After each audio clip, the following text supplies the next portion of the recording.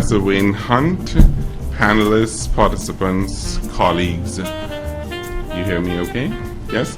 So good morning and welcome to our seminar on water management, health and climate adaptation in Barbados. On behalf of the Woodrow Wilson Center in Washington, D.C., Cave Hill UE, celebrating 50 years, I understand, congratulations, and USAID, United States Agency for International Development, who's providing the funding and support for our work here with you today. I'd like to welcome you. I'm Roger Mark D'Souza, the Director of Population, Environmental Change and Security at the Woodrow Wilson Center in Washington, D.C. And as we were chatting a little bit this morning, I heard Professor Hunt say, well, I don't know too much about the Wilson Center, so let me tell you a little bit about the Wilson Center, because I'm not sure how many of you are familiar with us. As I've indicated, we're in Washington, D.C., and we are the formal memorial to President Woodrow Wilson, the 28th President of the United States. And a point of interest for us is that he is the only U.S. president up to now to have held a PhD. So we sort of build on his legacy of bringing together the world of policy, practice, and academia. And the seminar today is being organized by my colleagues at the Brazil Institute, the Latin American Program, and the Environmental Change and Security Program at the Woodrow Wilson Center. So we've come together in the hope that we can help share some research and exciting work that's going on, that's connecting these critical areas, really that we have an opportunity for some real and meaningful dialogue, and that ultimately it would lead to some actionable ideas. So that's very much what we focus on at the Woodrow Wilson Center. You know, it's interesting to me as I think of these areas and how they come together, I reflect on some work that I was doing not too long ago. I was working with the chief climate change negotiator in Bangladesh. And I was there in country with him at the time when Superstorm Sandy hit the United States. And he said to me, you know, Roger Mark, this is something that you in the United States have to think about and get accustomed to. We in countries like Bangladesh face the threat of a Superstorm Sandy every day. And I think this is a really key concept for us here as we think of us in small island developing states, the SIDS, and recognize the vulnerability that we face, the negative impacts of climate change. So that's the first important message I hope that we will bear in mind in our discussions today, to recognize that we in the SIDS are the front line of the impacts of these issues. A second important point is to recognize that when we look at climate change, there have been a lot of discussions, deliberations, negotiations around climate change mitigation. Today, we want to focus specifically on adaptation and the importance of adaptation, and recognize that the accords coming out of Cancun and beyond have really focused a lot more on adaptation and on financing mechanisms for adaptation. There are a number of programs that are also specifically looking at practical ways to implement adaptation programming. And we'd like to look at that perspective today, both from a programmatic and a policy side. What can we do in terms of climate change adaptation in small island developing states, building on the example of Barbados and looking at the implications for the region and beyond. And finally, to look at innovation. We've specifically organized a program to have representatives from PAHO who will be looking at the health dimension. I remember when we were at the Cancun negotiations that World Health Organization started a working group to look at the health dimensions of climate change. In work that I have done, I have worked with a number of researchers and colleagues and program implementers who have put forward strategies that look at new approaches to climate change adaptation. Who would have thought, for example, that family planning can be used as a climate change adaptation strategy? Who would have thought that UN agencies are looking at urbanization as a climate change adaptation strategy? So just to recognize that there are a lot of innovative solutions and approaches that are being tested and used. And as we have our deliberations today, we want to recognize the possibility of innovation and think of what it means specifically for us here in the Caribbean. So on that note, I'd like to introduce you to my colleague, Dr. Carmen Lacambra, who has been working with us on pulling together the activities in the program for Barbados and other countries. And Carmen comes with us with a PhD from Cambridge, University of Cambridge, and she has been working specifically on leading regional adaptation efforts, working with Multilateral Investment Fund, the World Bank, and USAID, and engaging the private sector around climate change adaptation. So I'm going to ask Carmen to come up and share a little bit of her thoughts and perspectives of why this seminar now, what do we hope to get out of it, what are our overall goals and objectives, and what's next. So Carmen?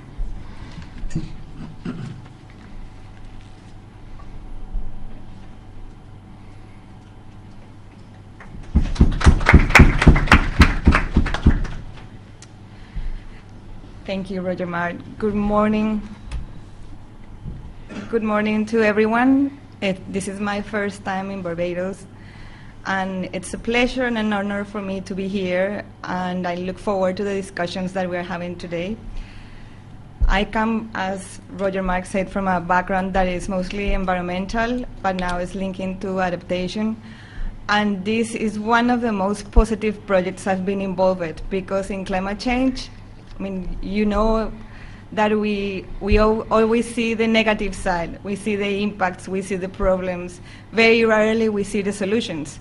And this project comes from a completely different background and scenario. What we want is to highlight the positive sides of adaptation and highlight those projects at the regional level in Latin America and the Caribbean that are working on adaptation and that are being successful.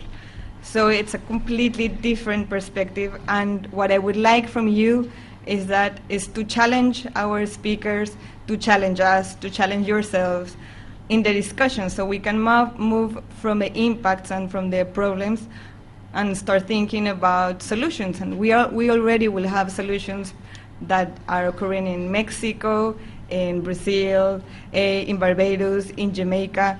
So it's an excellent opportunity to exchange ideas, to exchange opportunities, to meet experts, and for all of us to have a conversation and move forward on the adaptation strategies and options.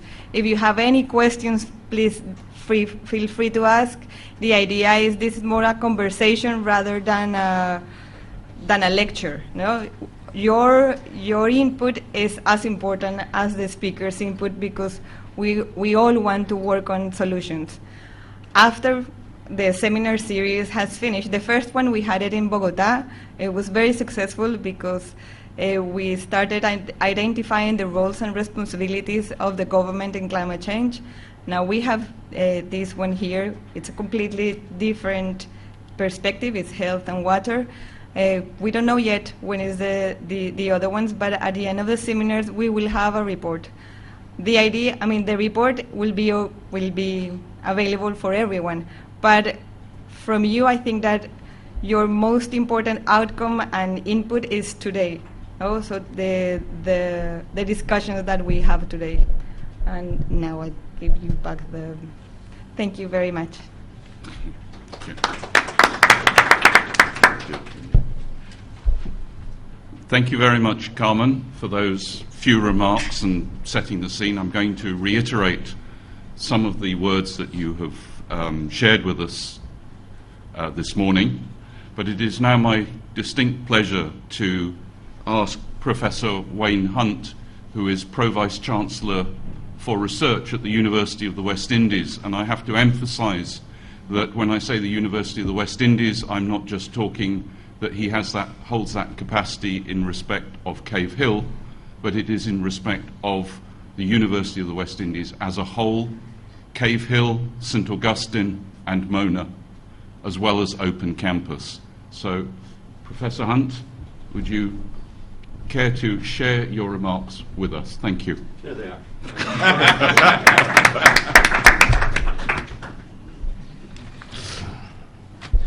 Morning, everybody. On behalf of the University of West Indies, I want to welcome you to our Cave Hill campus. I want to welcome my UWI colleagues and colleagues from Barbados. I want to particularly mention Dr. Adrian Cashman and Natasha Corbin, who have been drivers on behalf of the university, working with our international colleagues to pull this event together. But of course, particularly, I want to welcome our overseas visitors from Brazil, Mexico, Jamaica, and elsewhere, and to thank them for taking the time to come here with us and share their experiences and knowledge. Although he's not here, I did want to mention and thank Mr. Paulo Sotera, who is director of the Wilson Center Brazil Institute, for in fact formally inviting me to make these opening remarks. But those from the Wilson Center who physically made it here, Mr. Roger Mark de Souza, welcome, and of course Carmen Lacambra, who is an associate working with the Wilson Center on these seminars. We're really pleased to have you with us. I also wanted to, I don't know if any colleagues from USAID are here. Welcome. Right. We didn't have a chance to introduce before you got here.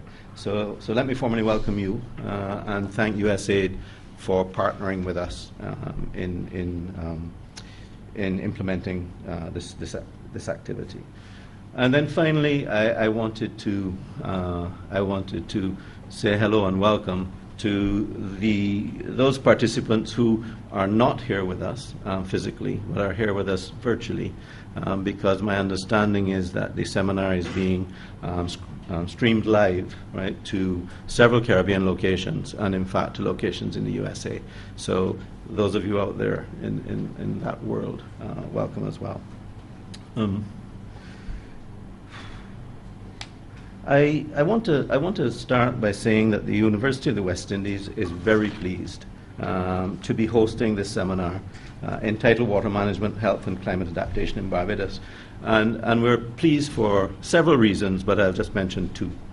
The first is that in our 2007 to 2012 strategic plan, and again in our 2012 to 2017 strategic plan, which is just underway, we have emphasized the value of international collaboration as an important strategic approach for the university as we attempt to deliver on our mandate to facilitate regional development through training, through research and outreach. And we have also emphasized the need for listening and interacting with our local and regional stakeholders on these issues to get their experiences, their perspectives, as we attempt to deliver on our development mandate. The design, therefore, and mode of delivery of this seminar is really a perfect fit for our strategic approach in this context of international collaboration and regional and local stakeholder input. So we're pleased to be involved from that perspective. The second major reason why we were really pleased to be invited to host this seminar is that, again, in both of our 5-year strategic plans that I just referred to, we went through an activity of trying to prioritize particular areas, theme areas, that we wanted to focus preferentially on in our efforts to facilitate the development in our region.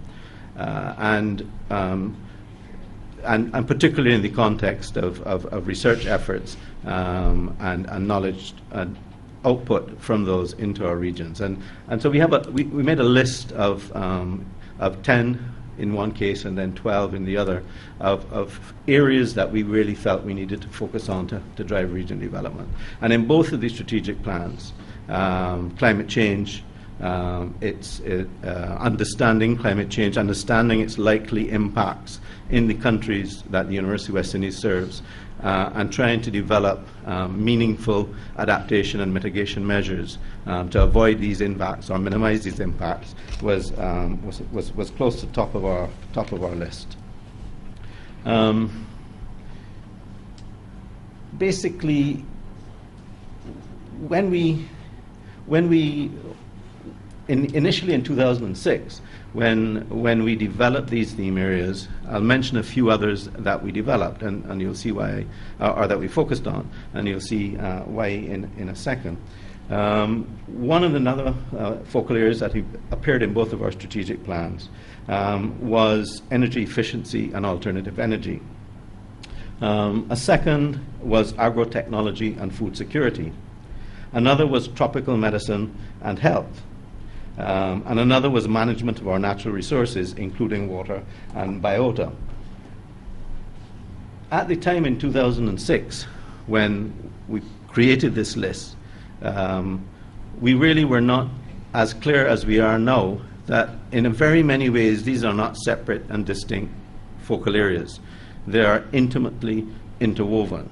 And that becomes evident as we think through some of the topics that you all will discuss today, which basically, in the context of clearly trying to deal with the issue of alternative energy in a Caribbean context, allows us to begin a process of contributing to the reduction in the causes that are leading to climate change. So there's an intimacy between the alternative energy emphasis and the climate change emphasis.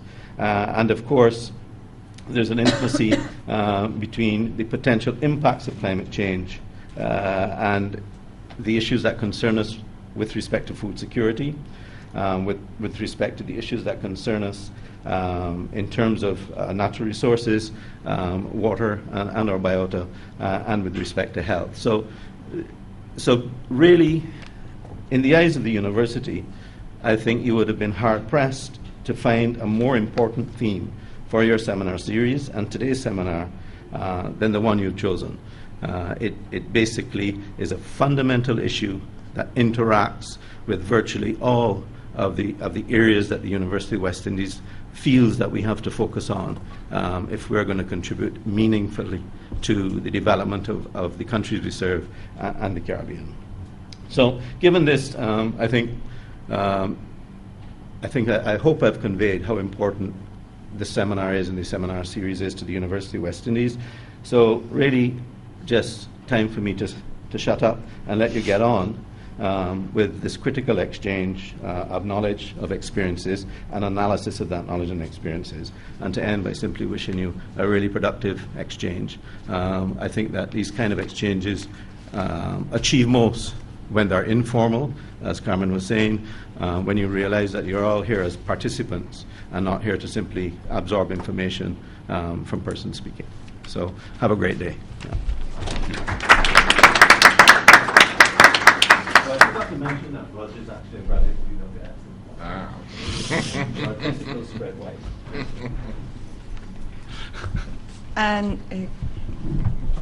now we are going to have the presentation by Dr. Erin Cashman, who most of you already know, so I'll do a very brief introduction.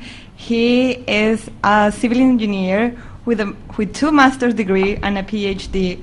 All of them are different topics in water, but all of them are related with water, but he has worked on water and institutions, water and civil society, service provision, private sector. Most of his experience is in sub-Saharan Africa, but he has also a lot of experience here in the Caribbean. So the floor is yours.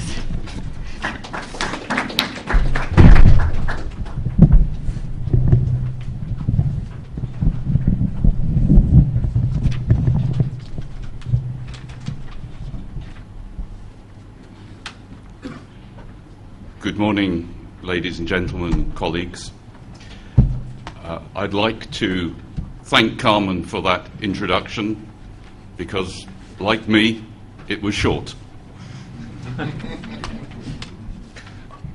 Before I begin, I have to say that I am going to be somewhat challenged this morning. Challenged in two senses. First of all, challenged by the breadth and depth of knowledge and experience that is present in this room that I couldn't hope to match.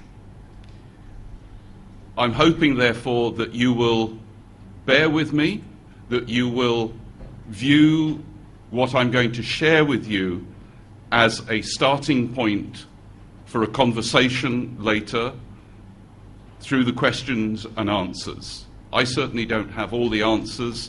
I would be lying and pulling the wool over your eyes if I tried to convey that.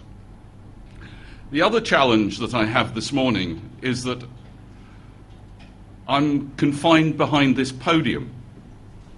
And those who know me a little bit better will know that I tend to wander around. So if I look distinctly uncomfortable, it is because I'm imprisoned behind the podium here. So with those few remarks, let me no, wrong one.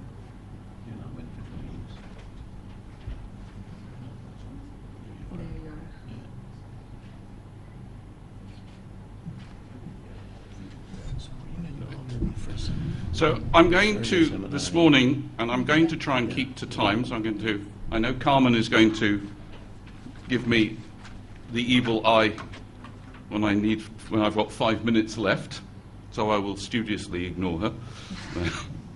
I'm going to share some thoughts with you. They're more thoughts than anything else on water management and adaptation to climate change in the Caribbean. And more or less what I'm going to talk about is this sort of order. I'm going to talk about the aspects of water management, share some thoughts about that with you, look at what I think are some of the current challenges, and I'm going to also, because of the title of the presentation, share some recent work that colleagues have been doing on climate change and the potential impacts or effects in the Caribbean, and then spend a little bit of time looking at adaptations to climate change and perhaps try and wrap that all up together as we come towards the end. Well, first of all, I'd like to share a historical perspective. I think one of the things that we have to bear in mind is that we cannot go forward if we don't understand where we have come from, if we don't understand the current situation. And just to put this in a little bit of context, water management has been around for a very, very long time, at least 10,000 years. And it has been, if you like, associated with a more sedentary lifestyle. It's where populations have come together, where the challenges of provisioning water for various activities has had to be addressed. And what it meant was that there was a new relationship between society and the environment. It created new opportunities, but at the same time it created new challenges and many of those challenges are still with us today.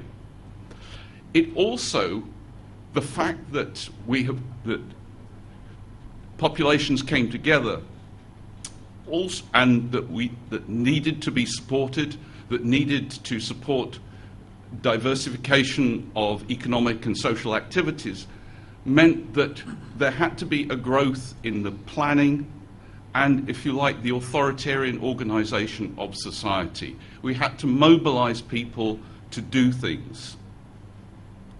It's also interesting that if you look at the Chinese character for politics, you will see that part of it, with a little bit of imagination, looks like 3 water drops against a dike. And in fact, in Chinese, there is very much and this goes back to what I'm saying about the growth of society and politics and organization of society, that it gets this idea that politics and organisation through hydraulic civilizations are very closely interconnected. Many of the problems that we face today are not new. If you ever get a chance to read Frontinius, lived between AD 30 and 40, he wrote a thesis on aqueducts, and many of the things that we think we are trying to solve today are mentioned in there.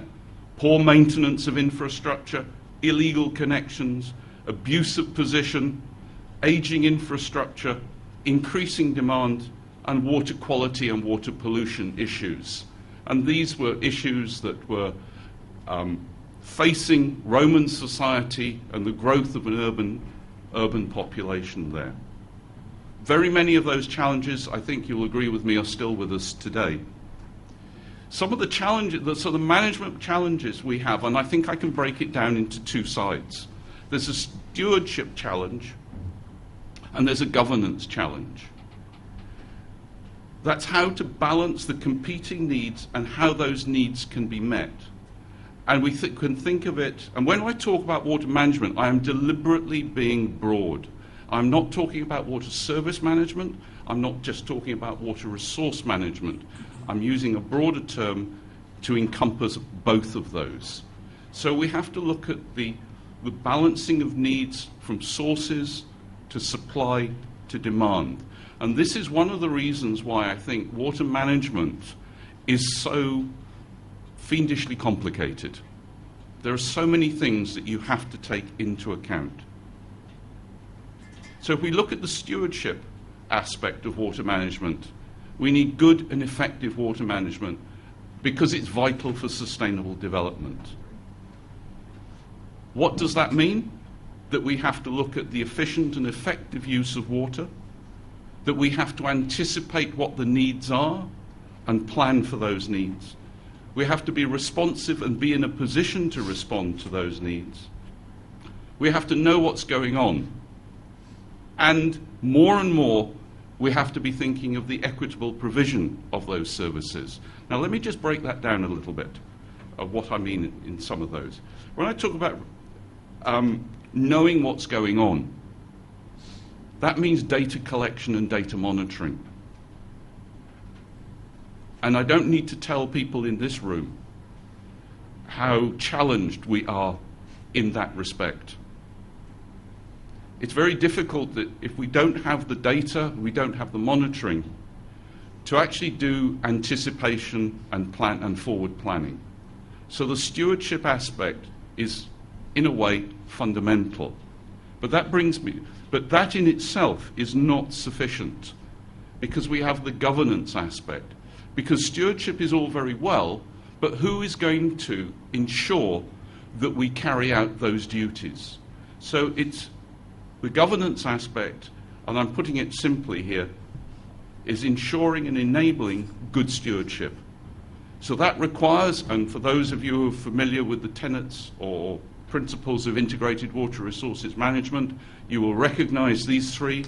It requires institutional frameworks, it requires management tools, and it requires an enabling environment, which is usually meant things like policies and legislation. It also, to my mind, points to the need for legitimacy as well. So we must remember that whatever we do, we have a social contract with society and with citizens, and that if we do not honour that social contract with them, that we will find ourselves in difficulties. And there are quite a number of examples around the world from water management that illustrate that where that trust breaks down, conflict and poor service provision arises. Water management of itself is a good thing, but what is the bigger picture? Well, good water management has something and everything to do with water security.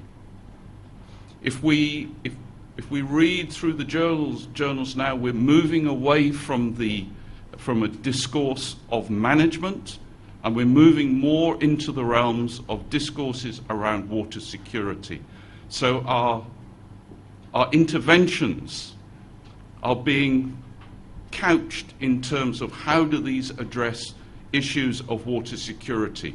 We've in fact even gone beyond of talking about sustainable development and sustainability.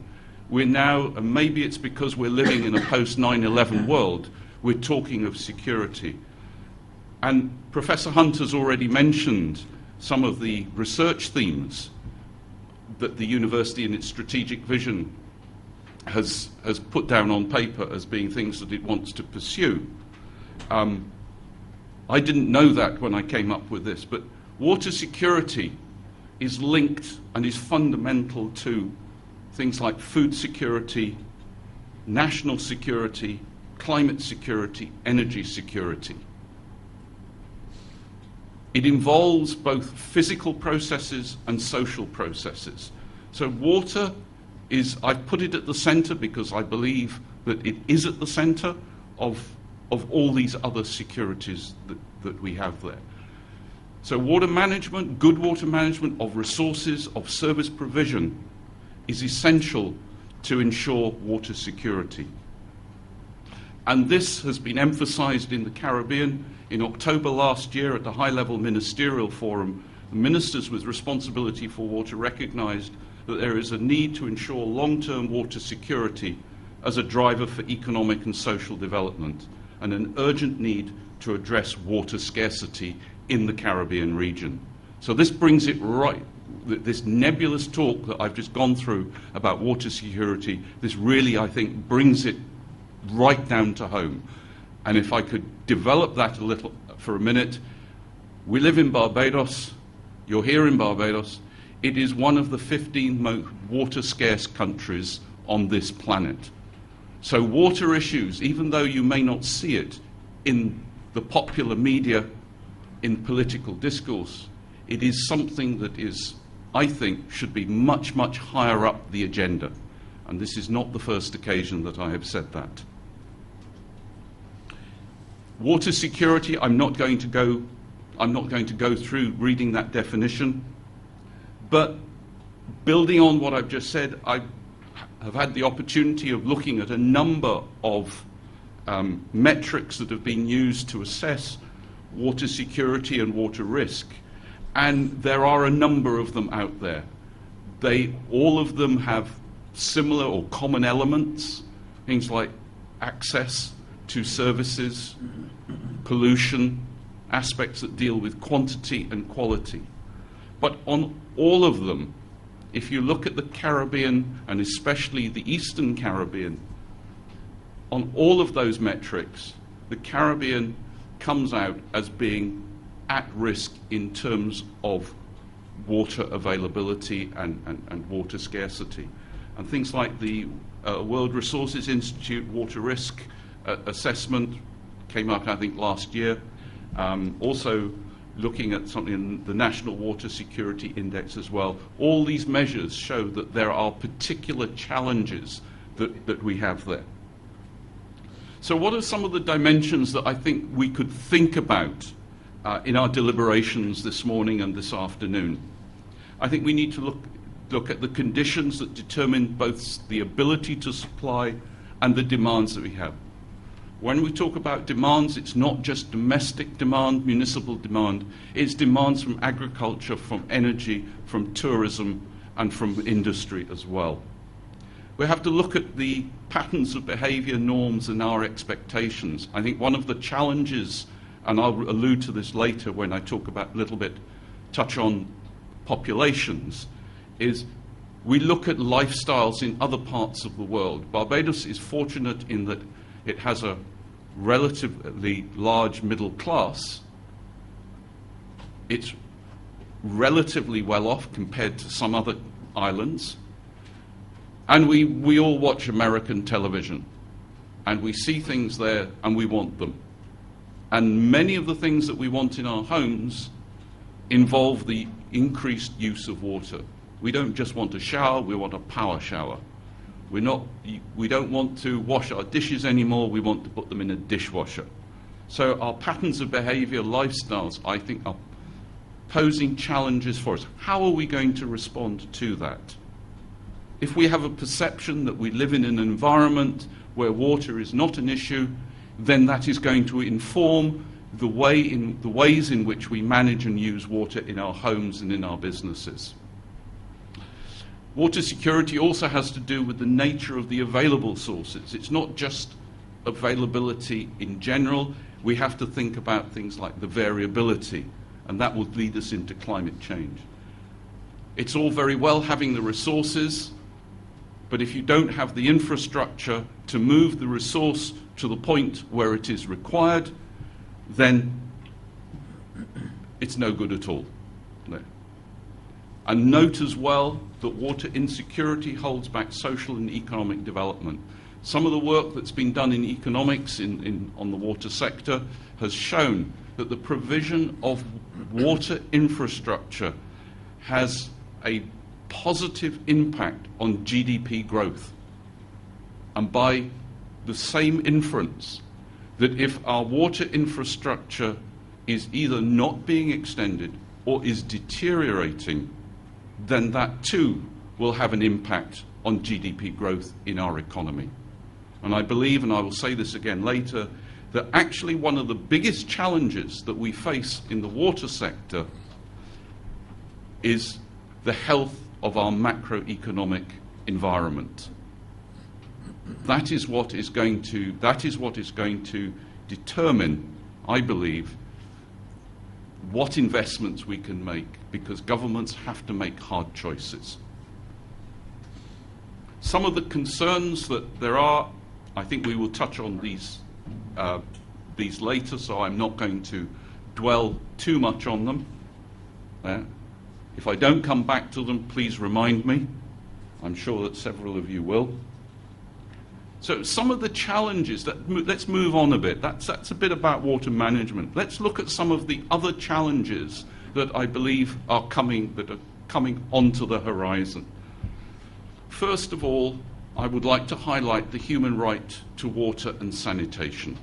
This is something that the United Nations has recently, I think in 2011, has come up with.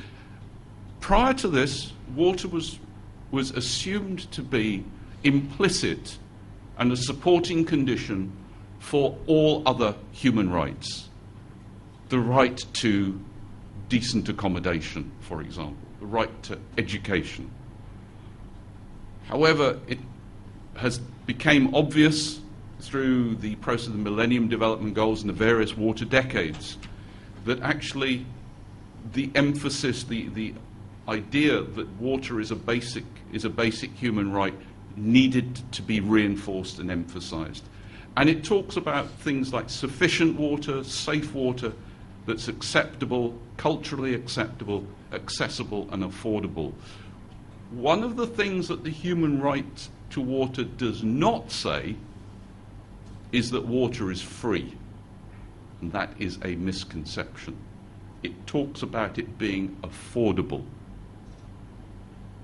I think the other thing that is coming on the horizon, as more and more being thought about, is water, energy and food nexus. How do we put all of these things together? Water is required for energy. Energy is required for food.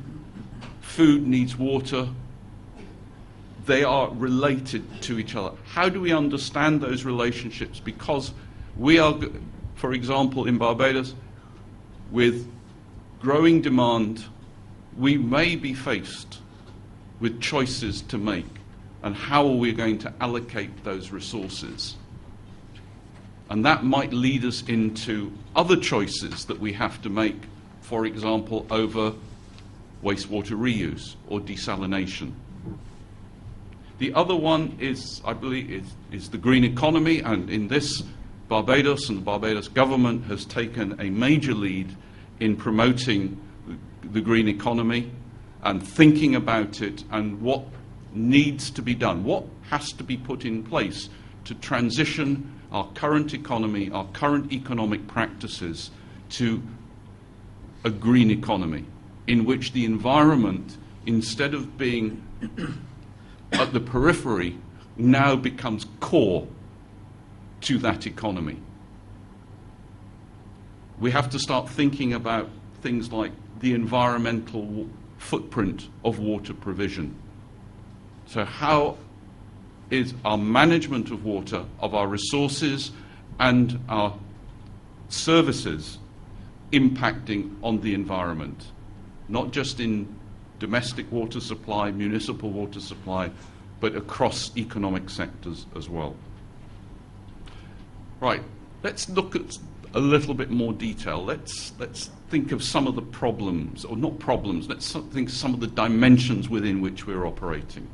First of all, unlike many other parts of the world, the population demographics in the Caribbean is quite different.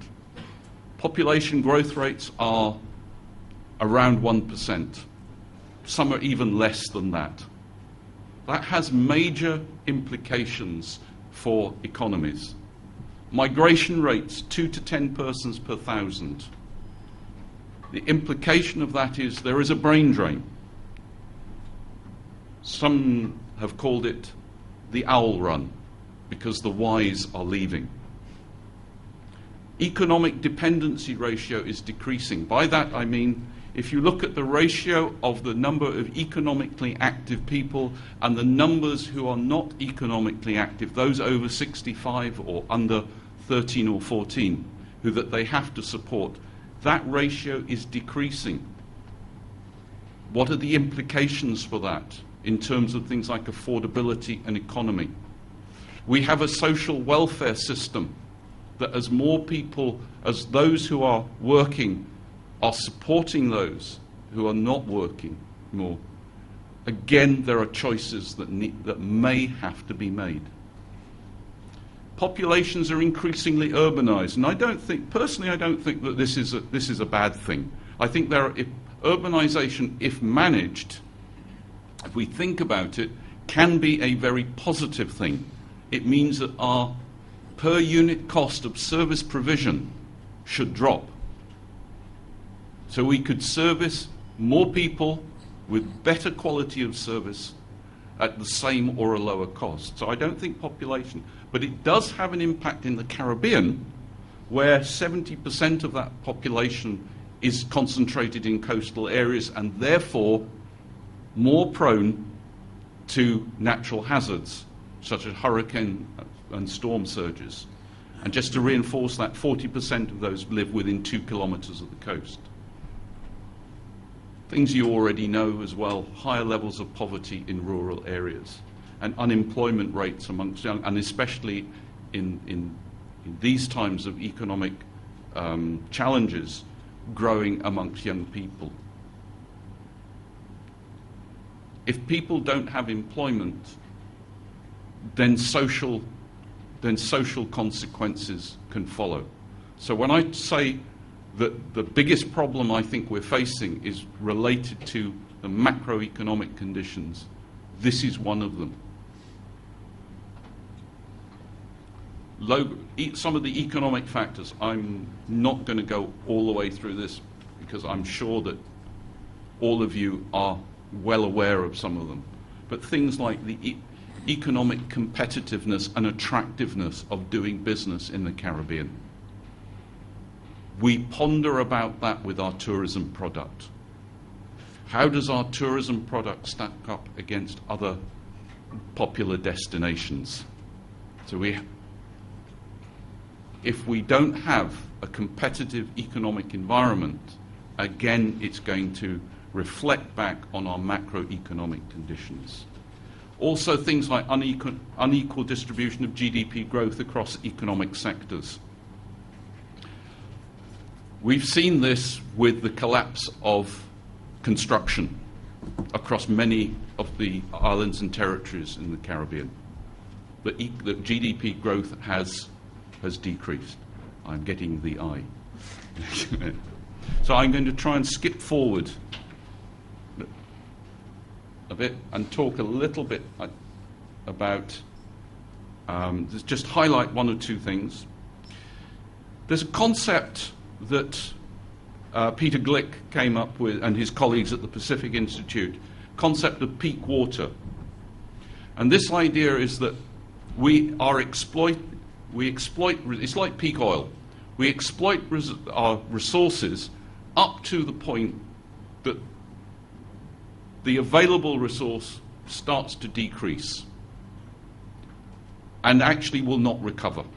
And I'd like to suggest that there are certain territories, Barbados being one of them, that has probably reached this stage of peak water, where if we keep exploiting our groundwater, that even with recharge, we may be depleting it past the point that it can support further continued abstraction.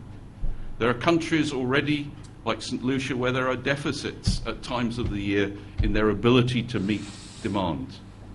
And these are compounded by high levels of non-revenue water, leakage if you like. Robustness of our systems, our ability to capture and store water in comparison to many other countries is very low. These are some figures of per capita storage there. It relates to our ability to handle variability on either an intraseasonal or interseasonal basis. We're not very good at looking at conjunctive use of sources and degrees of intersystem connections. There are particular problems, especially in the more mountainous islands.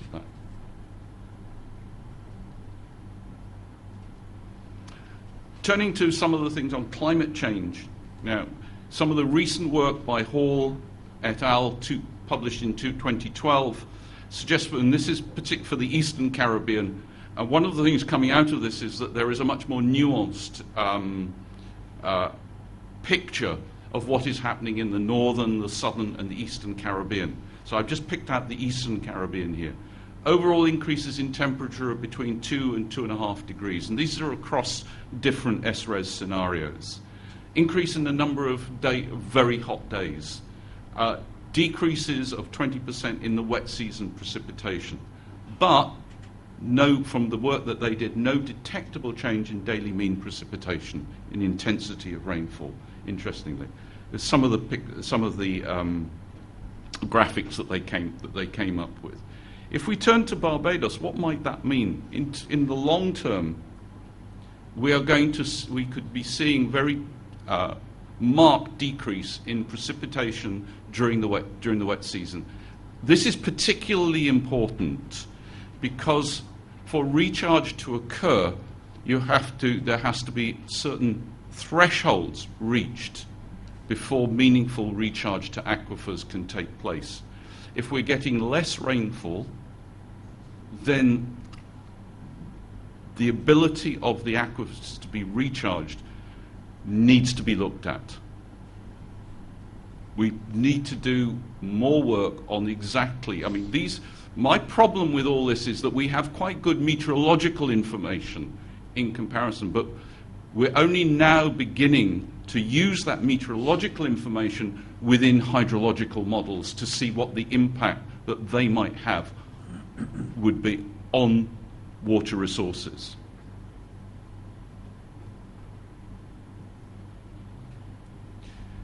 In some ways, we're fortunate in Barbados because we rely on groundwater. And the fact that we have that does attenuate some of the intraseasonal variability and recharge variability. Obviously, in surface water resources, the impacts are much, much more direct.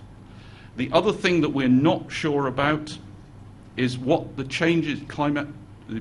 projected climate changes, their impact might be on terrestrial ecosystems.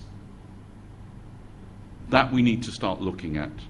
We can't look at these things in isolation. Right. Some of the impacts on water systems. Last year, in conjunction with the Barbados Water Authority, we had a workshop looking on what some of the impacts of climate change might be on service provision. And these, I think, were some of the things that we came up. Changes that we thought about, but we weren't able to quantify. Changes in demand and consumption patterns as temperatures increase, as levels of discomfort increase with increasing levels of temperature.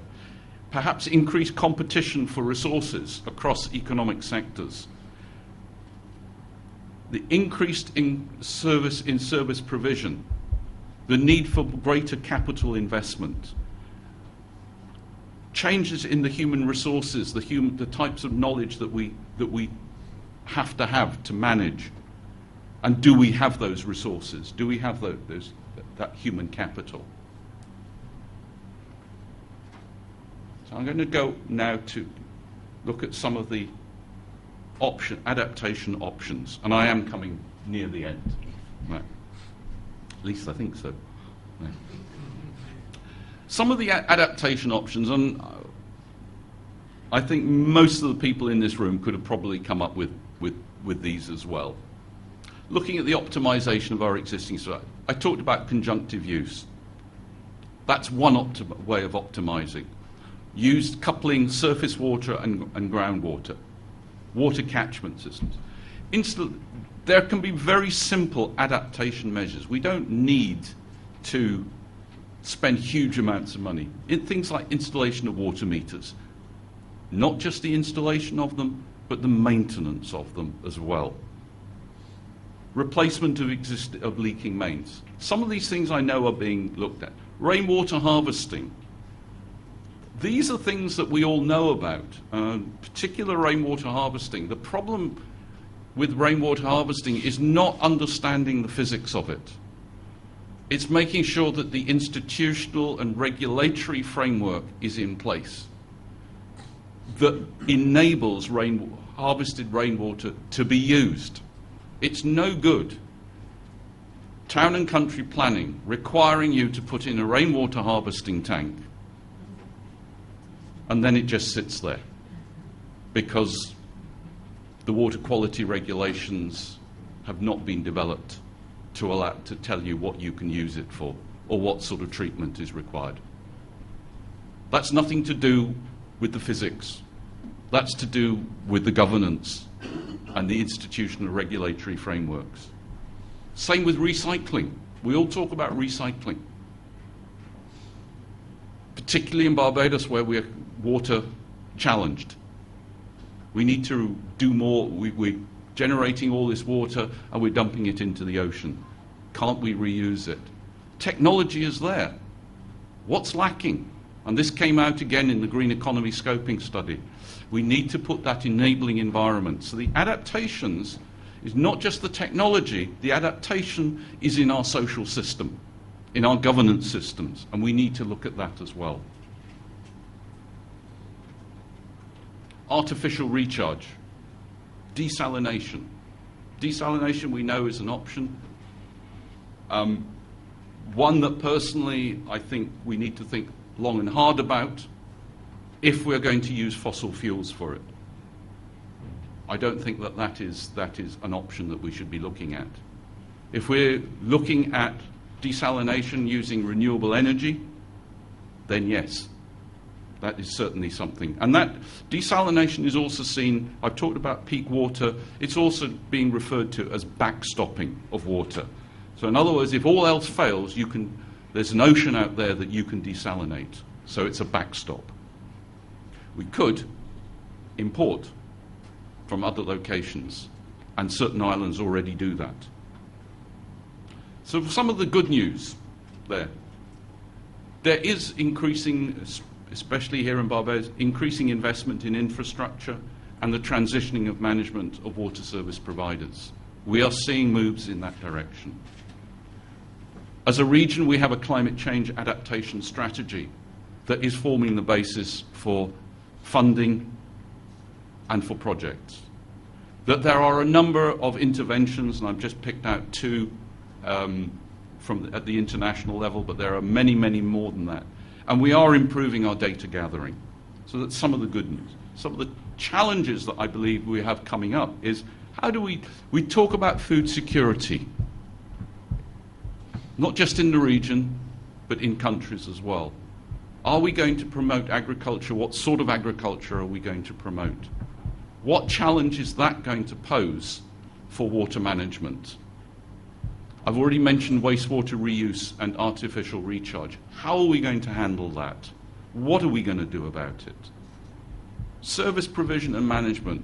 I haven't talked too much about that, but water service provision is usually in the hands of government departments or quasi-government departments. Are they the most efficient and effective organisations to be providing us with those services? Are they responsive to customer needs? And throwing a stone into the bush amongst certain colleagues here, I don't believe that a civil service mentality is necessarily the right thing for water service provision. And I'm being deliberately provocative there. How are we going to deal with extreme events? We know we need to do something about our institutional arrangements. We talked about integrated water resource management roadmaps, and each and every one of them across the region has shown that we need to address that. Macroeconomic conditions. The other one is the role of the private sector.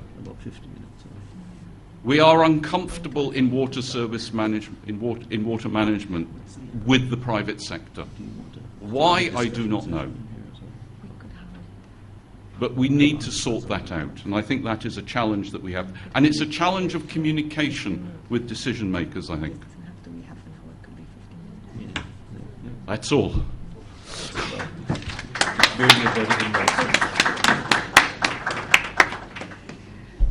Adrian, thank you very much for setting the baseline for water management and the challenges here in Barbados. And in fact, they apply to most of the world.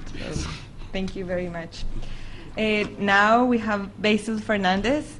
He is a geologist with postgraduate in water management and engineering from Israel.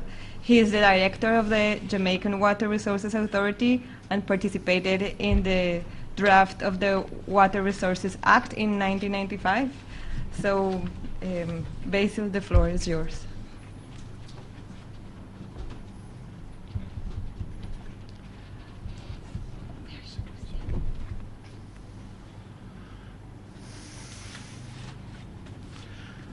Good morning, ladies and gentlemen.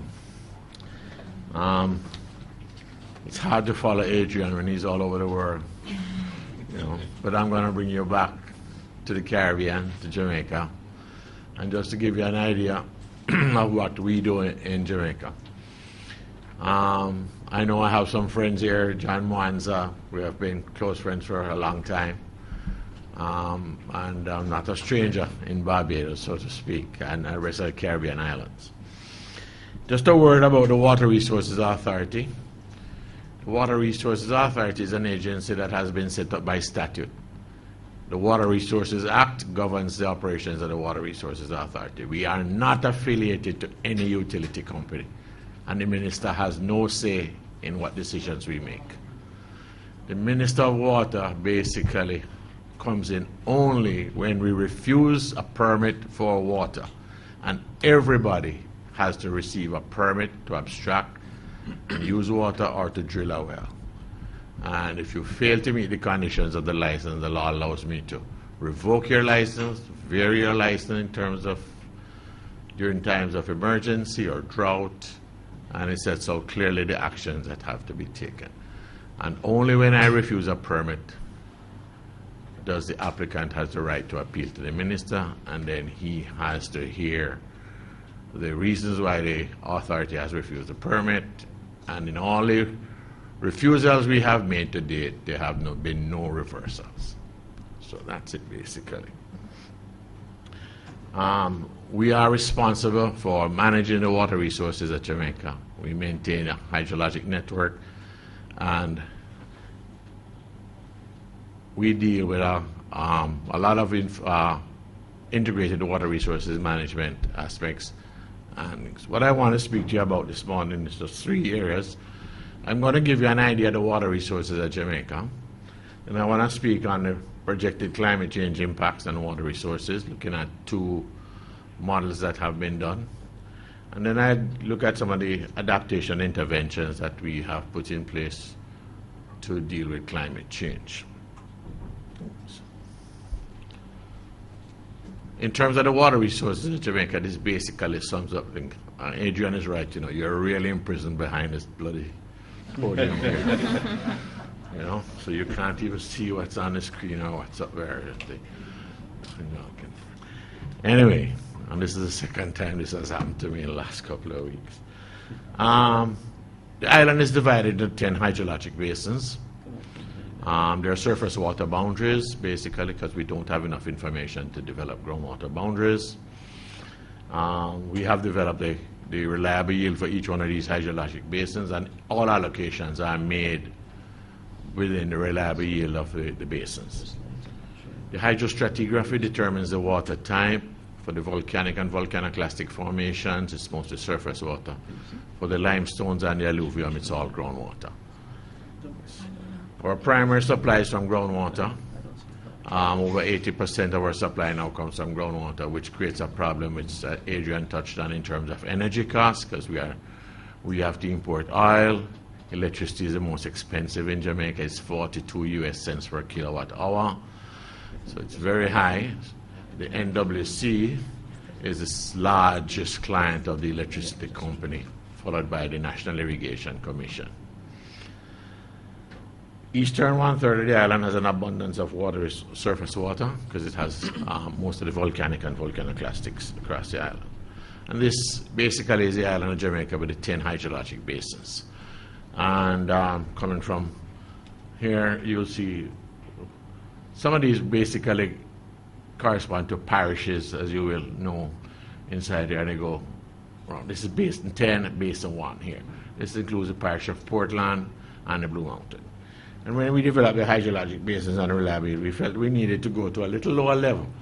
So we went down to watershed management units, WMUs, and there are 26 WMUs across the island. They're not necessarily watersheds because there may be one or more small streams inside of them, but they're grouped together for management purposes to watershed management units in that aspect of it. And we have determined the water resources at that lower level in terms of the management of water resources across the island. As I said before, the hydrostratigraphy determines the water resources type. The brown you see here are primarily volcanoclastic material, volcanoclastic material. The Blue Mountains, Central Inlier, and other volcanic formations. The blue are primarily the white limestone, which is a primary aquifer across Jamaica. The grays are the alluvium deposits laid down by the rivers as they meandered across the white limestone over time, and they provide some water in terms of development for irrigation purposes across here. So as you can see, we have mostly surface water and a lot of groundwater. And my next couple of slides will just illustrate to you just where the wells are located. If you remember where the blues and the grays are, you'll see where the wells are following the blues and the grays. And if you look at the rivers, you'll see that the rivers are density significantly increases on the volcanics and the volcanoclastics. So we have an idea. Portland, for instance, which is one of the rainiest parishes in the island, rainfall here varies between 3,000 to 5,000 millimeters per annum, whereas down here it's less than 1,500 millimeters. So you have a wide variation in rainfall, and you have a high density of stream network and a lot of rivers. And this basin has very little groundwater but tremendous surface water. This basin has a lot of groundwater, very little surface water. So we go down like that. So you have a variation. In terms of our water availability, we have been able to put together our balances from our National Water Resources Master Plan. And this is what it looks like. We have been able to quantify what we get in terms of groundwater from each one of the aquifers. The limestone aquifer, this is in million cubic meters per year, and the alluvium aquifer, which totals 3,725, and from surface water, 1,490, and somewhere in the region of about 5,215 million cubic meters per year is what is exploitable. And looking at the balance here, what are we now taking? What are we not taking? Agriculture, one of the largest users. We have 439 million cubic meters, non-agriculture. But we have included something new, which we had not before in 2005. We have now included flows for environmental flows. We have to take that into consideration because there are a number of wetlands that provide environmental protection along the coast. There are major aquatic systems that need protection, and therefore we have to leave water for environmental flows. And that takes a significant volume of water. So totally, we're using about 1,300 million cubic meters. So from all the exploitables and all the use by sectors, we still have about nearly 4,000 million cubic meters per year that is exploitable and things. So we're not in a state of deficit yet. We can move to that state if we don't manage our water resources properly, because we have issues of pollution,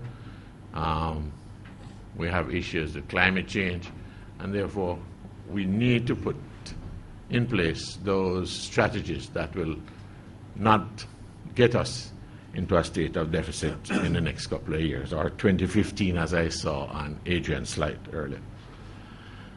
Graphically, this is what it looks like in terms of by each hydrologic basin. The white basically is the exploitable resource, and the others are for sector demands, as you can see. Kingston, as you can see, there's not very much exploitable resource. Similarly in the Rio Cobre Basin. And we have declared a moratorium here. Exploitable resources here are caused by pollution, the lack of exploitable resources, because everybody has a soak-away pit in their backyard and it soaks away, but they think it goes away, but it doesn't go away. It comes back to you. And as I tell the people who live up on the limestone hills, when you put your stuff down, it comes down to the well at the foot of the limestone hill and it's coming back up to you and drinking water. But as you can see across the island, this area, high exploitable water, this is the highest rainfall area, and most of this is surface water. We do have some exploitable water resources here, but we have declared a moratorium in this basin and this based on new licenses. We only grant in replacements at this time. We do have good exploitable resources here and down here. So we still have resources that are available. And we use a GIS to bring all this information out, and it's available to people free of cost island-wide. All the data that the water resources has now been placed up into the public domain.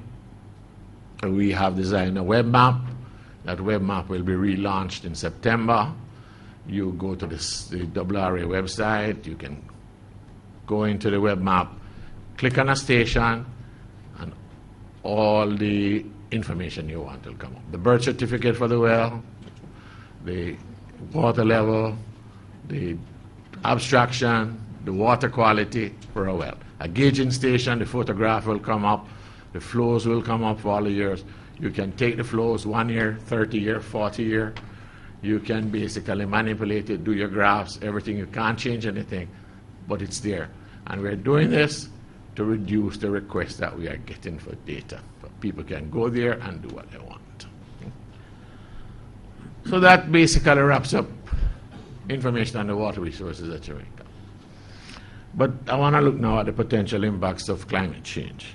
And I'm going to look basically at two models that were done. One was done, both were financed by the 5 C's under the mainstream adaptation to climate change in 2008. One was carried out by Environmental Solutions and one by the Water Resources Authority. With the climate change, the model done by Environmental Solutions, the primary work was done by the climate change group out of UWI, Dr. Michael Taylor and Professor Anthony Chen, along with using all the data from the Water Resources Authority.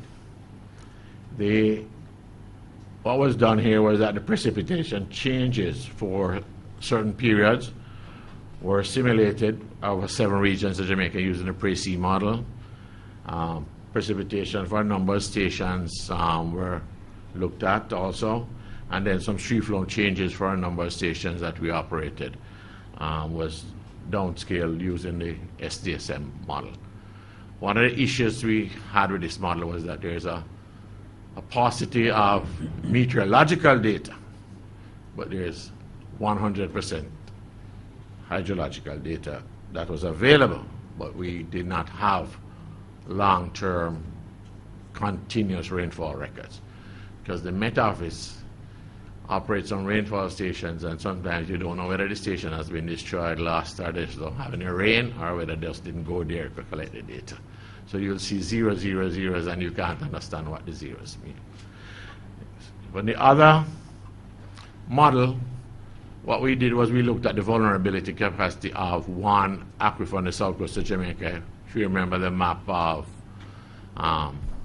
the basins across the island, we're looking at the Rio Mina Basin on the south coast of Jamaica. If I can just go back a minute, I'll show you something.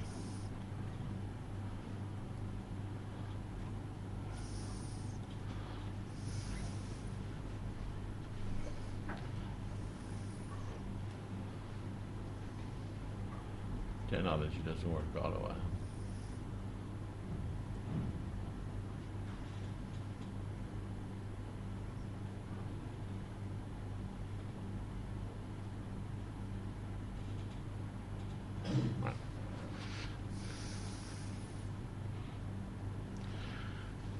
In this basin here, this is the basin we did the modeling, really.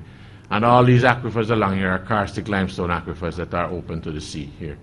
The North Coast aquifers are a little bit different. There's a fringing reef, low permeable limestone along here that provides stops inflows of salt water into that region. So it's something that that we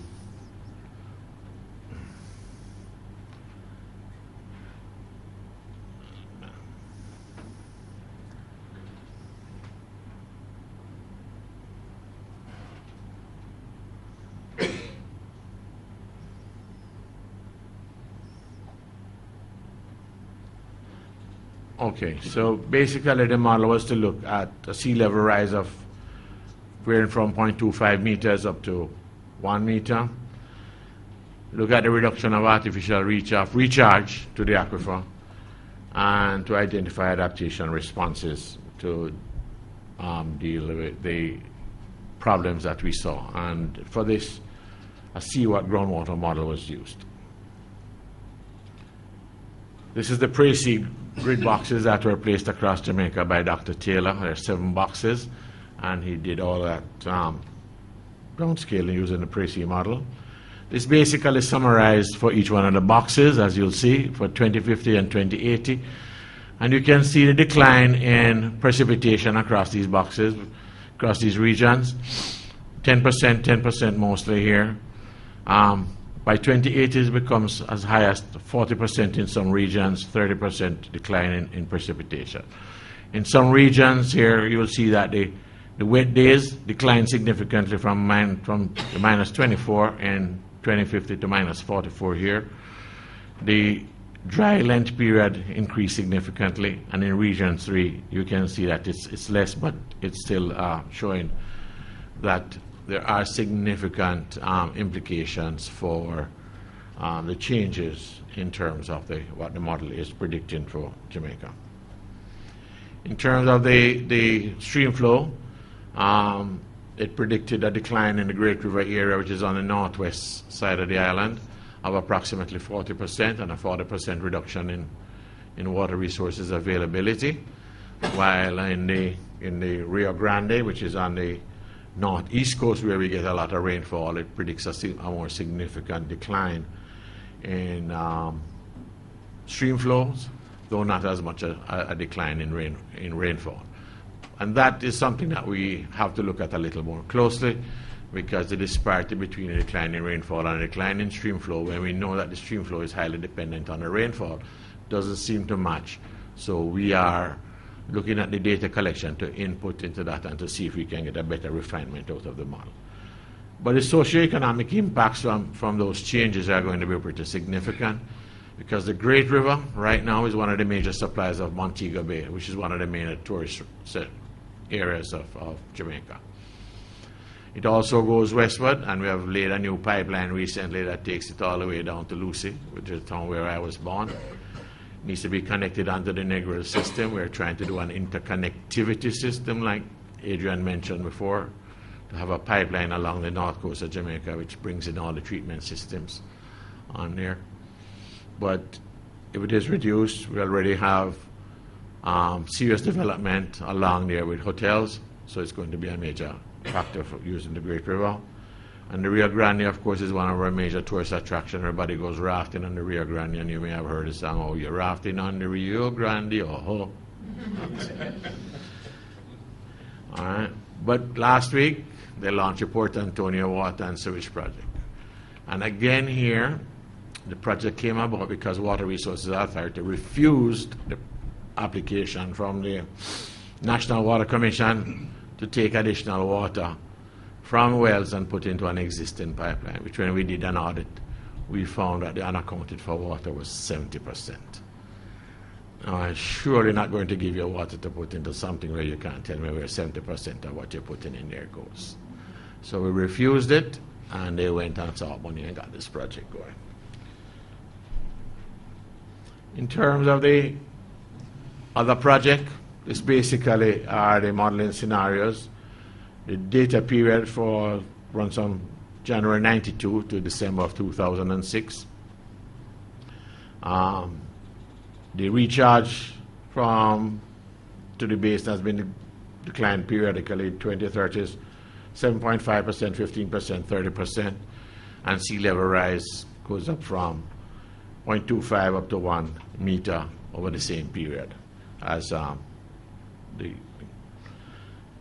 So we look at the model results, and what do we find is that the sustainable yield of the basin declines to the 2080 from baseline now of 296,000 cubic meters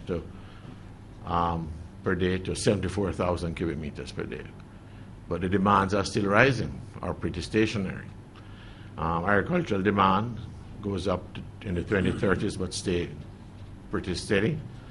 Domestic demand rises between 2030 to 2080. Industrial demand remains basically static because there's not very many industries in that region. But the total demand increases, and what you end up with is a negative in terms of your supply-demand balance for that aquifer on the south coast of Jamaica. And that is one of the areas that we have significant agricultural and industrial development.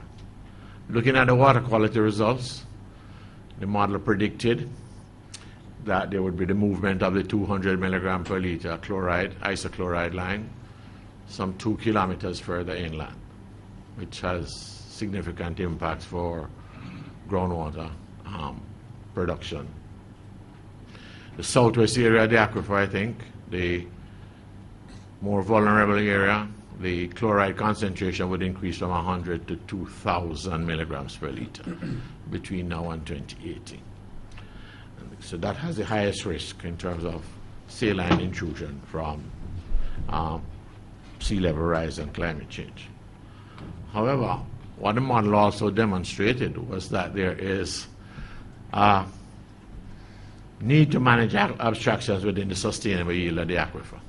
If we can manage the abstractions, then we should not have such a major problem with the water quality. And it's a decline in the aquifer recharge due to changes in recharge and increases in the evaporation that present the greatest risk to the limestone aquifer.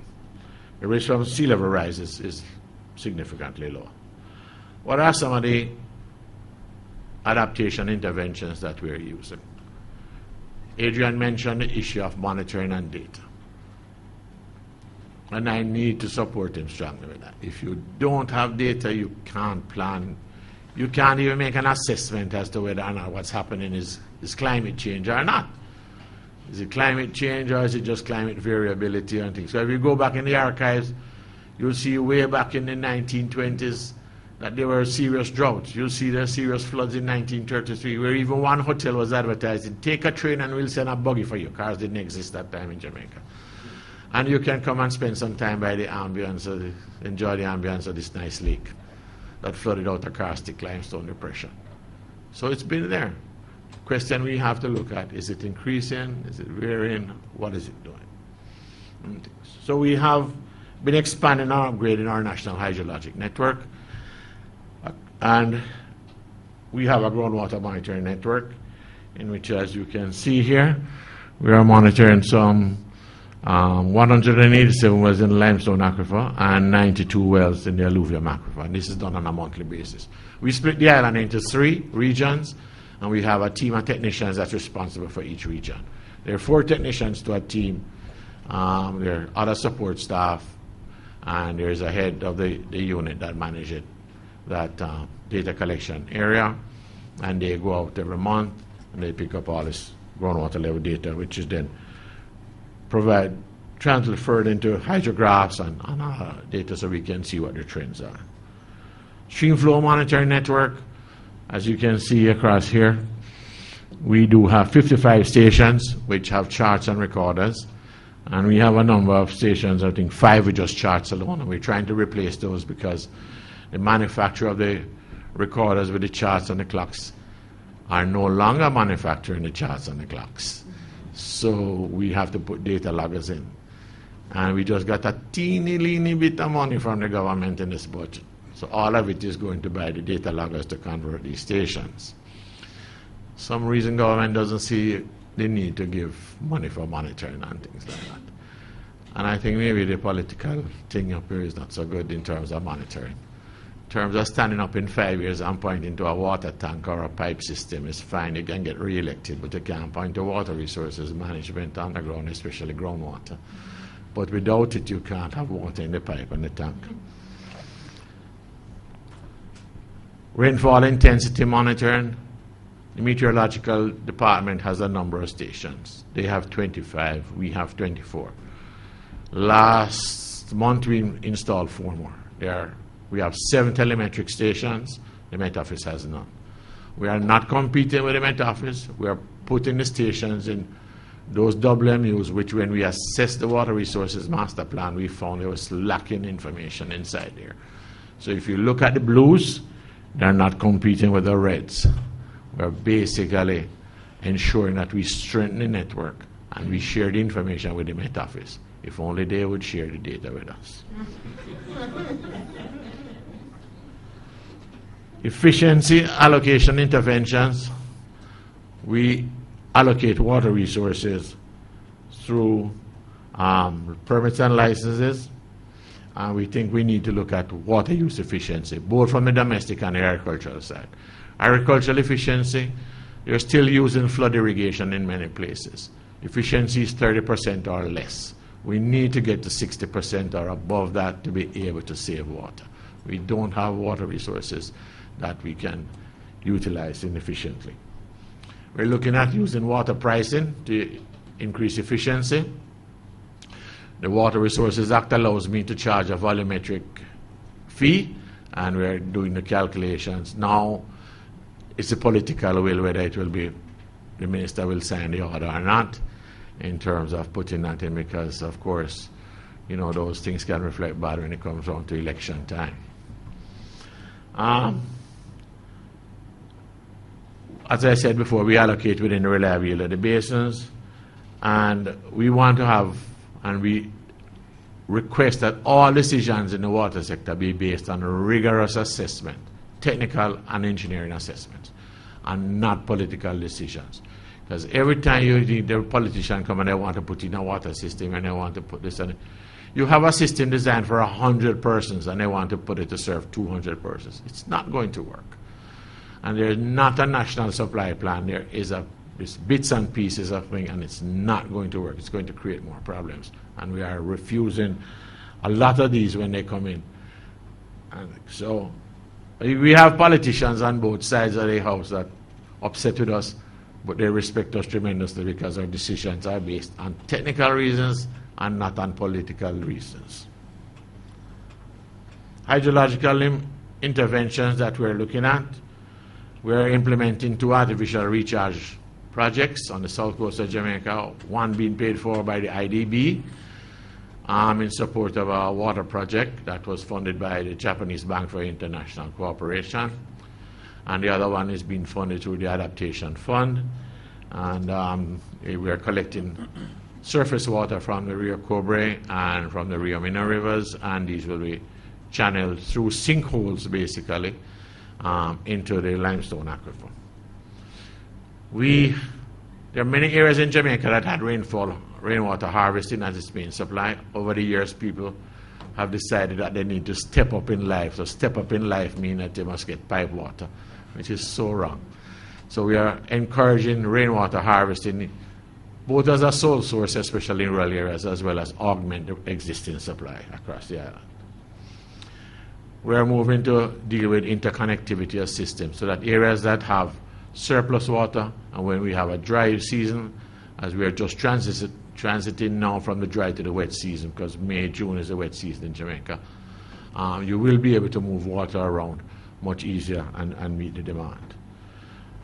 We're looking at expanding water trading markets. The National Irrigation Commission has lost a lot of land to housing, and they have wells that are not being used, and we think this water can be sold into the domestic system, and therefore we are encouraging the trading rather than have water tied up in licenses that are not being utilized.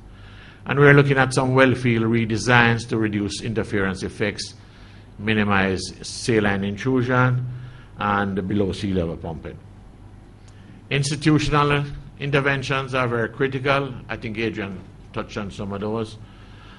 We need to strengthen institutional capacity. The Water Resources Authority is much in need of strengthening, so we can do the assessments and model the data. I have a mini Water Resources Authority at Jamaica in Canada.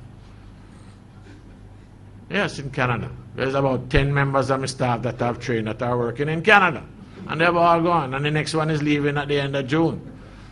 So Canada is giving visas to these people on a skilled work program, and then we must depend on Canada for aid. That's what it is, basically. We need to improve interagency cooperation to share the data and reduce costs. And we need to invest in the organization to do research in terms of alternative crop varieties, demand less water, and cropping patterns. And we are working with the National Irrigation Commission, who has established 2 experimental plots. And we recently signed a memorandum of understanding with CIMH here for a regional joint monitoring network, which we got 2 soil moisture probes and a rainwater gauge, and we have installed them in these experimental plots to assist with the training of farmers, the training of the extension officers to determine when to apply irrigation water and how best to use the water in a most efficient manner. And we have a public education program which is funded by the EU, and we have a group called the Climate Change Singers, and they have developed dance hall music to bring across the message about climate change. And they go everywhere we have, and on all the buses there's a big sign now about we must change for climate change. And it's on all the buses, and it's going right across the island, and it's funded by the European Union. And it seems to be reaping success because it goes into all the schools, and all the children know all the songs.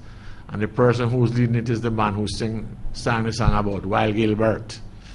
So, it's going across. Governance, we have basically established a Ministry of Water. We have 1 slide left. Water, Land, Environment, and Climate Change. And we have all the agencies in place here. Water, Land, Environment, Forestry, everybody is in place. So we do have an integrated ministry that we should get more cooperation and more access. Right? There's been established a climate change, or will be established a climate change department in the ministry. That's already underway. And a climate change policy has been drafted and is now being reviewed. And a climate change advisory committee, which is a multi-stakeholder committee, which is basically private and public sectors. And that meets on a regular basis to look at issues and to advise the minister. The national water sector policy is to be upgraded to funding from IDB to take into consideration climate change impacts, which were never done in the first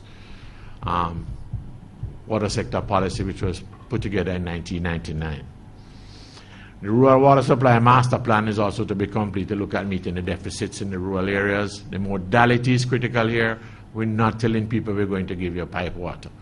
There are different modalities that we're looking at, but it has to include climate change issues also. And recently, I encouraged the minister, which he accepted, to re-establish the National Drought Monitoring Management Committee, which is an integrated stakeholder committee. And we had an old drought management plan which was never in digital format, so I've had that transferred. My secretary has put it in digital format. I'm going through that, and we'll have that out for review. And that will take into consideration climate change impact. But what we want to get to is a more proactive than the reactive state, because we tend to be reactive in terms of dealing with drought and climate change issues rather than being proactive. And the idea is to be proactive. I had somebody go to the high-level meeting in Geneva in March that dealt with the implementation, the formation of climate change, of national drought policies, and we're looking towards putting in a national drought policy, a proactive policy that will take consideration for climate change impacts. And I think basically that's the end of my presentation. Thank you very much. Basil, thank you very much. It's very difficult to interrupt Adrian and Basil to cut them, because both presentations are very interesting, but it's to give you time for questions for them. So I invited Adrian and Basil to sit, and we open the floor for questions. Michael and Christine will have the microphones, and they will go from one another. And I would ask you to please say your name and your institution so they know more or less roughly what's your background. Thank you.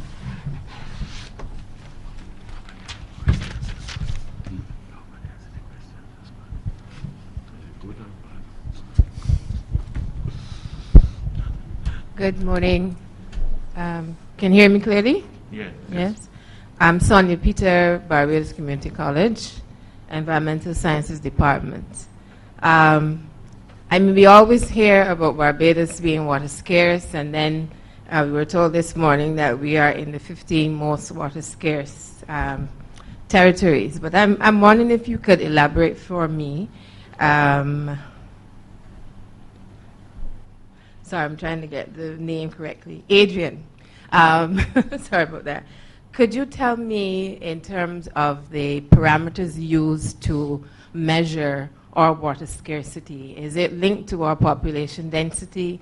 Is it linked to our management of runoff or non-management of runoff? Is it linked to the actual recharge of our aquifers? What are the parameters that we have used to measure our water scarcity and hopefully inform policy?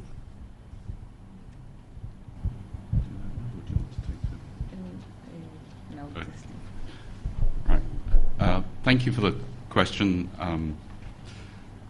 The water scarcity, let me just put it into some sort of background. Over the years, there have been some metrics that have come up with by the international community. And one benchmark is that if you have 1,000 cubic meters of water per person, annual renewable quantity of water of 1,000 cubic meters per person or less, then you are considered to be water scarce. Right? So the metric is on the annual and renewable, and an estimate of the renewable water resource that you receive.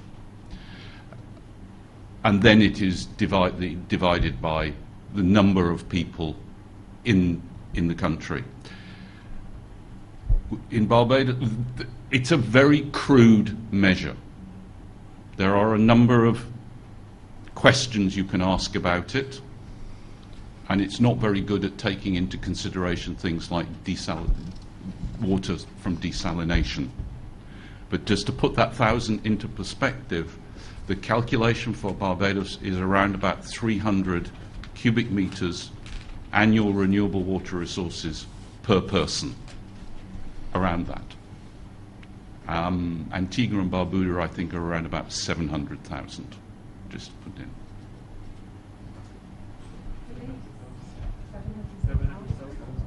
700 cubic meters per person per year. Thank you very much for that measurement. What I really wanted to get a little closer to are the dynamics that impacting on that particular number. Is it our rainfall patterns? Is it population demand? Is it that we could be managing our annual water recharge better in order to increase that number?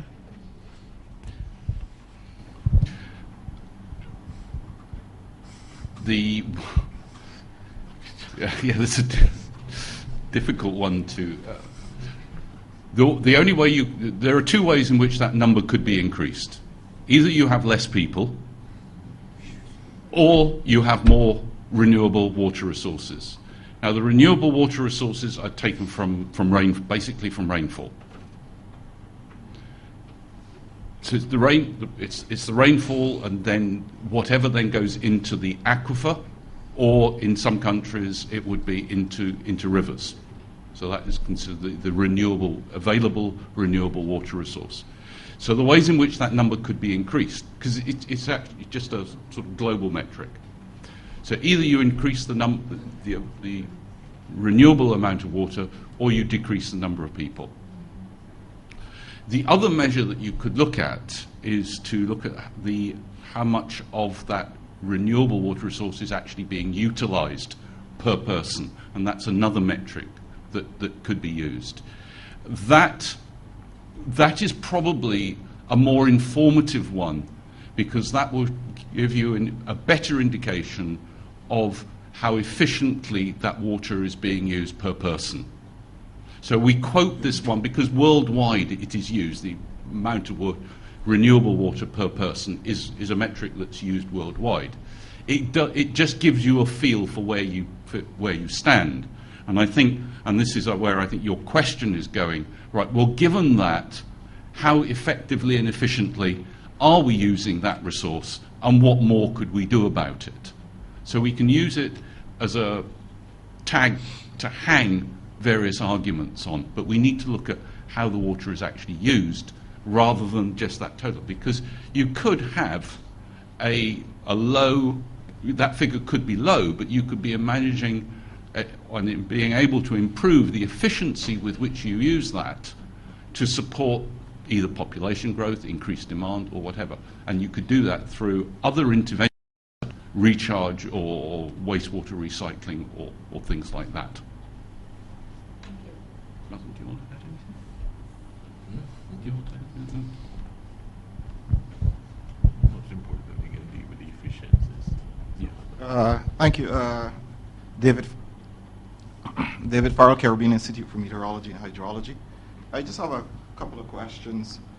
And on the question that was asked, I think one of the things that we need to look at is, I know PAHO just had a study on population growth in the region, and actually came there's actually population decline in the region, that birth rate's at 1.68 instead of 2 across the region. So I don't know, maybe not in my neighborhood, or probably not in your neighborhood, but somehow they're coming up with 1.68, which means that there is the potential for the number 300 to actually go up in the future. But that is kind of a pretty nonlinear calculation anyways, because you also have to look at whether you're actually getting a decline in recharge as well on top of that. So it's kind of a bit somewhere over there.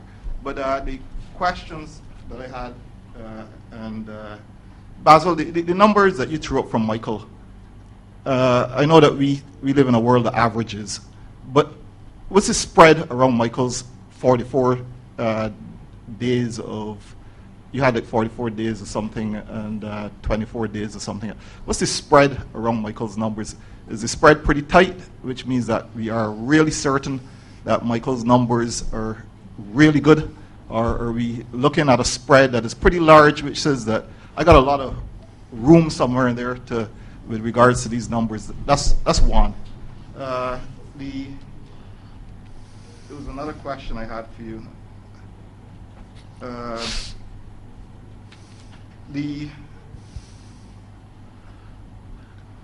I know that you guys have done a number of recharge, or at least attempted at least one other recharge project, which Michael White was somehow involved in. I don't know if that ever happened or didn't. You may want to tell me if it happened. And what were the results of that recharge type assessment and analysis? Because I'm kind of curious as to how effective these artificial recharges are in some of these car systems, and what it is you expect to get from it. And the third thing, I'm going to make a pitch now for CIMH. Sorry, that's not allowed. That's not allowed? Gee, so much for this affiliation. But the whole issue of data, I think, is one that is a concern. But in 2002, I did an analysis. It was published it was a presentation at Geological Society of the Americas, or Geological Society of America.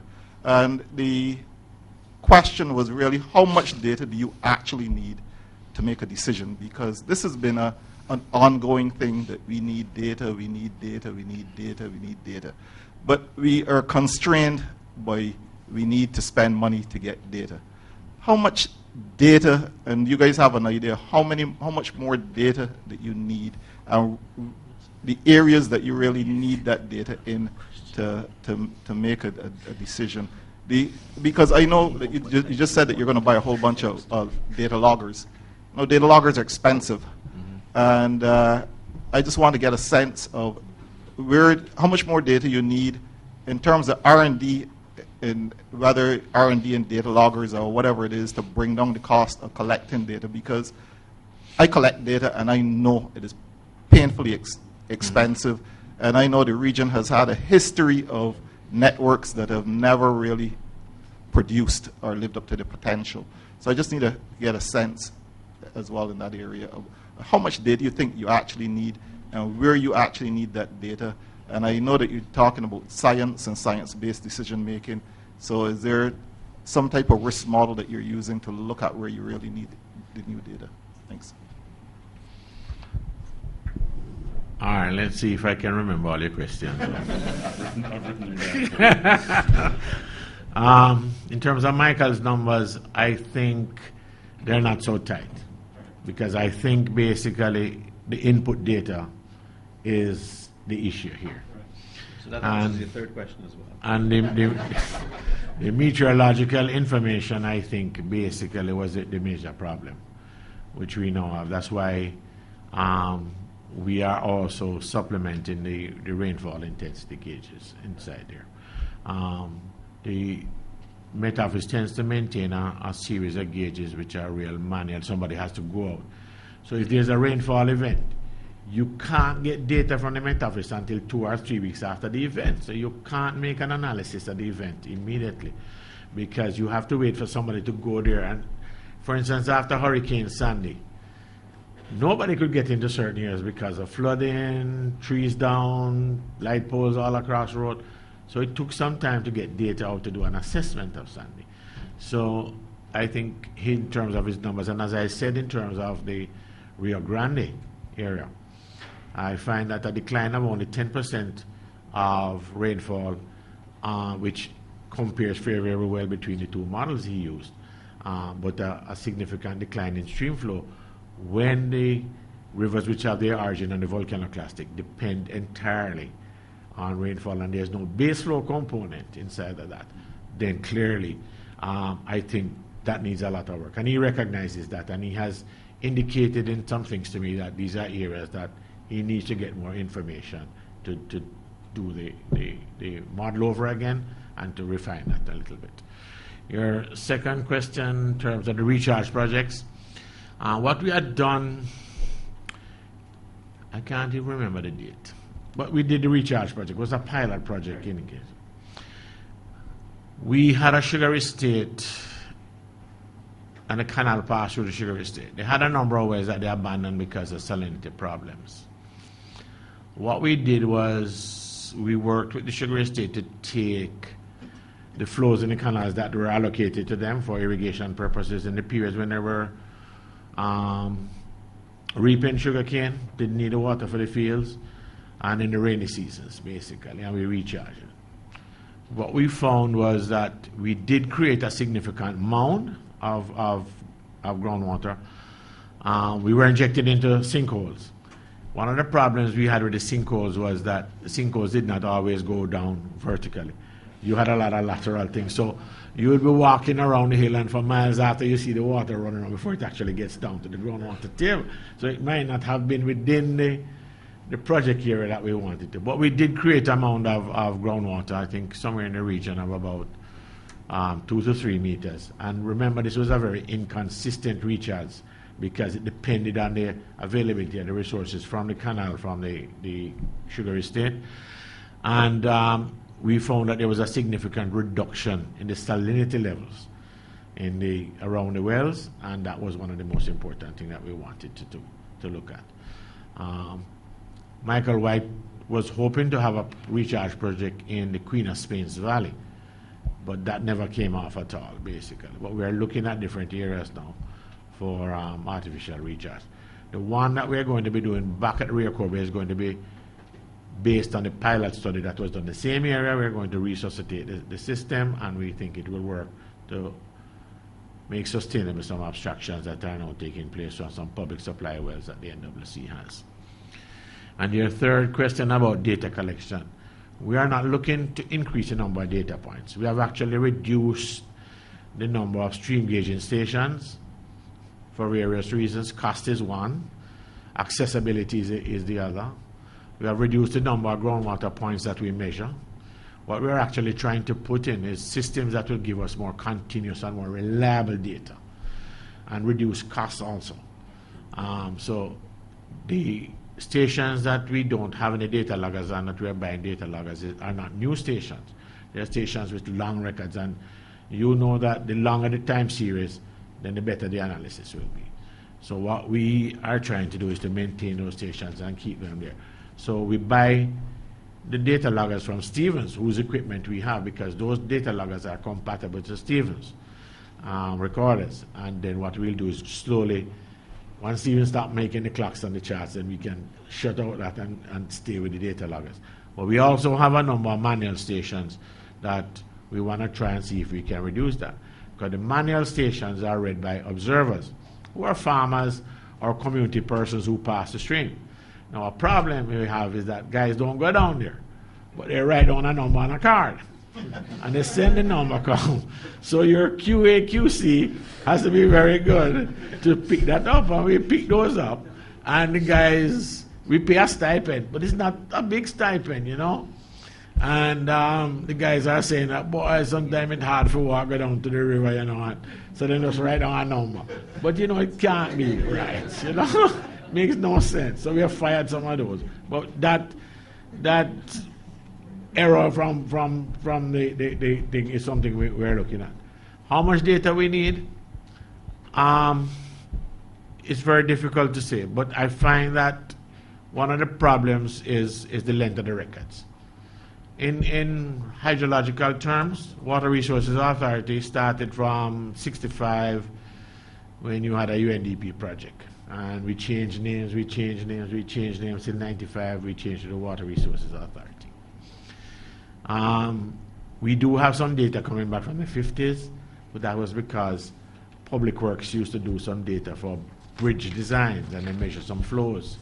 And we have that data. And it so happens that the person in charge of the Public Works flow measurement program became the first director on the project at Water Resources Authority. So he brought all the data with him. So we have that database, that historical database.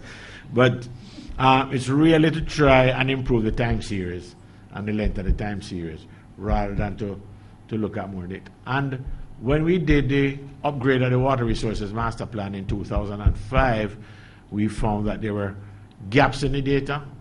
For instance, evapotranspiration data is very, very sparse across Jamaica, and it differs widely. So we had a project in which we got a number of evaporation pans and things, and we donated those to the Met Office, saying, we're not getting into this. You do it, give us the data. We haven't even seen one piece of data yet from the Met Office on the evaporation. We're still fighting to get that. We gave them rainfall gauges, we gave them computers to put on it to get the data down and everything. But there's a problem. But evapotranspiration data, rainfall intensity, we get rainfall data, but you don't get the intensity data. And that is a very critical aspect in looking at some of the events that we have and the flood levels. I just want to ask this one. Let's see if somebody else. No, it's just related to something he said. It's just a very, very brief point. In terms of the recharge, you are screening the quality of water that you're recharging as well to make sure. Yeah, okay. Yes, and in the pilot project, what we did was from the canal it goes to a settling basin where it's treated with alum to get out the particles and then chlorinated before it actually goes down into the aquifer itself, and we screen the water quality. That was a critical aspect of it. We certainly don't want to add to the problems under here.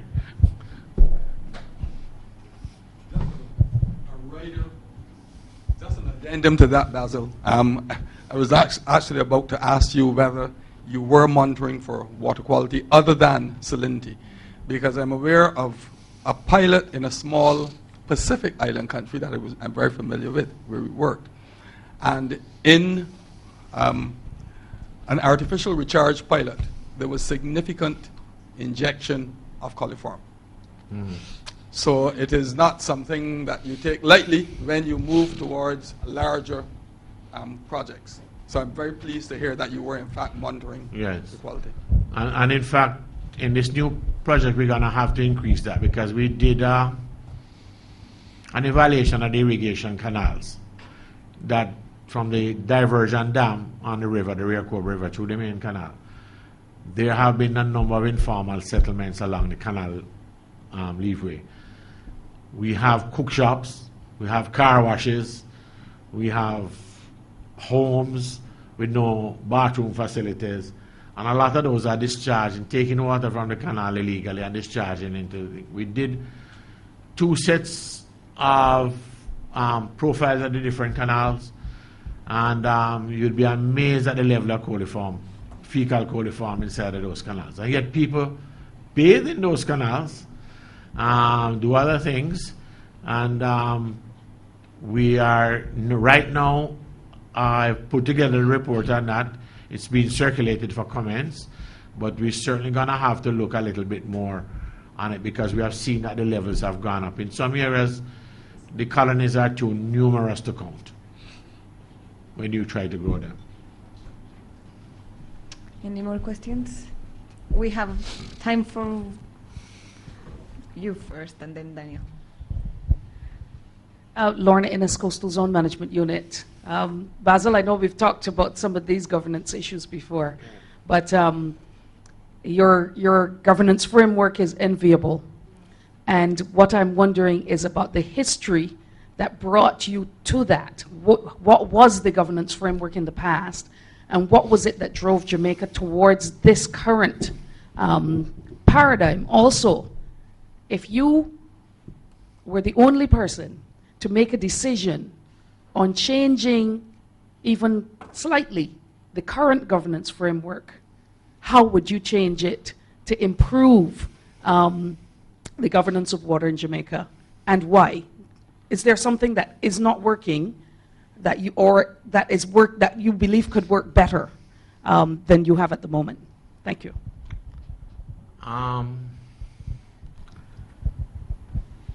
When I took over Water Resources Authority in 1996, I gave myself 5 years to educate the politicians on water resources management. Before 1996, I don't think any politician, no minister of government, not even a minister under whose portfolio water resources fell, ever consulted water resources about anything. The decision was always about supply, not water resources management. And in that 5 years, I took the decision to educate the politicians. And I was successful in doing that. And I think that is one of the reasons that has brought about a lot of the governance changes. The education of the politicians is a major thing. The political directorate is very critical. They have a role to play, even as much as we don't like them so much, but they have a role to play and things, right? But they have their uses, yes, and we have to make use of that. And my motto has always been that if I make my minister look good, anything I want, he's going to give me. And I've found that that is a very successful tenet to work with. So I'm doing that. If there's anything I could change, I think there needs to be stronger leadership from the ministry itself in terms of coordinating the many activities, especially in climate change. Jesus, every week you have 2 or 3 people coming in to interview you from overseas. USAID, people from Columbia University, people from some other organization, and they're not giving you any money. They're just talking to you, and they want information. What you doing? How can we help? But then they tell you, oh, USAID don't give money to government agencies. And then this one don't give money. Oh, we're going to try and see what we can. The only positive response I've had is from the World Bank. A month ago, the World Bank came in and said, we want to give you money. We want to give you for a specific thing. You know what we want to give you for? Strengthen your network. You know what we want? What do you want for the network? And we says, we want to have more telemetry. We need to get information out of there in things. So we're looking at GSM, going by GSM. And that's what. But I think there's a need to coordinate all the different little bits and pieces of climate change events that are happening to make it into some coordinated activity. And I keep asking everybody, says, who is coordinating climate change activities? We hear forestry doing something, NEPA, the Environment Agency, doing something. Water Resources is including things inside of its plans for climate change. Land Agency might be coming up with a spatial plan. But, I mean, who's bringing all of this together? I don't know that. And if I could do anything about that, that's what I want to see.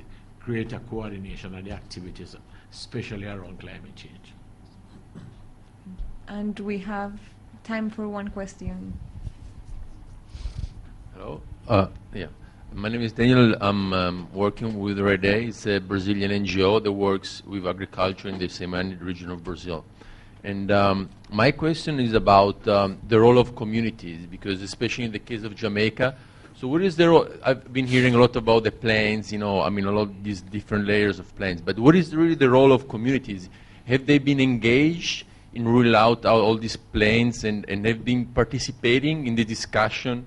And how are they involved in the decision-making process? Because you know, it's either a command and control approach, where, you know, the government sets standards and says, okay, that's what you have to do, but then it's very expensive.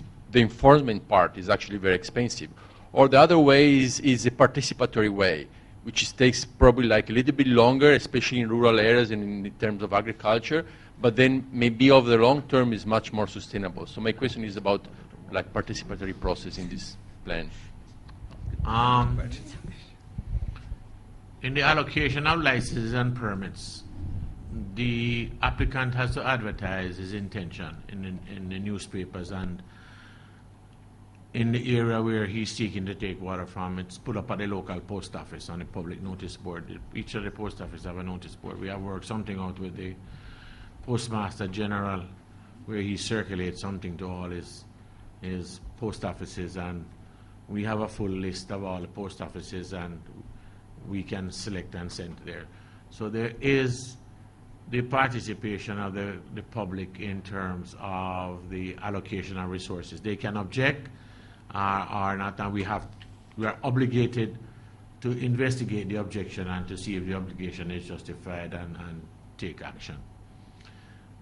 We have had what we call link-up programs, in which we have gone from parish to parish, and we have prepared presentations on the water resources of those parishes, what we can do, what is expected to do, and the role that each of the communities can play. And those have gone fairly successful in terms of meeting with the communities. There are a number of community-based organizations that we meet with occasionally, and through the forestry department, the forestry has also set up some community-based organizations to deal with forest action, and we work through the forestry department also. But there is some amount of involvement of the public. I don't think it's as wide as it should be, but when you go to some of these public meetings, people are not interested in what you have to say about water resources management, you know. They're interested, they bring their water bills with them. And they go to the NWC and they say, I'm not getting any water, but I'm getting a bill. And you're swamped with water bills. If we have an outside broadcast, like for World Water Day, and people are to call in, and we did one on March 22nd. We had 2 outside broadcasts, 2 different stations operating from the area where we're having this big exposition. And the majority of the calls were people complaining about their water bills. People were not interested in hearing about the plans or what we want to do. It's about the water bills and things. But it's something that we have to take in stride. But I think we need to expand the whole involvement of the communities and things through. But we do have a water education program, which is run with Project Wet out of Bozeman, United States, and UNESCO. They signed a memorandum of understanding in 2006 in Mexico, and we have developed an activity guide, which we brought people from Barbados, St. Lucia, Trinidad, Bahamas, Antigua, I think, and other places into Jamaica, and we sat down for a week, devise these activities, put out lesson plans, because we have found that in dealing with the Ministry of Education in all the islands, the water is already in the curriculum. What we are providing is an activity guide that will allow you to teach children about water in a very interactive and interesting way. And that activity guidebook has been published by UNESCO, and we distribute that book. We used to go into all the schools and communities with a water education program, but financing has been a major problem.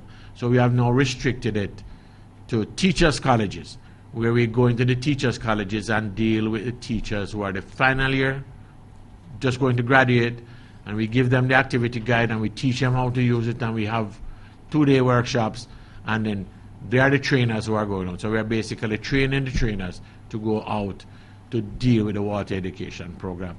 And we are seeing the results of that, because some of those teachers, in an assessment we just sent to Project Wet in Bozeman, which I signed off on just on Monday, we have reached something in the region of like over 4,000 children in one area, basically, and it goes into the community after that. So it's going, but the involvement of the community is very critical. And since the Water Resources Authority has become more public, what has happened is that people will call in and give you ideas and says, this pollution is taking place, or this man is done, or this man is abstracting water. In fact, we even have the police now getting into the thing, because we have, in the drought, trucks drive up to some rivers and start to abstract water, and the police go up and arrest them, and then call us and say, what we can charge them with?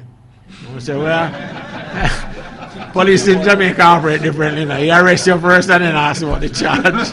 So he says, well, he's operating without a license, and under the law, you can't arrest him, but he can be fined, and he needs to get a license.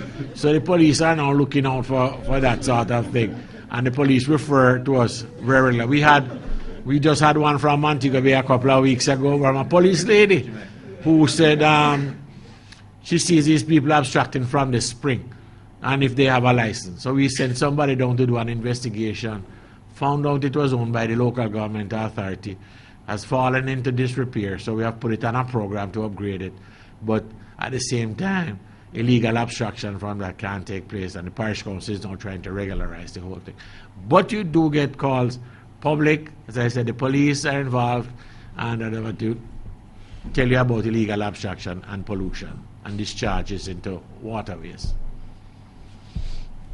Okay, well, thank you very much to all of you, to Adrian and Basil for these excellent presentations. We are going to break now for coffee, but you can still pick their brains during coffee. Exactly. So thank you all, and we'll be back here in 15 minutes. Oh.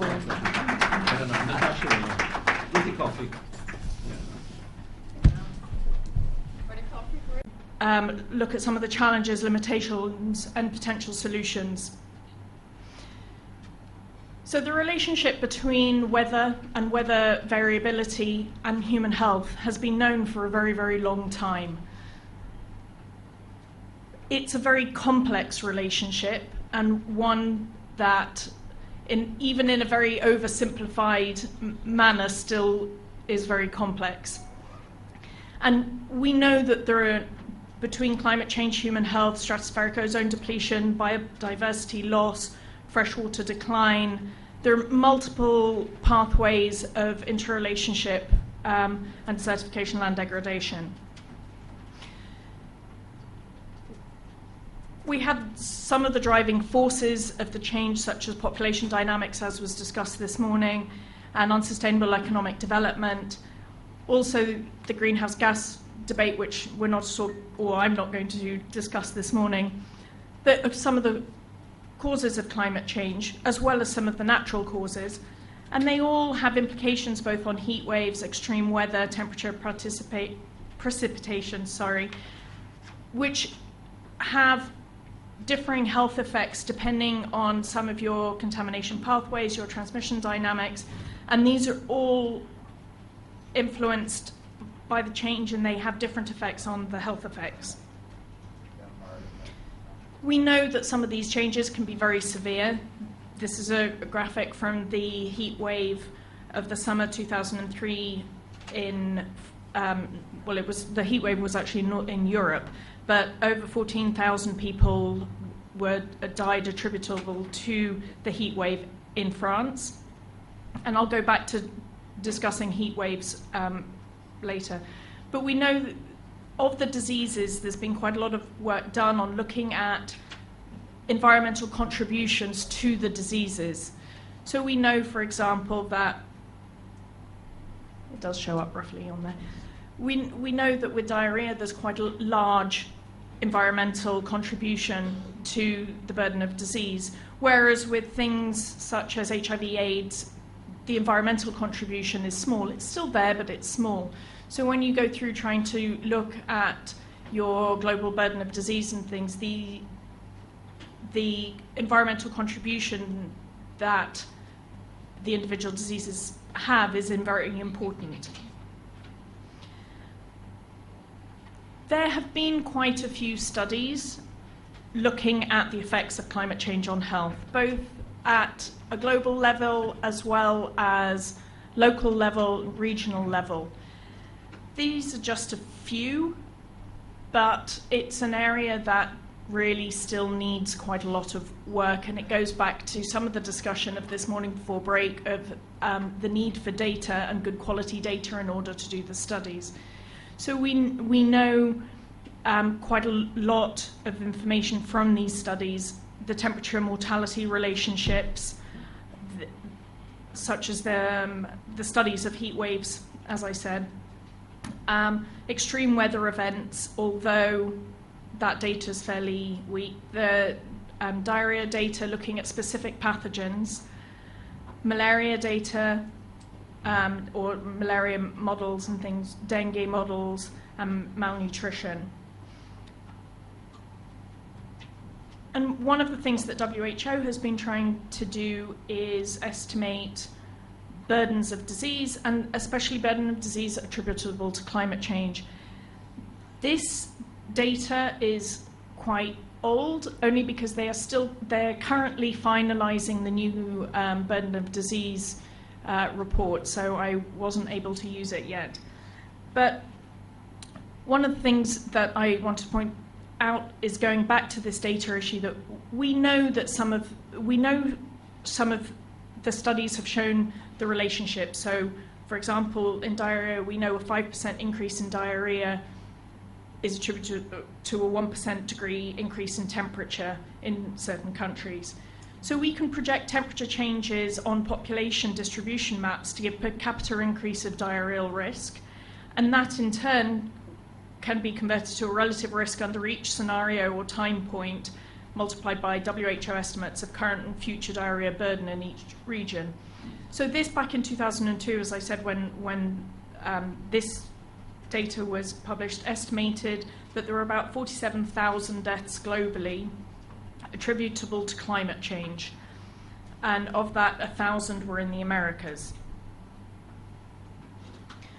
So when we go through and look at specific disease categories, I've got a series of slides looking at sort of some of the specific, and I've tried to highlight some of the water interrelationships with it. So when we look at asthma and respiratory allergies and airway disease, I think it's important that we know, because initially people don't really think these things are related to water, but changes in the hydrological cycle lead to increases in airborne dust, and coupled with stagnant air masses and strong inversion layers will trap ozone and other pollutants at a level where we breathe them.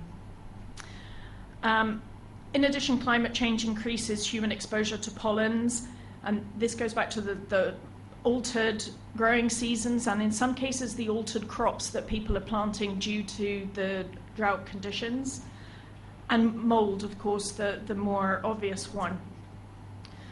And this exposure to increased ozone, PM and aeroallergens, which is at a level we breathe, decreases lung function, aggravates asthma, aggravates and causes rhinitis, has exacerbations of chronic obstructive pulmonary disease.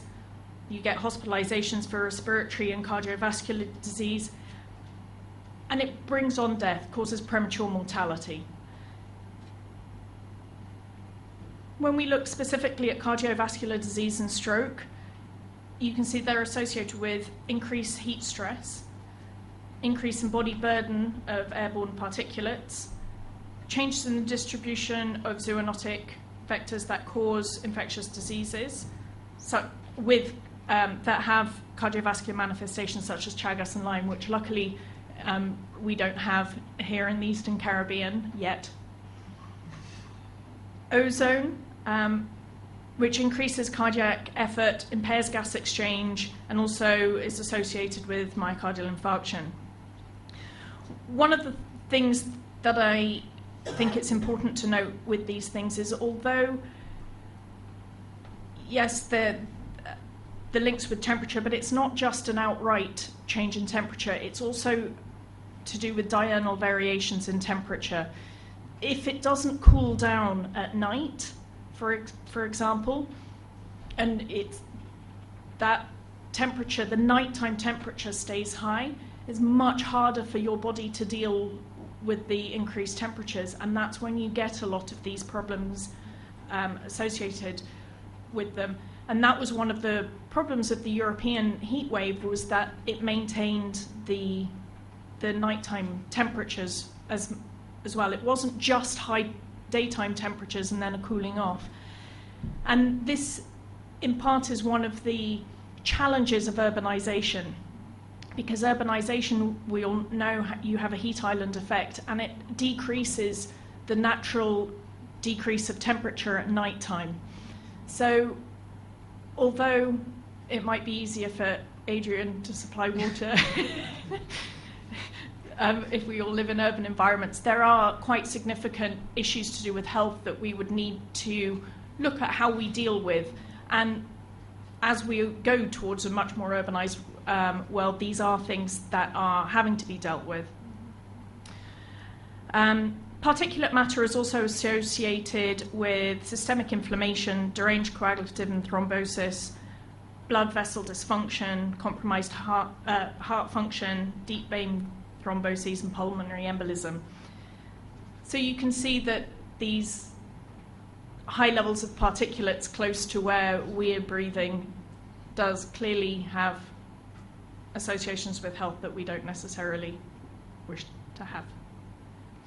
When we talk about foodborne diseases and nutrition, again, we know that there are 70,000 deaths from malnutrition, 47,000 deaths from diarrhea due to climate change in 2000. This is going back to the 2000 global burden of disease numbers. But also the global changes in ocean currents, water mass distribution, changes in ice cover, length of melt season, hydrology and precipitation patterns alter contaminant and pathogen pathways. And I think this is something that we're not yet very clear on, and more work needs to be done. But there's strong associations between sea surface temperature and proliferation of many Vibrio bacteria species. And this became a particular concern in the Caribbean post the cholera outbreak in Haiti, because we know that cholera can live very happily in seawater, the temperature that the Caribbean Sea is, with the level of salinity and pH. And so the possibility and potential for spread of cholera through the ocean currents that goes from Haiti down through the islands is a real one, which is why a lot of effort was put in to dealing with cholera post in the Eastern Caribbean post the outbreak in Haiti. Also, the increased temperatures and ocean acidification may lead to more virulent strains of existing pathogens and a change in their distribution. And drought can encourage the spread of such things like the mold Aspergillus flavius that produces aflatoxin poisoning, something that, although to my knowledge doesn't affect this region yet, it is also a yet. When we look specifically at waterborne diseases, we know that waterborne outbreaks are highly correlated with extreme precipitation events, and increases in water temperature and precipitation frequency and intensity, changes in the coastal ecosystem health, so the pH, salinity, nutrient and contaminant runoff, could increase the incidence of water contamination. And the effects are pathogen and pollutant specific.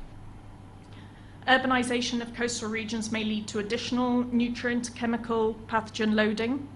So again, another aspect of urbanization that we need to take into account. And waterborne pathogens are implicated in other illnesses with immunologic, neurologic, hematologic, metabolic, pulmonary, ocular, renal, and nutritional complications. As many of you know, waterborne pathogens, or microorganisms, include protozoa such as cryptosporidiosis, parasites, schistosomiasis, bacteria, viruses, amoebas, and algae, all of which have various different effects and all of which have different and complex interrelationships, not only with temperature but also with the other environmental indicators. Vector-borne zoonotic diseases. Domestic animals and wildlife, including marine mammals, sea turtles, are reservoirs for human pathogens.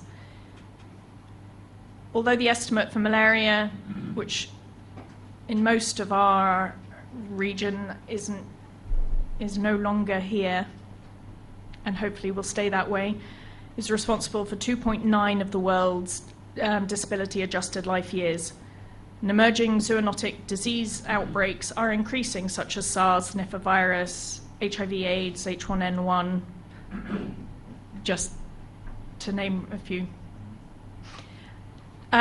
Changes in precipitation and temperature pattern affect some of the vector-borne diseases, both by influencing transmission cycles, incubation periods, distribution of the vector, and likelihood of transmission. And this is very relevant to dengue in our region.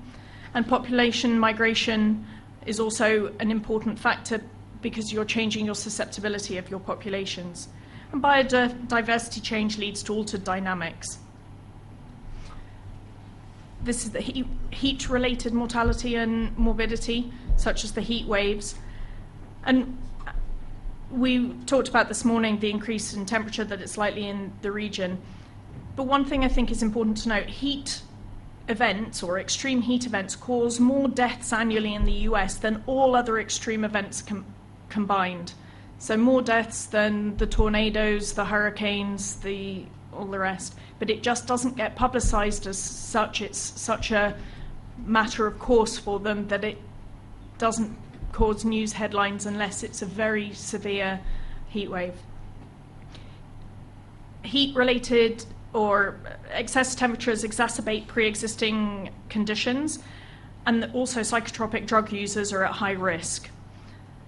Aggressive public health interventions such as heat wave response plans and health alert warning systems can minimize mortality and morbidity, trying to get people into cooler areas, encouraging people to go and spend at least an hour of the day in somewhere cool. And again, this distinction between average daily, minimum daily, and the diurnal range of temperature being very important. And cities and the climate are co-evolving in a way that will amplify the health effects of heat and vulnerability of urban populations by magnifying increased temperatures. This is the heat island effect that I have referred to earlier. So again, extreme weather events, something that we know very well in the Caribbean, more intense hurricanes, increase in flooding, wildfires, can also cause this release of toxic chemicals, contamination of drinking water with raw sewage, and increased concentration of air pollutants. So we've seen that there are quite a lot of effects of the environment and temperature, different aspects of climate change on human health. So what should the health sector do? Well, the most effective response to ongoing climate change will be through strengthening the existing core public health interventions. Unless we're able to do what we need to do for today well, then we will never be able to do what we need to do for tomorrow. And this goes back to the data issue as well. If we don't have good data about what is happening now, we're never going to be able to analyze past the relationships and look to the future and plan properly for what is happening. So yeah, we need to protect the health from the climate change that we're already committed to, as well as supporting new interventions for specific risks, the new risks that are coming in, and encouraging behaviors that are both good for health and also good for the environment. So the primary environmental factors are targeted for adaptation are water security and food security. Mitigation has to be looked at carefully because there are both positives and negatives in terms of health effects of those. I know we're mainly focusing on adaptation today, but I wanted to put that in there. And thorough environmental health impact assessments are necessary prior to implementation of any widespread adoption of a novel mitigation technology to look at both the positives and the negatives and balance them out. Evaluations of vulnerability of healthcare and public health systems and infrastructure are needed, but there are some win-win situations which we do need to look into and put emphasis on. So some of the challenges, limitations, potential solutions. So as I said, we need to better deal with the problems of today. We need good surveillance systems, good monitoring systems, good evaluation systems, because that's the only way we'll be better prepared to deal with the problems of tomorrow and what the future holds. Strengthening surveillance systems and creating, or let me put it a different way, enabling access to the data, not everybody holding the data for themselves. This data needs to be out there for people to be able to be used. An observatory, I called it, of climate and health data. When we look at disaster management plans, we also need to take into account climate change projections. This is specifically in the Caribbean, where all our islands have hurricane plans, but we need to take climate change projections into that, and also maybe look at other things. At the moment, PAHO is piloting a project which is called Smart Hospitals. We've had for years a program which is Safe Hospitals, where we try and make hospitals safe from disaster so that they continue to run and function following a disaster. But we've now coupled that to try and make hospitals not only safe but also smart, reducing their environmental footprint, reducing their need for expenditure on energy. But it's not, you have to look at it very carefully, because some of the climate change solutions make you more vulnerable to hurricanes or damage from hurricanes. So you need to look at it carefully. So it's one of the things we're piloting at the moment. And research, there's still a lot of gaps. There's still a lot of areas where there's not sufficient epidemiological data, there's not sufficient environmental data, or different people have different data and we can't get a hold of it so that we can't put it together to do the research, or the data is deemed as being confidential to the government and so researchers can't get a hold of it. There's all sorts of different challenges in the data field. So I know we talked about it this morning, but it's very relevant for health as well, because to do good analysis of health and the environment data, you need a few years worth of good data. And these issues of zeros that you have no idea what the zero actually means. Does the zero mean that somebody didn't go, or does the zero mean that it was zero, or does the zero mean that the machine broke on that day and no one really knows? Creates huge problems when you come to analysing the data. So that's all I have for you. Thank you. Thank you very much. Now we have Winfred Graves from the PAHO as well. Winfred studied public health at the University of West Indies in Jamaica, but he is also a part-time lecturer here at the Faculty of Medical Sciences. He is in charge of a very interesting project that is piloting climate change adaptation to human health, to protect human health here in Barbados. Winfred, please.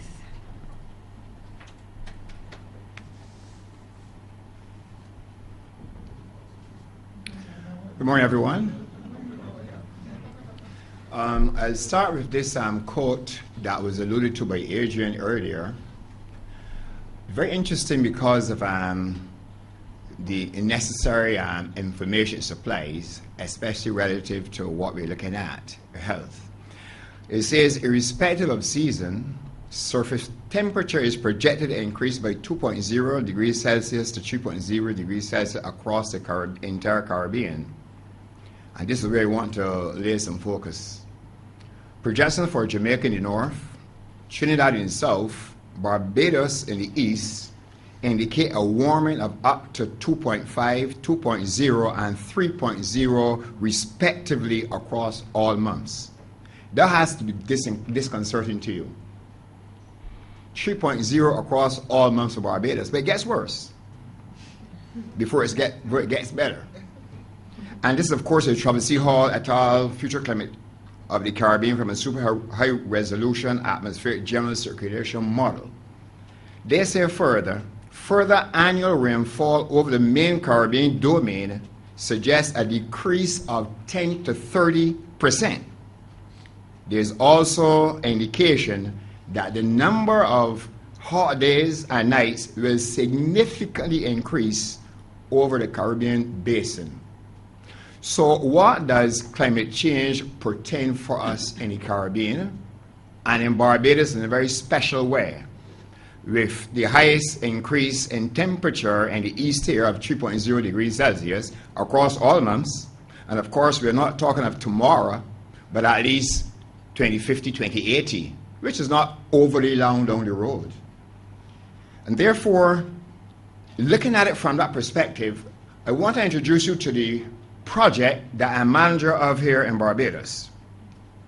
Now, this project has as its principals the Global Environment Facility, who are the funders of the project, also the United Nations Development Program, who are the implementing agency, and World Health Organization / PAHO in our region, who are actually the other agency in the project.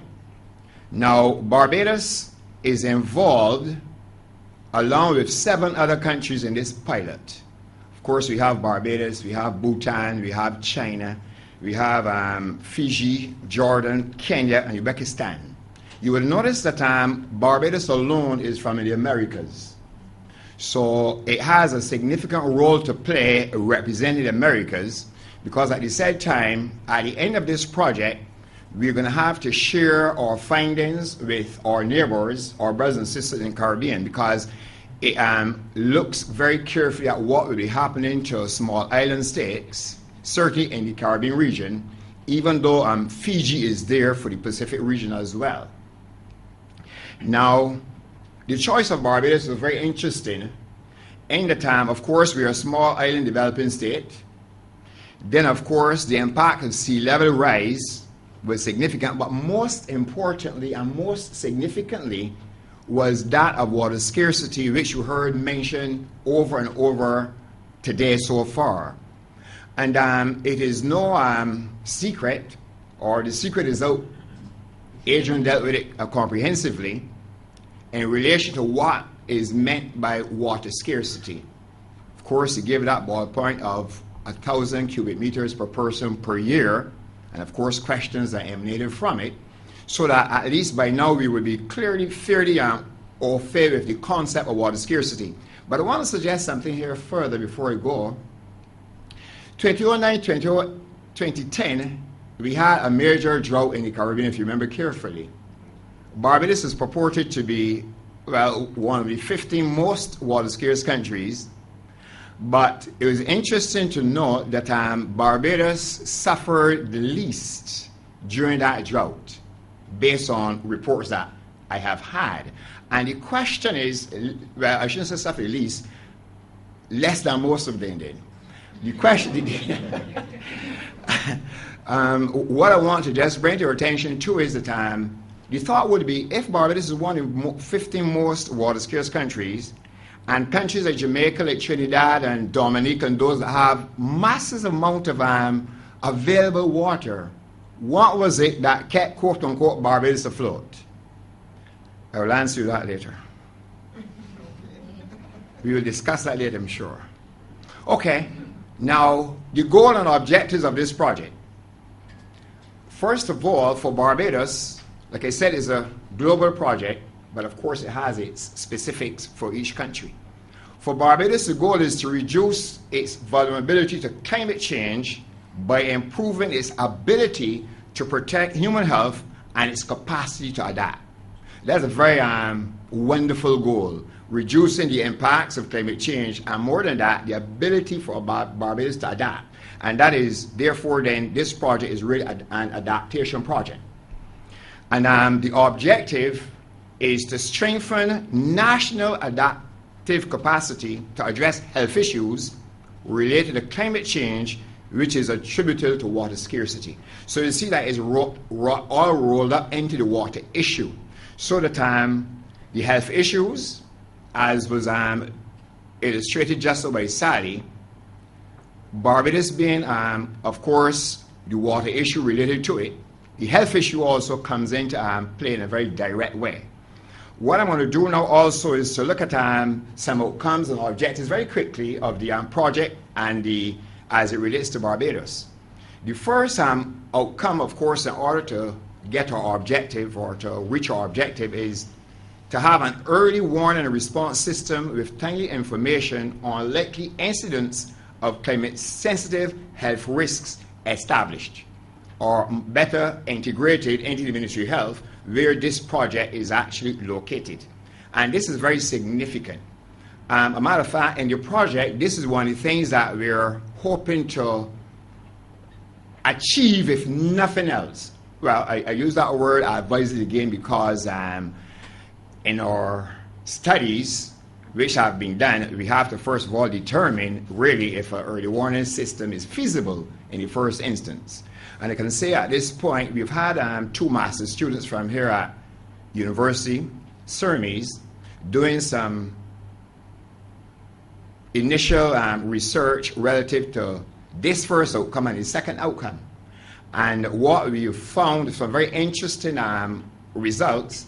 And what we are having now is a further tighter analysis by, again, one of the professors here at university, helping us to see if we can really establish an early warning system based on the information that we have gathered. And again, like Sally, like yourself said, Adrian, and the others said, the data issue is the real issue that we have to contend with to make sure that we are getting what we really need.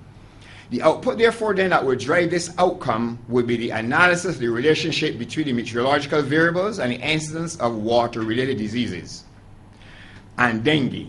Now, dengue is a climate-sensitive disease. It is impacted significantly by climate, changing climate. Of course, you've heard of the vectors that are affected, and certainly the mosquito vector, the Aedes aegypti mosquito, that also has very interesting behavioral patterns as a result of climate change. I say that because studies at Mona suggest that just about 1.5 to 2 degrees Celsius rise in temperature would allow for at least a reduction of about 5 days emergence of that vector. Let me say let me be more explicit to you. Now, it takes about 10 days, approximately 10 to 12 days, under our usual conditions for a mosquito to emerge through the stages of egg to larva to pupa to adult. So what they're saying is, with an increase in temperature like that, half of the amount of time will be needed for the emergence of that vector. Now, that pertains very significantly for us, because if we look at the models, which tell us that between 1.5 to 3 degrees Celsius rise is anticipated down the road, it means, therefore, then, that with the emergence of these mosquitoes more quickly, it means also something else. They're going to be in need of more blood meals. So you can have more mosquitoes, more blood meals, more attack on human beings, and therefore the spread of dengue will be even more significant. That's the reality of it.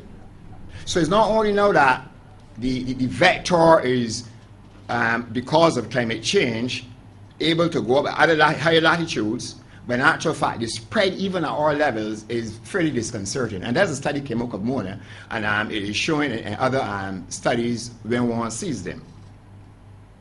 The second outcome here is the capacity of the health sector, of course, is a health sector project, institutions to respond to climate-sensitive health risks based on early warning information improved. So that, again, a lot depends on that early warning system, so that the health sector institutions will be able to respond based on the climate-sensitive health risks to whatever is fed into them. So again, we have the necessity of data and good data, removing those gaps. I will mention something about it later. Now, one of the outputs here says that the adoption, rather, it should be, of global guidelines to define national standards and enforcement practices for safe use of wastewater and response to warnings of elevated risks. This is a very interesting output for us to consider for a moment.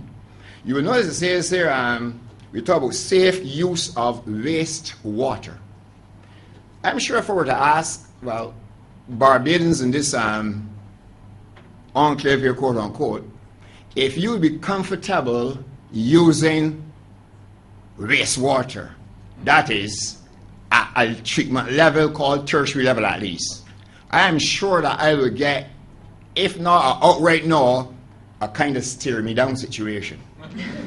Because we believe that the only water that is good water is the one that BWA provides. That kind of way, even though that goes through that same system, of course, percolation downward, chemical involvement, and then extraction for us or to our taps. But I'm suggesting, in actual fact, that there are several countries which, of course, take the water tertiary level and use it comfortably, supplementing or, in actual fact, adding to what they don't have.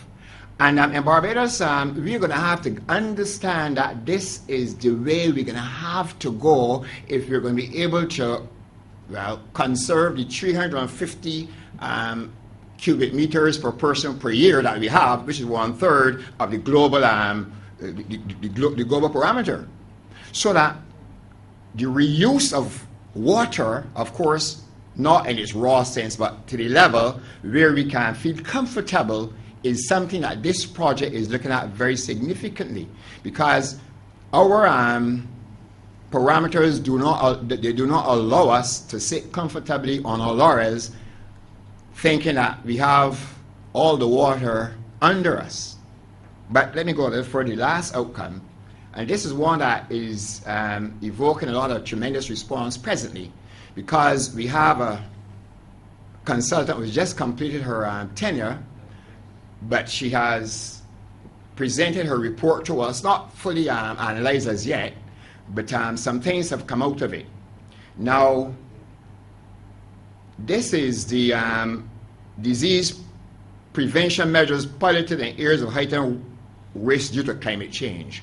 Now, Barbados is a very small country, and therefore, the work that we are doing here is basically all over Barbados. Barbados becomes, as it were, a pilot itself, and not just merely little areas.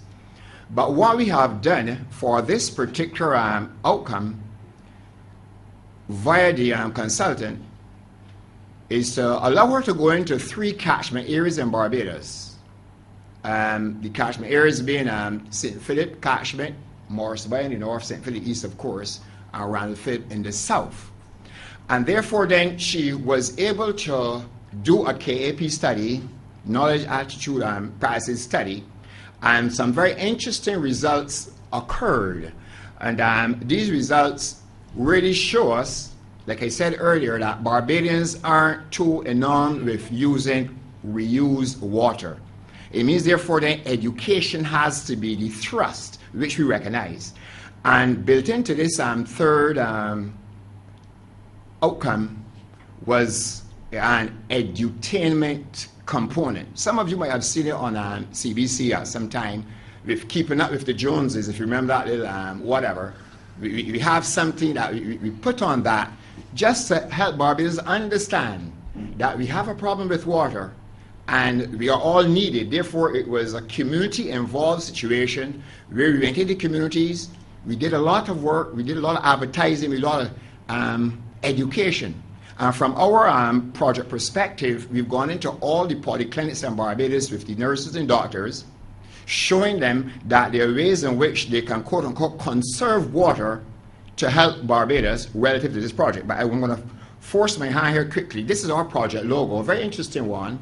What it is suggesting here is that the pilot project is that you would notice that there are 2 arrows circling Barbados suggesting changes with the sun on one side and clouds with precipitation occurring. But you will notice that there's a net over Barbados. And that net suggests, you know what, protection from dengue, because that is a major climate-sensitive disease that we have to contend with. So that is the thinking behind that particular logo there. Now, according to Thornell et al. In 2012, I want to just use this to make a point. He said this, they say that maintaining a stable water supply for agriculture requires both demand-side strategies, such as recycling and conserving water, and supply-side strategies, such as water storage. And it therefore then brings us to the situation in Barbados.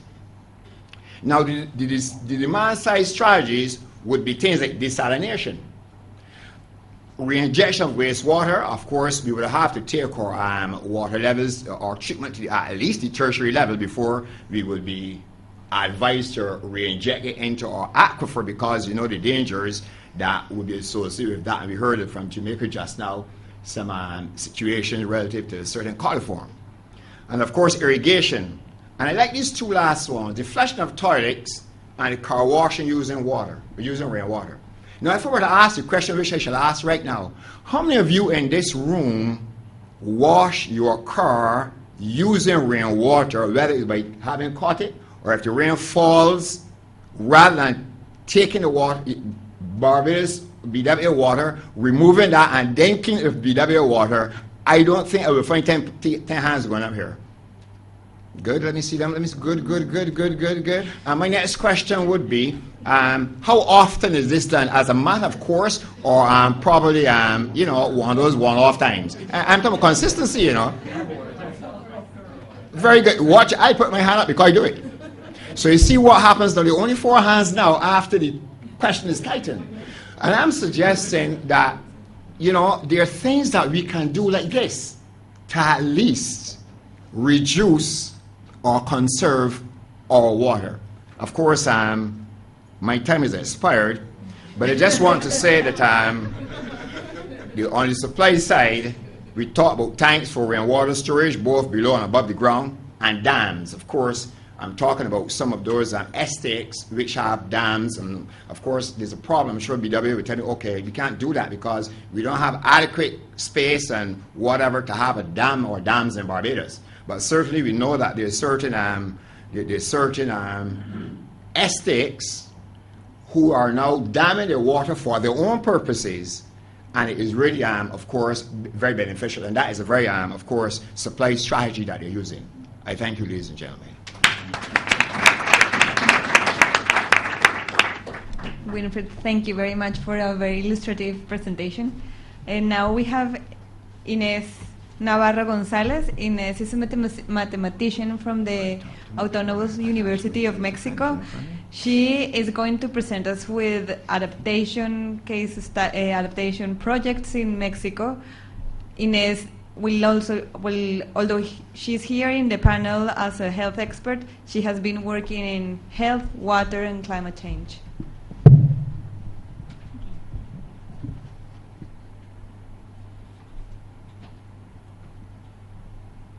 Thank you, Carmen. Thank you, everyone. It's a pleasure to be sharing with you the experience that we have in Mexico. I have selected for this presentation some examples that some actions that have been done in Mexico to address the combination climate change, human health, and adaptation. And I would like to, or I expect that you understand where we start and where are we now about this topic. First of all, I would like to tell you that in 2012 we have a national law on climate change. Since the last year, since the end of the last year, we have a new government, and we don't know if the settings, the norms, the agreements that were done before will be now. I guess maybe you may understand. Yeah. And therefore, we have a new institution called the National Ecology and Climate Change. And now there are new persons involved, so we are expecting what's going on in climate change directions. But, and the other thing that I would like to tell you is that since the climate change arrived in the national agenda, the government have made many agreements, many international agreements on mitigation actions. So Mexico was focused, their financial research and a lot of people were working on mitigation, and on adaptation is a new issue, and we have a very interesting experience that some of them I would like to share with you. So the first one is this results from a study that was done in 2000, and the interesting thing in this research is the combination of how the population is distributed in the country, the water supply, how the quantity that water supply per capita was distributed, and the infection disease. This was one of the first researches. So here you see how is the level of the cases in all of these diseases. If you remember the talk of Nelly, here there is everything, not necessarily related with climate change. So I think many researchers have this at the beginning, these characteristics. It's not so clear what are the diseases that we have to consider, and also the data that we have. And that's interesting to see that the higher number of cases is in this area, and is where we have the lower water supply, and where we have high population. And we have the communities, the indigenous communities in these areas, in this area, and where are the poverty index higher in that zones. And in that research, they try to project the results to 2025.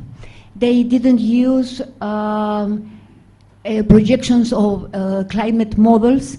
They use only the difference. They made projections of the three variables, and they state that this could be a possible scenario.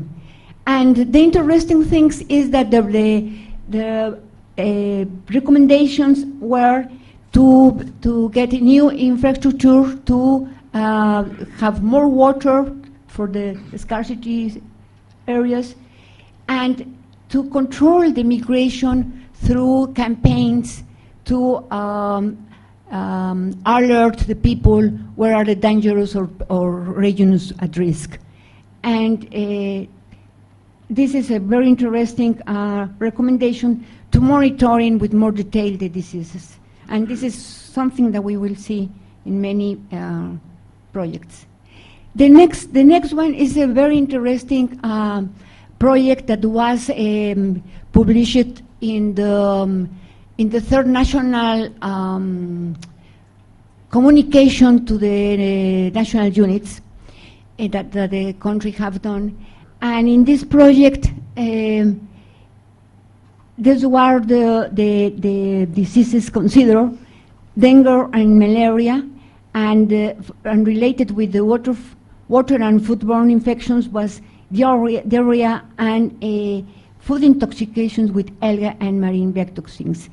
This is also an interesting in Mexico, but nowadays we have not any results about this problem because there is no data. That's a principal problem, but it's an interesting and important issues. And related with the respiratory infections and the difference that Nelly told us, in Mexico we are not so interested in virus, but the researchers are focused on air pollution in the big cities, and the reason is because maybe you know also that Mexico City is one of the most atmospheric polluted in the world. So there are many data, there are people working on that, so there are experience, and so we may have nice data and nice results because we have a background, not because we are really involved in develop adaptation measures. It's because we have a background and it allows it. And the other interesting thing is the heat waves. And the heat waves we haven't seen exactly in that way as was found in Europe in 2003. But it is listed as one of the diseases of interest. And the issue that have the less attention is all the disease related with natural hazards, the floodings, the droughts. And the reason is that we don't have data that describes what are the problems and to have its history to characterize across the time. And we know that when those extreme events occur, there are many things that have to resolve by emergence, but it's not, there is not other data to support that. But in this project, they for the heat wave mortality, they found this characterization, and in the north part of the country we have the higher cases, but the criteria for this national research was 40 centigrades as a criteria considering the greater body temperature that may be allowed. But what I want to show you is that we have more finished data to research heat waves. In Mexico City, as we have many data and many years working on the atmospheric pollution, Jauregui is one of the researchers that have found, across many data, the many years, what will be the temperature when we call a heat wave. It's based on time series for more than 30 years, and he also established different levels for Mexico City. Another city is Mexicali City in the north of the country, and this is a different procedures. It's based in a percentage of the maximum temperature. It's also established in a long period. And for Veracruz, that is in the Gulf, they established a similar criteria, and but this has been established from a few data. But we have, what I want to tell you is that we have data to establish where are we near a heat wave event, and maybe be a warming to the population. And back into the project, the other analysis was the distribution of the malaria. You see it. This is the area, and also the dengue fever is in these areas. And they were based on data of this short period, but well, if you see for the malaria, it's also a short period, but our data that we have, and the results that they present are, in my opinion, are very obvious, even if we don't are looking at climate change. But what is interesting is that they really conclude that there is a lack of knowledge of the relations with climate variation. There is no data for this disease, and but they focus on some states in the country where some problems could be being addressed in the future. You will have this presentation. There are here the reference if you want to see that with more detail. And the recommendations are some states where some research should be done, and malaria and dengue and diarrhea infections are the selected disease. And here, this is the first study where Chagas disease appeared in the country. Thereafter this research, several other researchers insist in Chagas, and you know, maybe you don't know, that is an endemic disease in Mexico. So it is relevant, and it is also endemic in many other countries in Latin America. But we don't. It is mentioned, but there are no results now. And well, to integrate the climate change and to have a better information.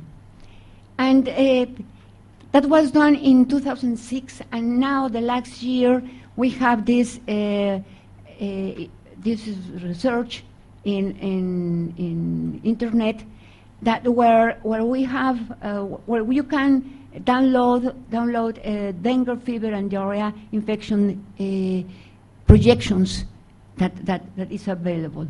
They work with the data from 1999 to 2005, and they project to 2030. For these models for these climate change models. And this is, I will show you not only two examples. This is for the dengue. In September, it will be the actual profile, and this is for 2030. There is no much difference, but if you see for details, there are some areas, yeah, can you see?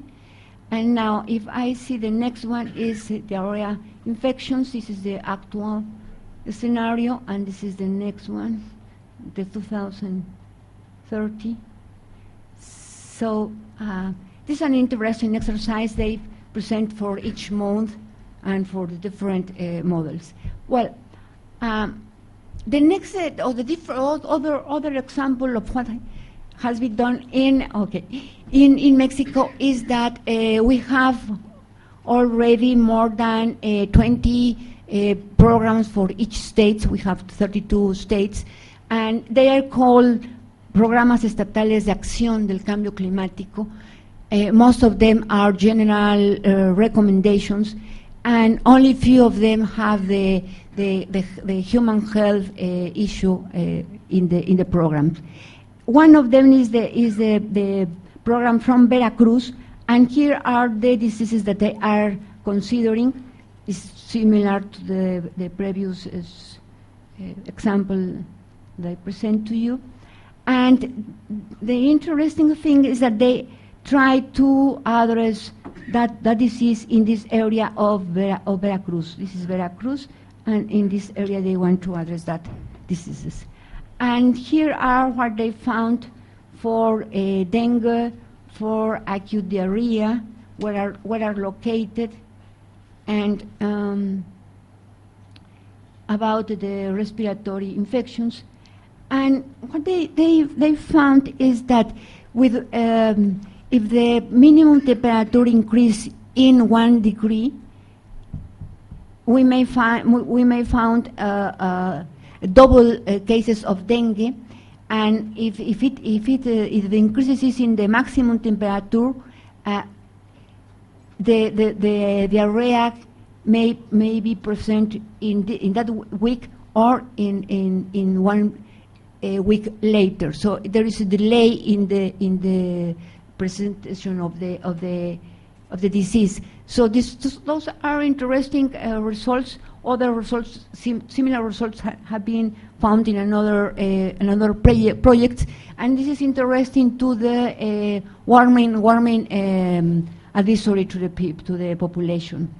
And after those results, they want to integrate all of these factors that are involved in the vulnerability of the population, and also to develop educational campaigns. And the other type of researches is this one, and I know that in many countries in Latin America there are results similar to this one that try to correlate the ENSO, El Niño, with some of the diseases.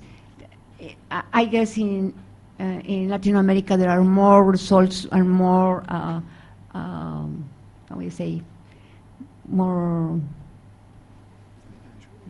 better researchers than what has been done in Mexico. Peru, other countries have more experience on that one, but we have done. And now, just to finish, I want to show you that even though in Mexico our focus on 3-4 diseases, there are evidence that we have to share to be worried about other diseases. Cholera, this is the how it has been in the last year, and this is a map for Chagas.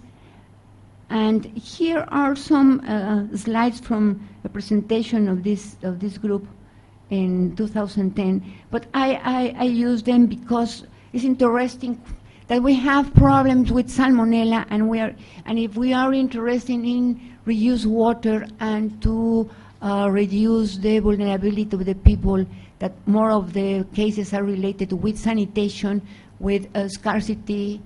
We have to look after these problems: salmonellosis, shigellosis, present in many countries in Latin America, Campylobacter. And in some of those cases, we don't have in all the parts of our countries how to detect, how to analyze, how to characterize the profile of our pathogens exposure, and Escherichia coli. And finally, since the last year, this is the new list of diseases of concern in Mexico. Heat waves, disease related with water scarcity and water quality. This is the first time the last year when they are considered this focus in this problem, and Chagas disease is now already listed, and this is in the last level in the list of diseases.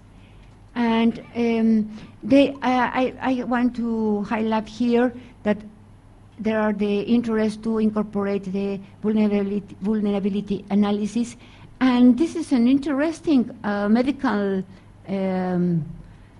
goal to establish a temperature threshold for health events, but it requires a lot of years of researches, but it's very interesting this point. And those are things that I have said, and thank you very much. Thank you, Ines. We have more or less 25 minutes, half an hour time for questions. So please, Michael has the microphones.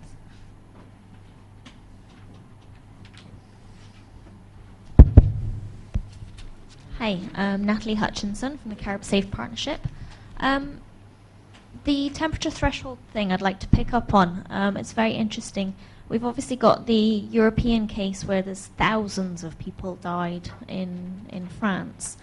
Is there any research or evidence to show that people in the tropics are perhaps less vulnerable, seeing as it's already hot, and we already know what some of our coping strategies are, and houses and things are designed to, cope with the heat? Have there been any studies to show tropics are more or less vulnerable to impacts from heat stress?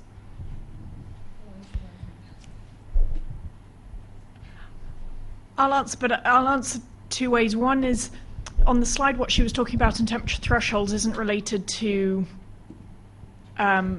heat waves, so to speak. It's talking about the relationship with other diseases. When you look at the temperature with other diseases, there's a temperature below which there's not really an effect, and there's a threshold, so to speak, after which there's an effect. But in answer to your other question, it's again this issue of range and difference between night and day temperatures. There are studies from other places, and in fact, in some of Ines's data in Chihuahua, for example, in the north of Mexico, it's a desert, so the temperatures are much higher than here, but you don't have the humidity factor that you have in the Caribbean, for example. But there are studies from just as or similar climatic places of the Caribbean, but we don't have the studies from the Caribbean, to my knowledge.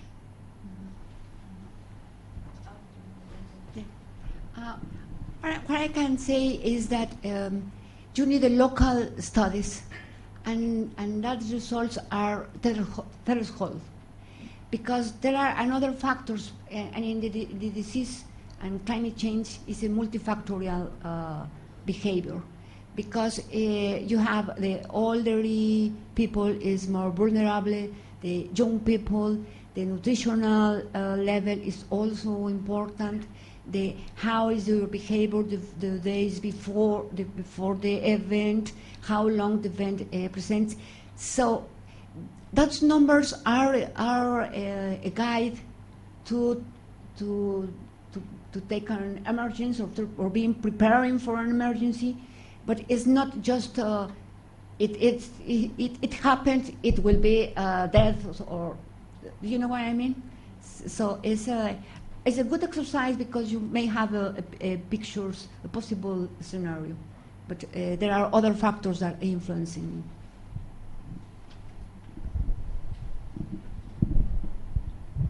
Hi, Leona.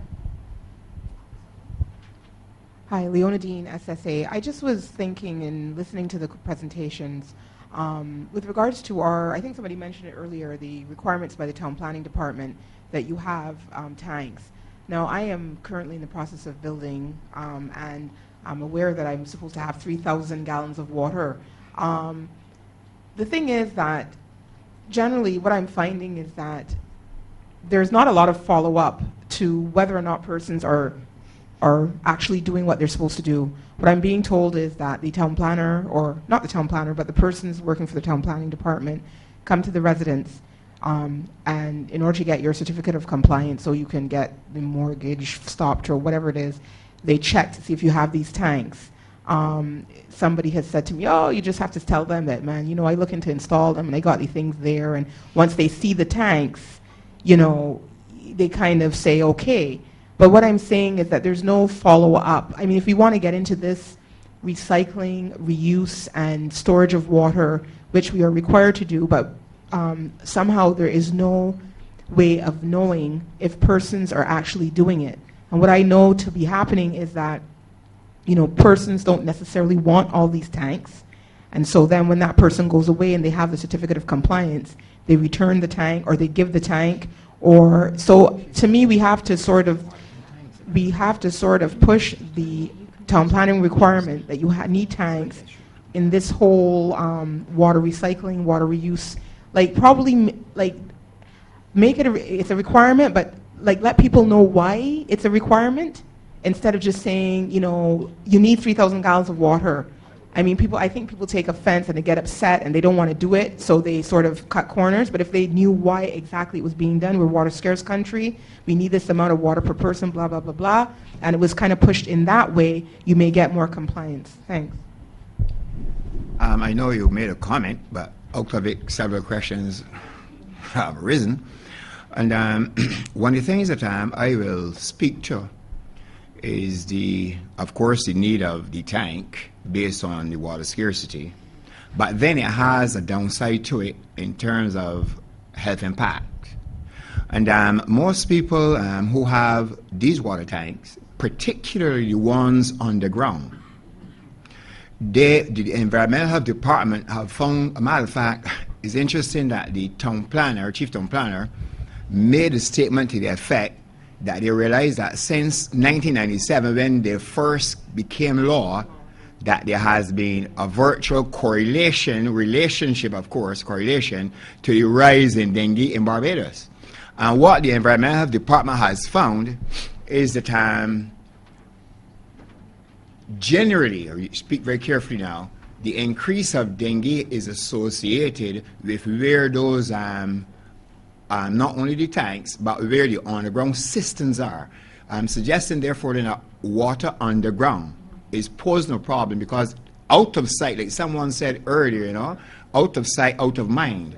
And therefore, if it is there, no one is policing it, I don't really know what I'm going to do with it. And most people don't know, they don't have methods of it, getting the water out in the first instance.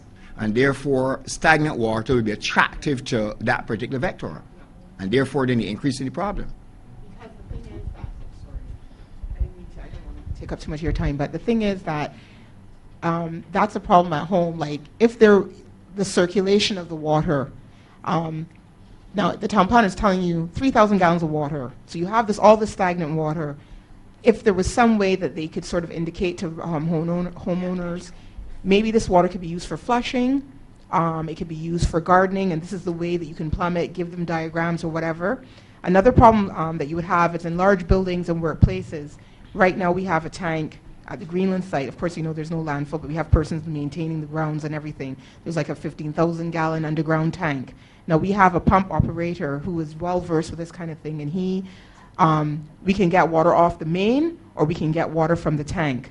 but we try to bypass the main sometimes because the water is there for so long. He has to flush it out and bring it back in. Unless you have persons that are doing this, I'm aware of other organizations that have massive tanks and the water has never been used, so that when the water goes off, you get this water and it smells terrible and it's really, really poor water quality. In the building that I work in, MPC building, that has happened, where they have had horrible water quality. So I think there has to be some general public outreach about these tanks, because everybody has these tanks, but nobody knows what to do with the tanks. And when it comes on, when the water goes off, everybody still has to go home. So it's sort of counterproductive. Yeah, the problem really is policing, one, from what we said earlier, and education. Water should never be stagnant in anything. Water should be flowing in actual fact. It means stored and flow continually. That is why that order obviously occurs, because, I mean, you know, over time. And I should say, though, that since last year, regulation has been put in place, use the word, demanding that persons have a pump to recirculate the water, so that it doesn't pose a problem from a mosquito settling issue. And at the same time, you know, it doesn't create what we talked earlier. But people that were there before. You see, now you have a whole set of houses before. Exactly. You see, well, it has a lot to do with what I call the failing of interministerial collaboration, to be frank and honest with you. I work from the Ministry of Health. And I'll be frank and honest with you, there were certain other agencies, though might be represented here as well, and we were not at all involved in the initial stages. And I'll tell you something. You know, a part of our legislation, that is the Health Services Act 1969, says no stagnant water is to be on any property in this country. But you will find that that piece of legislation was passed in which volumes of water are stored with people not understand how to get it out. So it was a cross-purposes situation that really occurred. But they sought to rectify it, and like you said correctly, what would the people who have done it X amount of years, we're going to have to retrofit now? That's not a cost. And what was that going to problem be? Are people willing to retrofit? I just want to say something further relative to this. I didn't say it in my slide, it was on the slide, but I didn't get through all of it. You know, just I'll introduce this point because it's going to be interesting, I'm sure, for you. You know that the International Diabetes Association has now shown that there's a relationship between climate change and diabetes. And interestingly, of course, particularly from a malnutrition perspective, there's only one of the aspects. There's several pathways. And interestingly, in Barbados, there's a 14%, 14% of our population suffer with diabetes mellitus type 2. And at the same time, there's an 18% hypertension problem in this country.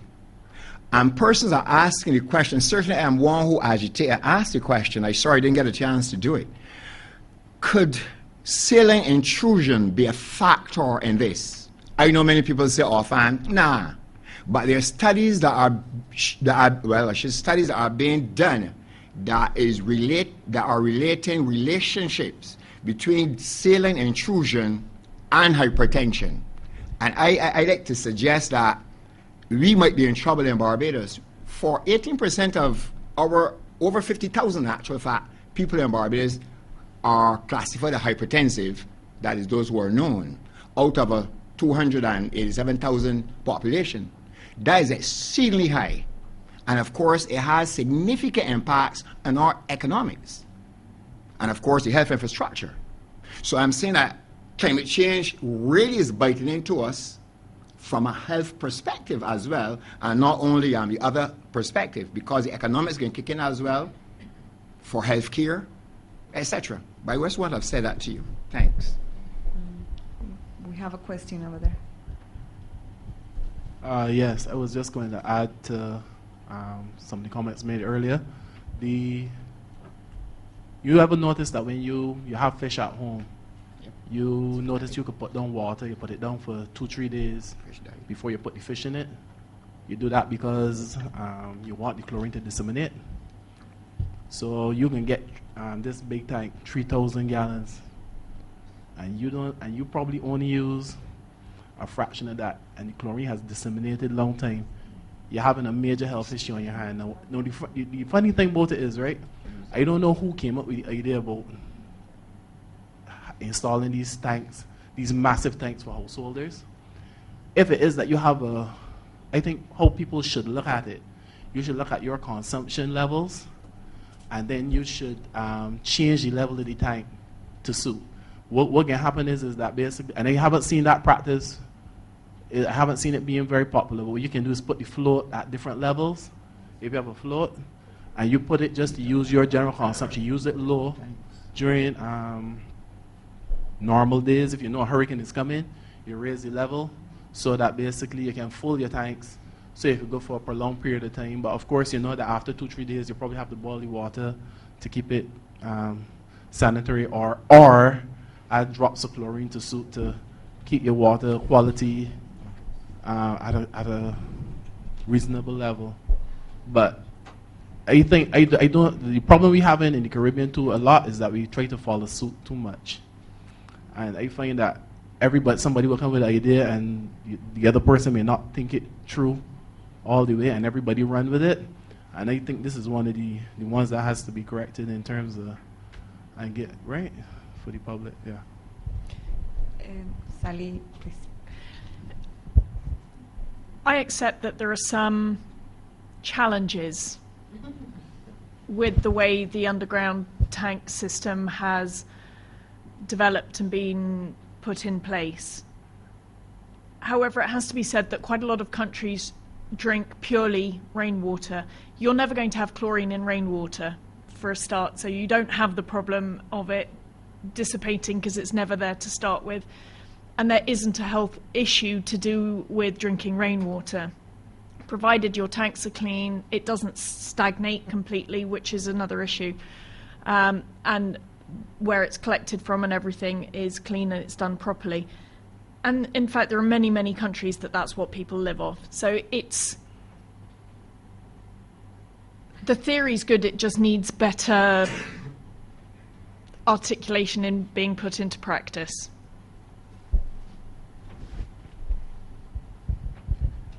Thank you, Chair. I'll start by saying I know very little about the health industry, so most of my question statements are going to be extremely naive. I want to go to the general. There was said Dr. Edwards, Dr. Edwards' presentation. The general response. There was a slide, general response of health systems, etc. And it mentioned a whole bunch of things in there, but one of the things it never talked about is strength. And we've had this conversation going all morning, but there's no conversation in here that is about strengthening the relationship between the providers of climate information and all the sectors in the room. That conversation is somewhat missing as far as I'm concerned. How do you do that? Now, under the Global Framework for Climate Services, which is a new initiative, the whole focus of that is to just strengthen that partnership, where we move from Met services or institutions providing some kind of climate information that nobody else can use, to actually moving into a service industry mentality where you tell me what it is you want and I provide what it is you want. And that is now the global thrust that the World Health Organization has adopted from the World Meteorological Organization. FAO has also adopted that paradigm. UNISDR has also bought into it, and there's one more group I can't remember now. But this is now the new global paradigm that we're talking about, is how do we integrate with all the other sectors to provide the level of information that the sectors want. And so I think that is critical as we go along in this conversation. I think Basil would be aware of the interventions that CIMH have had in Jamaica in terms of looking at partnerships and services in terms of what it is you want and what it is we can provide, and not simply CIMH or the Met Services providing a product that nobody else out there can use. And I can talk about a few products out there that if I show it to you, you can't use it.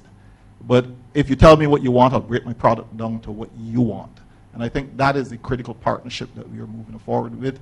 And I think that has been bought in across the WMO member states. Most of the UN agencies are now talking about this new paradigm in climate information and providing climate information, but targeted climate information for every sector and not using one level of information to cover all sectors. So I think that that is something that that people need to start looking at as they move forward with what they're asking for, because in terms of analyzing climate information, there are different ways to analyze climate information, and if I give you climate information, it may have a number of zeros. There are ways to infill those zeros. There are ways to do a bunch of things. But I think that that partnership is one that has to be taken into account.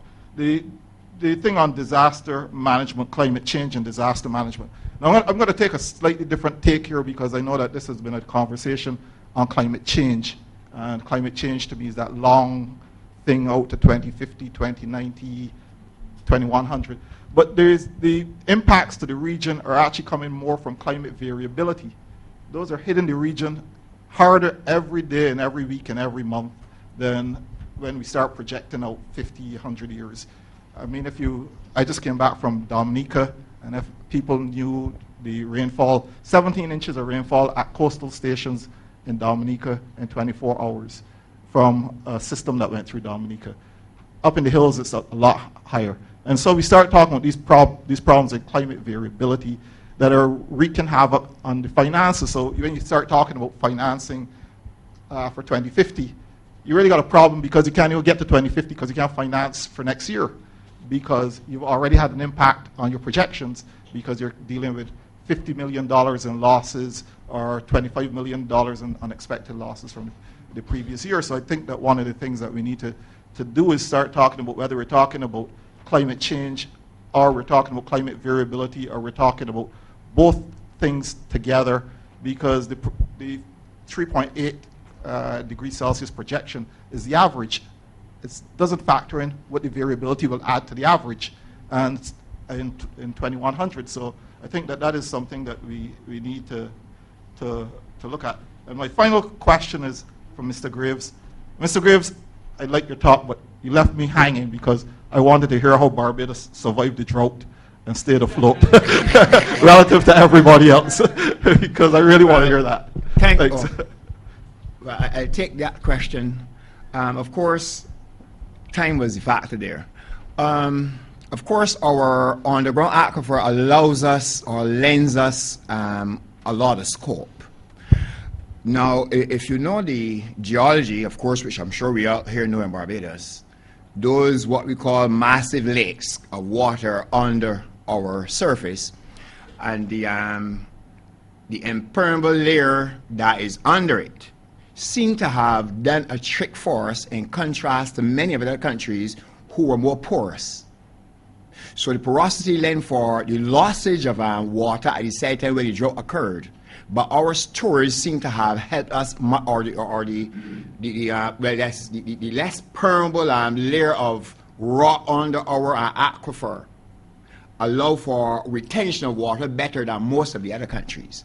So even though we have less water availability generally, it seems as if that factor was our savior. I put it that is very broadly put, if you understand where I'm coming from. So that seemed to be more so, and like I was talking with a colleague earlier, there are other countries that well, like Jamaica and Trinidad, have larger water resources than we do, but they were suffering greater because we didn't reach the point of having to ration. We were almost there, if you remember carefully. But it seemed as if that was more or less our salvation. So that though we are water scarce, again, what we have is of consequence to us, or the geology.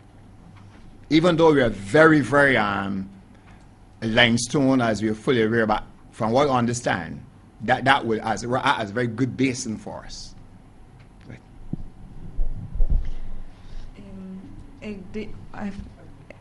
Were the other ones questions or comments? Questions I'm just about to answer. Okay. Sally. To go to your first question, I agree with you, but it's why precisely the word observatory was used, and in WHO's view of an observatory, it's not a repository. It's not where everyone chucks data and then you just have to kind of figure out how you use it. The whole point of an observatory is it's done with both the data providers as well as the data users around the table to make sure that you're getting what you need and the best way of doing it, so to speak. But I also want to say, I mean, as part of the GEF project, right from day one, the Barbados Met Office has been with us at the table. So they're always there. They're part of our steering committee. They're part of the working group. So it's not just trying to get data from them and use it us. It's an integrated process of service providers. But I do agree that needs to happen. And if we do things in isolation, then you're not going to be able to be quite sure of what you produce either. And also relating to climate variability and climate change, what you say is very true, and it's why I started with the statement. We have to better deal with the problems we have today. And it's not only in terms of health problems, but all of the problems, because unless we can deal with the problems we have today, then there is no hope for tomorrow. Yes, Basil, please. I just want to make two comments. First, in terms of drinking rainwater, I think we need to look at the long-term health effects, because rainwater is literally has certain mineral constituents that the body needs that is just not there, total dissolved solids, calcium, etc. And we need to look at that very carefully. In terms of Mr. Greaves' statement about Barbados surviving, I think in Jamaica in the 2009-2010 drought, you found that all those townships that were supplied by groundwater did not have a problem. You had a problem in Kingston because you're looking at supply from Hermitage and Mona Reservoir, which are surface water systems. And the rivers, as I showed this morning, had their origin on volcanic formations, which are aquicludes, no base flow, and therefore there's no rain, there's no water. But we had the same issue there. In Kingston, there are some wells that was brought on stream, and they provided enough water. I think the operational procedure that was followed by the NWC in the past is basically that in the rainy season, you tend to provide more water from the surface water systems, and as those begin to decline, you trip in your groundwater systems to augment and to give you a better reliability in terms of supply. And I think maybe some person who used to work in the NWC a long time ago and has now retired, and therefore these new vice presidents who have high degrees in engineering are not au fait with the operational procedures. You know? Thank you. We have time for one last question. Is there?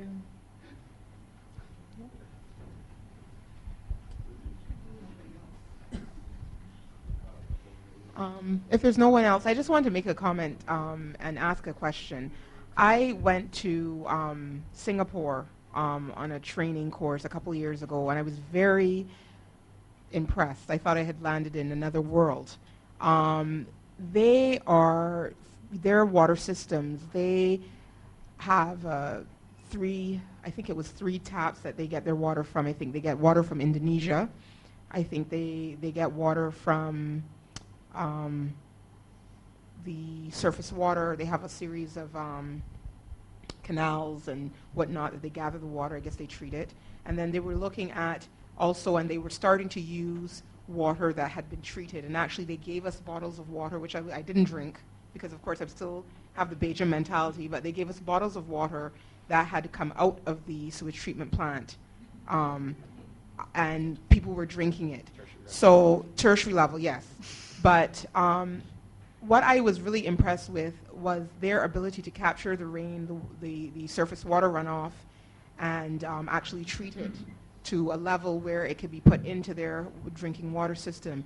So I want to know if there are any plans to do that, or if there's any funding available for us to start looking at perhaps utilizing, stormwater runoff, which, as we all know here in Barbados, that when the rain falls extremely heavy, you have a lot of drainage issues, there's massive amounts of water, and then it dissipates very quickly.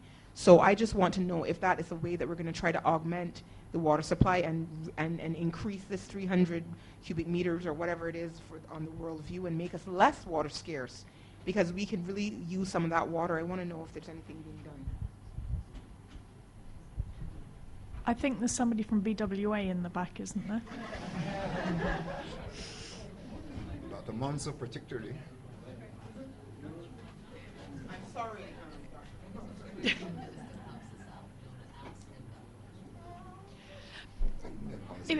If I might just make a very brief comment, not about that question, because you can, but going back to this issue of drinking treated used water. If I was just food for thought, so to speak, if you think about the number of septic soakaways that are going straight into the aquifer that we then going in anyway, really, what is the difference?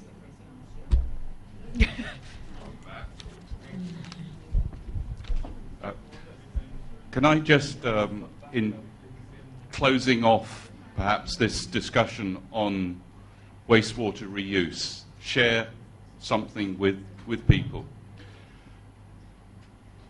Your attitude to things like, as I indicated earlier, to water resources, its utilization, is very much determined by the circumstances within which you live, the environment within which you live, and the societal norms that you grow up with. And if you live in on an island where the rain comes every year, it rains throughout the year, you don't really see supply as being a problem. Change that around. If you live in an environment, such as I did for 20 years, where the so-called rainy season may come or may not, where the dry season is dry, then your attitude and perception to water changes dramatically. I lived for 20 years in Namibia. It is a very dry country. The water supply to its capital, Windhoek, has since the 1950s used recycled wastewater as a normal part of its water supply. And it has at times supplied something like, not so much now, 30% of the drinking water for that city. I've lived there, I've drunk that water. You must judge for yourself what the consequences are. Thank you.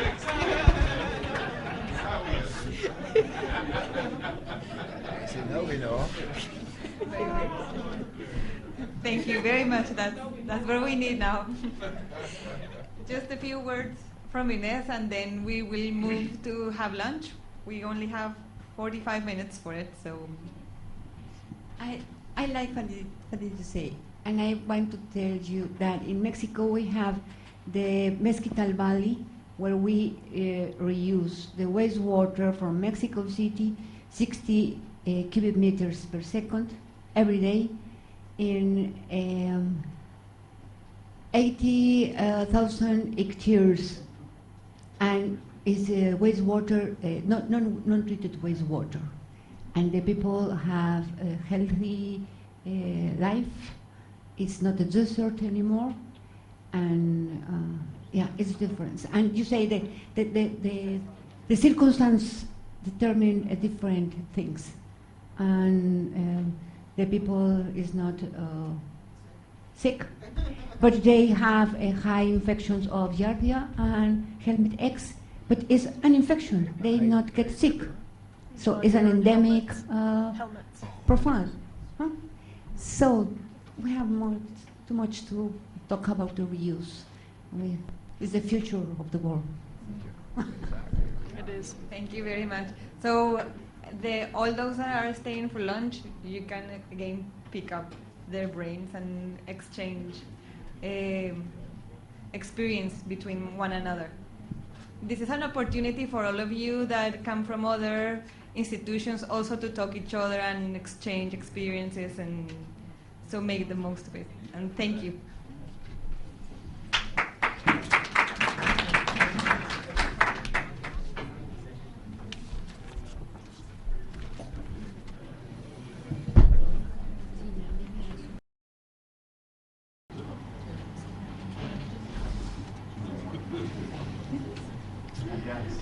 Good afternoon, everyone. Welcome back. Hope lunch was very good. Now, this afternoon, we have for an hour and a half Daniel Cesano. He is Italian, but he has lived all over the world. He is an engineer and has a PhD from the Royal Institute of Technology. Now he's based in Brazil, and he's going to talk to us about a project that he has been leading. It's Adaptado, and it's one of those successful adaptation projects that deals with water, gender. So, Daniel, please enlighten us. Thank you very much, Carmen. Well, first of all, I just want that I'm here as a speaker on behalf of all the communities that we have been working with, which is a number of different farmers communities. So and also the technical team I'm working with is pretty large. It's like 20 people more or less, and now I'm in a really tough position of helping your digestion. So I hope that I'll have that. So so any of you have heard about social technologies before? Do you know what is social technologies is? An idea? So social technology actually is a very common term in Brazil. And actually, it's pretty specific for Brazil. Social technology is any technology, like wind energy can be a social technology, but is basically developed and implemented with the community. So if the government, for example, installs a wind farm, that's not a social technology. But if the community decides to implement its own wind energy system, then that's a social technology, because it chooses exactly where to install it, for which purposes. There's been a lot of discussion on how to deal with that, the management, the operation, the financing. So that's the social technology. So, this is the outline. I'll just describe a general local social, economic, and environmental situation in the northeastern region of Brazil. And then I'll talk about the project, Adaptado, the 5-step methodologies, and then similarities with small island states. So we're talking about semi-arid. But actually, there are quite a few similarities with small island states. So you have to be patient, and that's part only come at the end. And then a short video just to give you more concrete examples of exactly what we're doing. So location. This is Brazil. Maybe when people talk about Brazil, everybody thinks about the Amazon. But actually, Brazil has 5 biomes. This is the Amazon. This is the Cerrado, which is a savanna. Then we have Pantanal, which is basically submerged by water for 6 months per year. We have Pampa, and then we have the semi-arid region, which is up here north. Brazil has about 200 million people living in all over Brazil, and this region is about 22 million people. So it's about 10% of the population living in the semi-arid region. So, and our project is here, right here. So we're taking a county of 250,000 people. What is the characteristic of semi-arid? Semi-arid are pretty similar all over the world. So it's like abundant sunshine. You have maybe 1 or 2 short rainy seasons. There's very little precipitation, up to 800 millimeters per year. There is a negative water balance, so you have 3 times evaporation compared to precipitation. So, which is pretty serious. High risk of drought, and poor soils, dry wind, low population density. So we have pretty much less than 1/10 of the population density in Barbados. This on average, because you can go and walk like miles and miles and find nobody really. And high rates of poverty. So these are the many characteristics. In a few shots, this is actually the local reality. So we have poor soils. We have some areas that are under risk of desertification, very low agricultural productivity, a lot of deforestation because of cattle. We have some water. Actually, there is quite a lot of water resources because of the government intervention, but that water is not really used. So I'm just going to go into the details of all this through my presentation, and hopefully by the end of the presentation, you're going to have a clearer view of all what this represents. So, of course, water is the main challenge. And then there is a rainy season and there is a dry season. And the rainy season look like this. It's pretty green, and the dry season look like that. Just to let you know, for example, milk productivity. Usually, a cow during the rainy season, they produce maybe like 10 to 12 liters of milk per day. During the dry season, under current circumstances, produce only 4. So production goes down of about 70%. And then you have early drought, and there is one more severe drought every 27 years. Very severe drought. So it's like basically cattle's 80% are gone. Like had happened in 2010, 2012, it's been the worst drought in 40 years. So unfortunately, that's pretty bad. And so water is the main challenge. So how is the Brazilian government dealing with this sort of situation? So there are a bunch of different water strategies that have been implemented.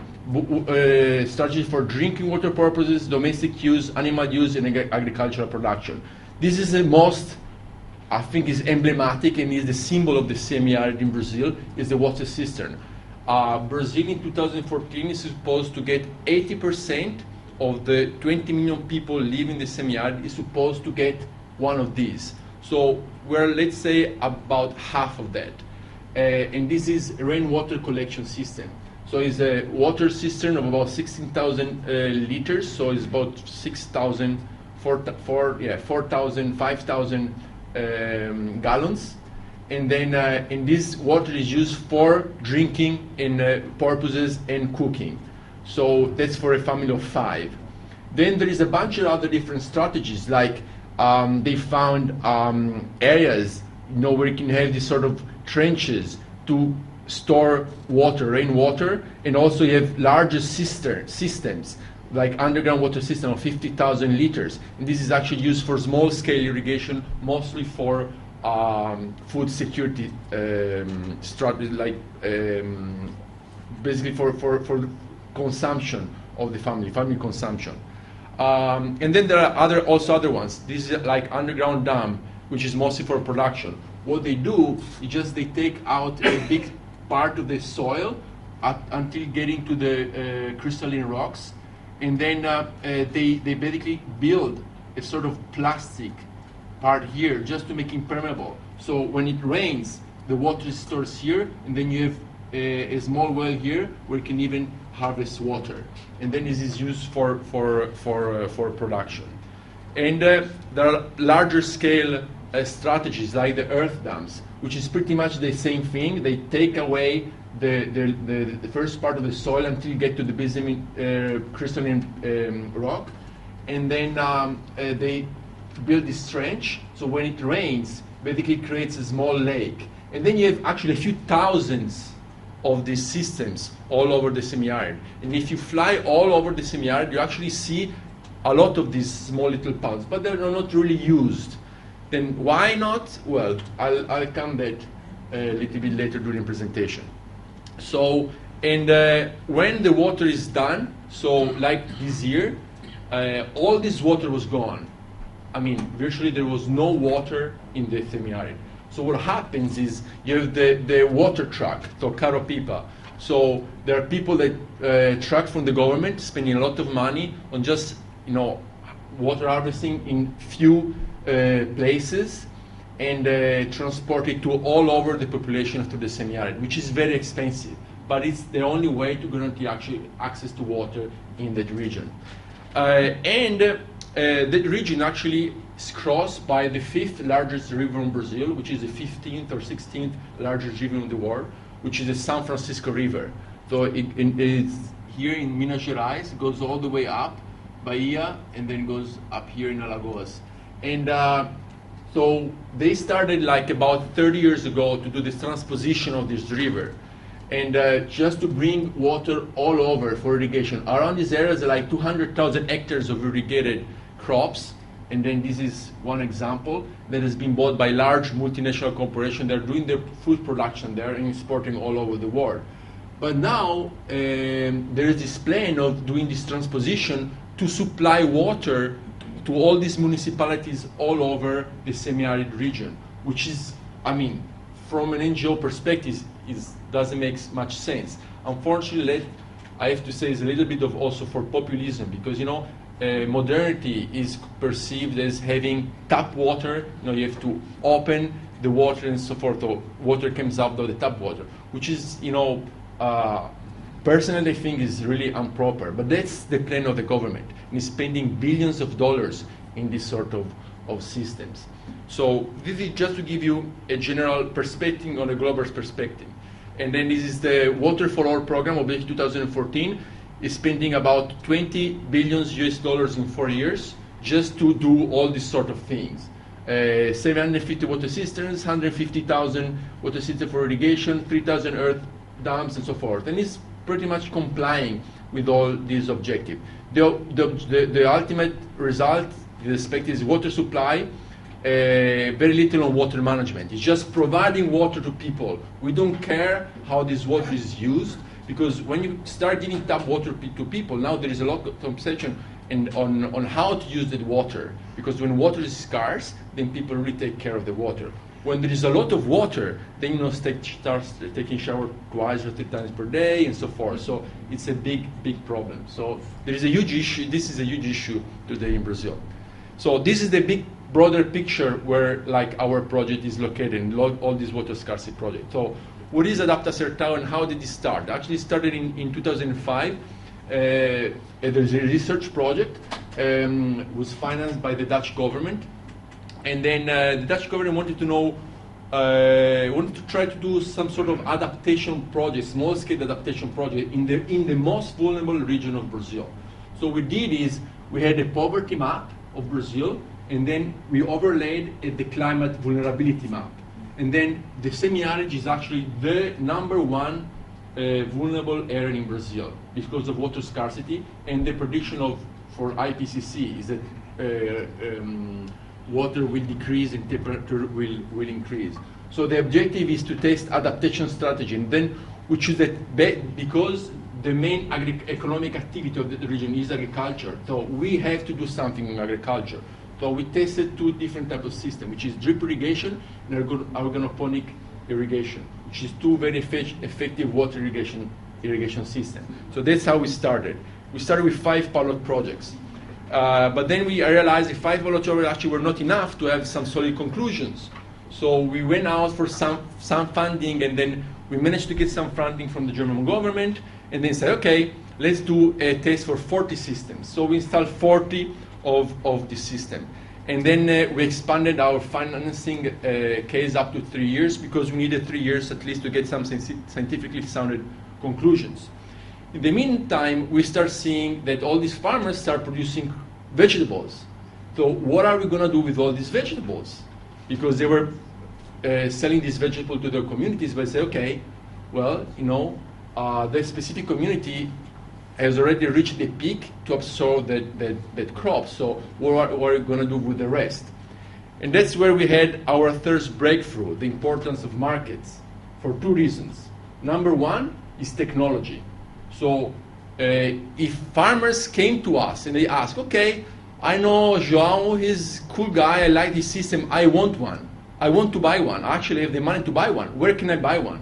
So the only option they had was to go 250 kilometers away to the closest urban center and buy the technology. So, and say, okay, now, this is not really viable. So the only way is just to create a retailer of technology in the community. So that's the importance of market, the first one. The second one is the market of agricultural products. So the farmer that is acquired the system and is producing vegetables has to sell his stuff, his vegetables, somewhere, which is the importance of market, and then that absorb that production. So what did we do? We started with 5 pilot projects. So we went out for some funding from the German government, and then we managed to get some scientifically sounded conclusions. In the meantime, we start seeing that all these farmers start producing vegetables. So what are we going to do with all these vegetables? Because they were selling these vegetables to their communities, but say, okay, well, you know, the specific community has already reached the peak to absorb that crop. So what are we going to do? We started with 5 pilot projects. So we went out for some funding from the German government, and then we managed to get some scientifically sounded conclusions. So what did we do? we created a farmer cooperative through this lady. She's a great person. She's an entrepreneur. She came in 1982 to that region, and because of the worst drought, it was a very bad drought in 1982. And then from the south of Brazil, she stayed there and she never left. So she's actually an amazing community mobilizer. She's very well respected by the whole community. And then she said, okay, I'll create the farmer cooperatives to supply farmers with technology and buy the product from the farmers and try to find other additional markets to do that. So we created the first farmers cooperative with these things. And actually the project is led by women today. There are 3 women that are leading this project, and it's very interesting how women have actually managing the whole process. And then the guys are actually the technical guys, They're just so basically all my bosses at home and the project are actually women. So, it's pretty interesting. This has been going pretty well. And then we had the second breakthrough. It's like, now we had farmers that came to us like, hey, I don't want to produce vegetables. I want to produce milk. I have 10 cows, so give me technology to improve my milk production. And then there was another farmer who said, okay, I have 10 trees of fruits, so give me technology so I can sell my fruits. So, we're asking a lot of different stuff. So we went out and really tried to accommodate all the answers from this community. So we started a lot of tests. Like, we constructed a fruit pulp production process, animal feed production units, organic production, forage varieties. So basically, we started testing a different number of arrangements, really to try to make that community resilient, but listening to what the community wanted to have. That was the key. We never proposed anything. And only the first time that we put irrigation, that was our proposition. After that, we've always listened to what they wanted to have. So this has been, I think, a key for us. So where are we now? We are on the way to develop an agroclimatic production system. We think, because we have a lot of partnership with research institutions, we actually think we know more or less how to create this agroclimatic production system. More or less, we have a general idea. The thing is how to bring it to scale. It's like wind energy. We know that if we had wind energy all over the world, and plus solar energy all over the world, we would be like a clean earth. But how to do that? So that's the key for us. And then the second is the creation. We managed to creation of a local ecosystem to support this new production paradigm using this production system. And I think we've been very successful because in 2 years, the farmer cooperative went from $0 to $750,000 US dollars in revenues, which is, I think, we think is quite an achievement. And then now we move from 1 cooperative to 5 cooperatives, and we're engaging directly about 200 farmers. So, and then the funding, now the fund is coming from Brazil. So they're actually pretty interesting. Brazil didn't believe in us until when somebody from outside gave us money. And then that's when Brazil started investing in our project. So, somebody has to bank our cost before and show some result, and then say, okay, here is the money. Let's see how you guys can go, where you can go. And then we are starting public dialogues. Then, the video will talk a little bit more about that. So if I have to resume all this in a structured way, if I had to do it, I and all the people I'm working with had to do it from scratch, how would I like to do it? Well, the first thing, so that's the reason why we've developed this 5-step methodology.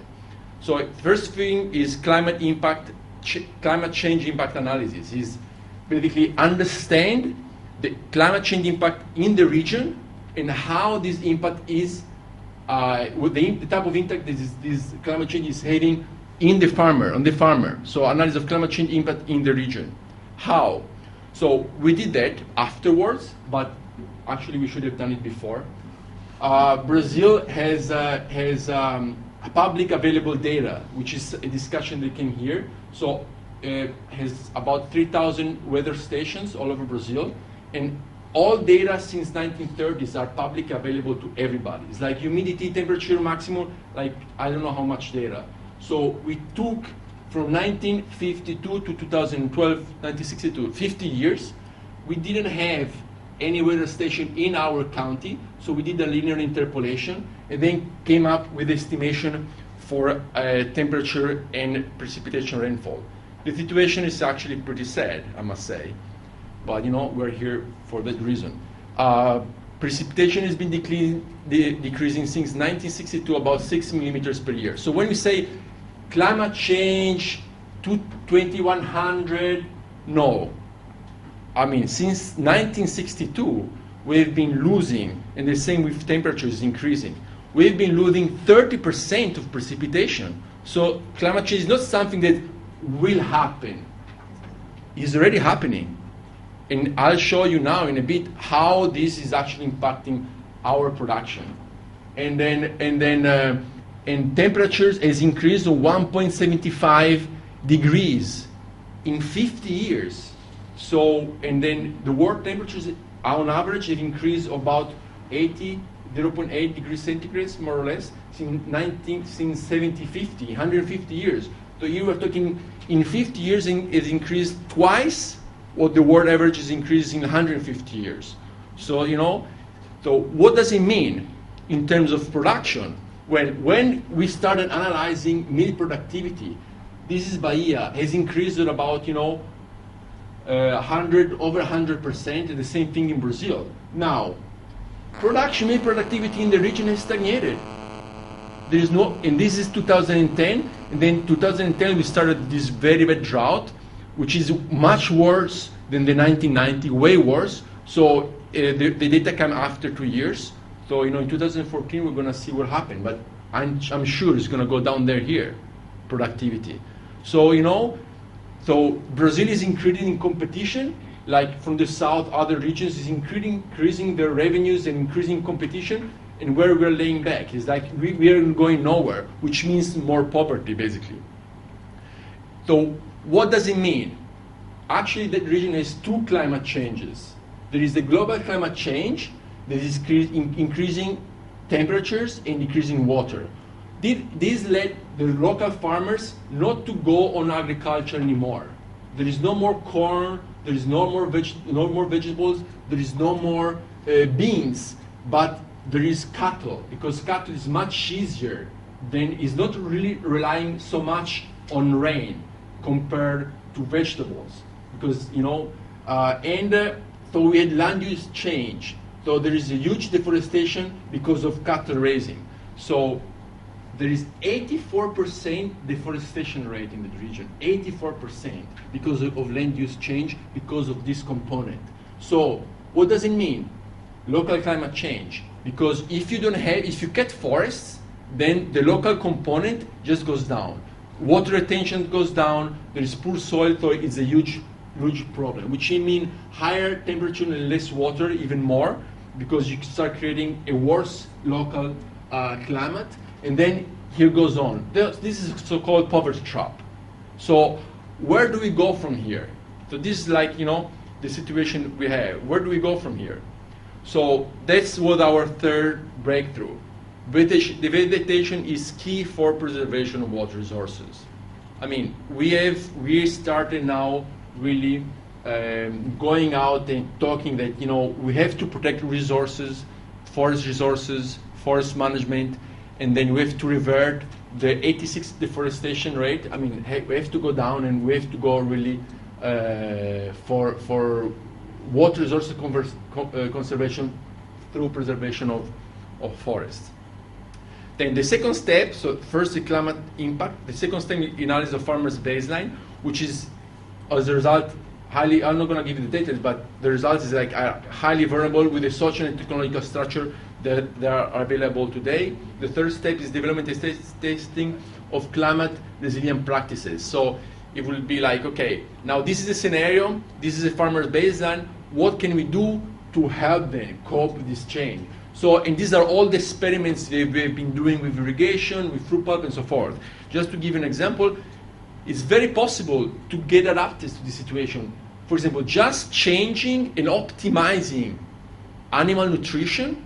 So farmers, for example, they go there, they buy 20 kilos of 20 pounds of cottonseed, for example, a high protein content, and they give it like that to the cow without knowing how much. So just optimizing that amount is decreasing costs, increasing meat productivity, incredibly. So you have increasing of up to 80% in productivity. So that's actually low-hanging fruit. It's no cost at all.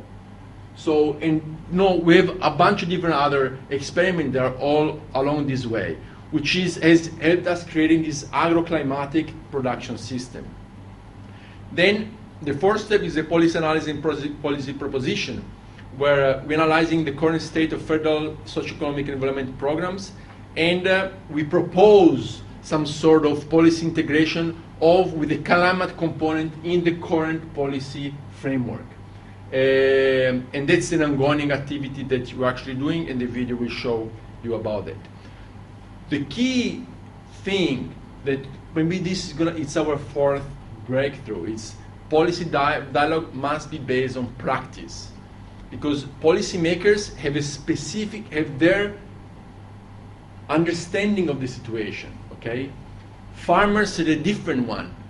So from our perspective, there has to be a middle point where policymakers and communities they actually talk. And then, for example, water cisterns of 50,000 liters, they cost $3,000.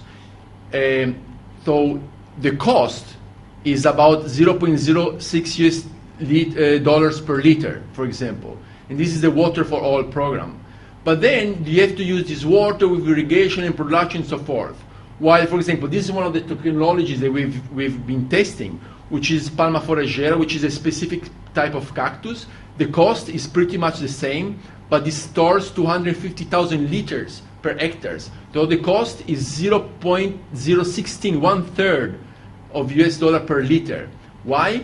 Because here you store physically the water and then you produce the vegetables. And here the cactus just absorb directly from the atmosphere the humidity. So it's much way cheaper, and then here you produce milk with the local vocation.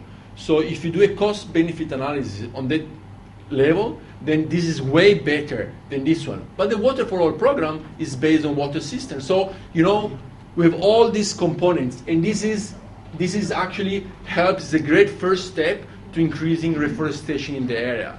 So these are all the sort of things that we're bringing up, because the government want to see solid things like water cisterns and so forth to show that something has been done. But that's not really the only way to do it. You know, a lot of scientific evidence has to be brought to make the right decision. The fifth point is a multi-stakeholder engagement plan, where we bring all this policy analysis and so forth back to the policymaker through a bunch of different discussion. So what are the similarities with the small island states? And I was thinking about 4 different things. The first one is vulnerability. Small island states are vulnerable, like the semi-arid is very vulnerable. Why? Because of limited resources. And then resource conservation and storage is actually a key for adaptation, for what I think. The approach is also pretty similar. First of all, we have to understand the impact and then the possible mitigation action. And the dialogues and how you bring this policy proposition has to be constructed bottom up for the community, from what we see, especially something that deals with community and rural area and agriculture. And then it's very important to have these brokers that they make this linkage between policymaker and the community. So we actually the project we received a lot of prize. Here was supposed to have the Brazilian President Dilma Rousseff.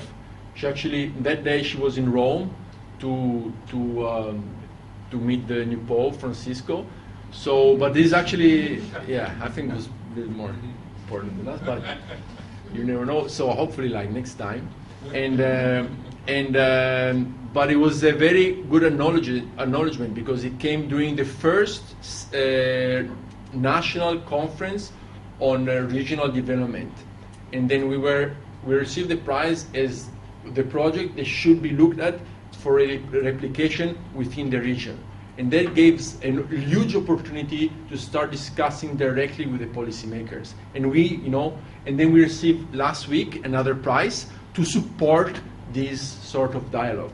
So we received money to go to Brasilia, show our results, and start developing a policy proposition that really comes. It's very small. I mean, it's compared to Brazil, it's one thousandth of the Brazilian population, but still, we're going to have this opportunity. So, this is the long way of the certain we have to go. Hopefully, but somehow we feel that maybe in the middle way. So, but still we have a long way to go. I'm going to show you like a video. Let me see where it is. It's here. So just to give you.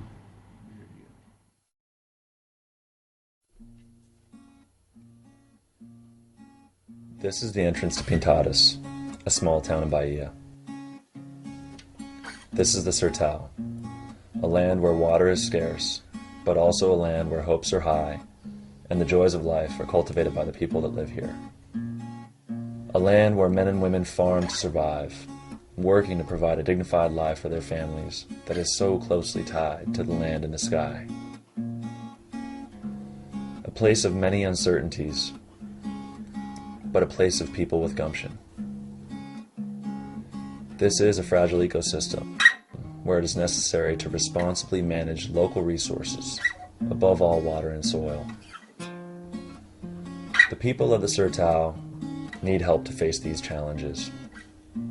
Lack of rainfall is worsened by climate change in the region, a trend that augments drought conditions here. Some people living here have committed themselves to the pursuit of solutions. We'll look to some of these individuals to see what they are doing to deal with drought and climate change in the Sertão. Mazias is one of the most engaged farmers in the region. He has worked with Adaptive Sertão's network since the beginning, when we began to speak with farmers to better understand their needs and design initiatives that improve their ability to adapt to climate change. This is Mazias' property, and he is trying to find the best way to utilize it. The process has been long, but as you will see, he is doing quite well. Mazias works with cattle and also various crops, some of which are for animal feed. He cultivates Palma forrageira, an amazing spineless variety of cactus that grows even during the worst of droughts. Mazias, as was mentioned, is one of the most innovative farmers working with Adaptive Sertão. We look to highlight his innovations and those of other farmers like him in an integrated system where the people and the environment are aligned, optimizing the allocation of scarce resources so that all are able to benefit from the results. We do not want misery in the Sertão. This is Adaptive Sertão's mission. The question is, how can someone like Mazias, who learned through experience on his small property, share these innovations? How does this information disseminate to other farmers and their children? How can practical experiences, such as these, find a channel of dialogue with public policies? How can we learn with Mazias? How can Mazias learn with other farmers? How can we learn alongside those that have scientific and technical knowledge? These were the questions that guided several rounds of dialogues, benefiting from local, regional, and national participants within different sectors and levels of experience. The idea was to join farmers, public authorities, and scientists with the intention of walking together to find durable solutions for the sustainable development of the Sertão.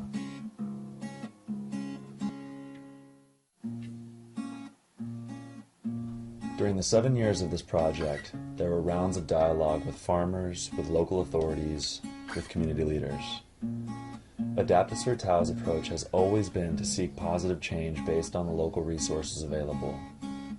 We create linkages in order to influence public opinion and policymakers from the ground up, strengthening partnerships between local municipalities and state and federal institutions. At the heart of the process is the goal to make bottom-up policy the basis for the top of the pyramid of power and decision-making. To influence policy, we know that credible data and scientific information are necessary.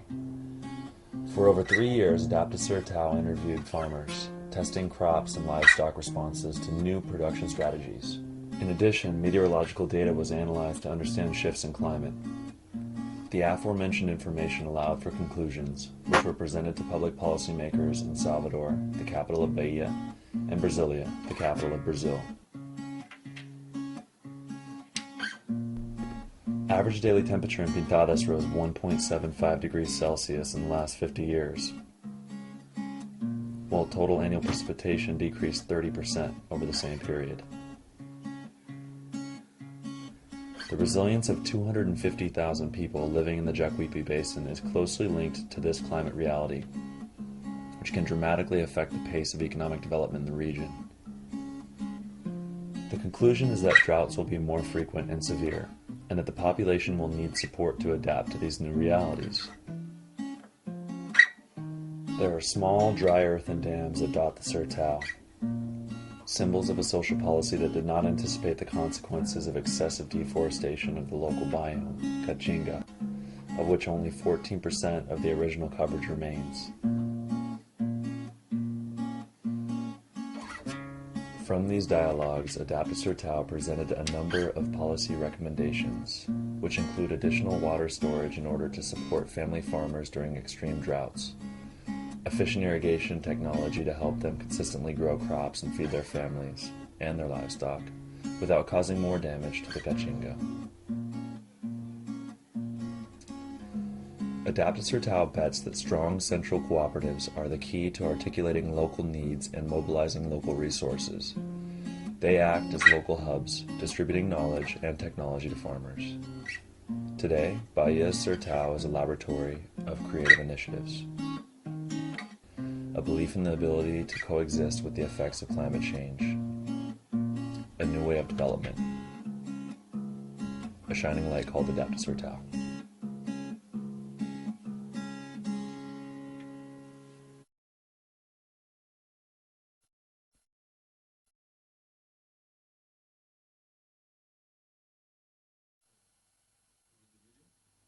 Very good.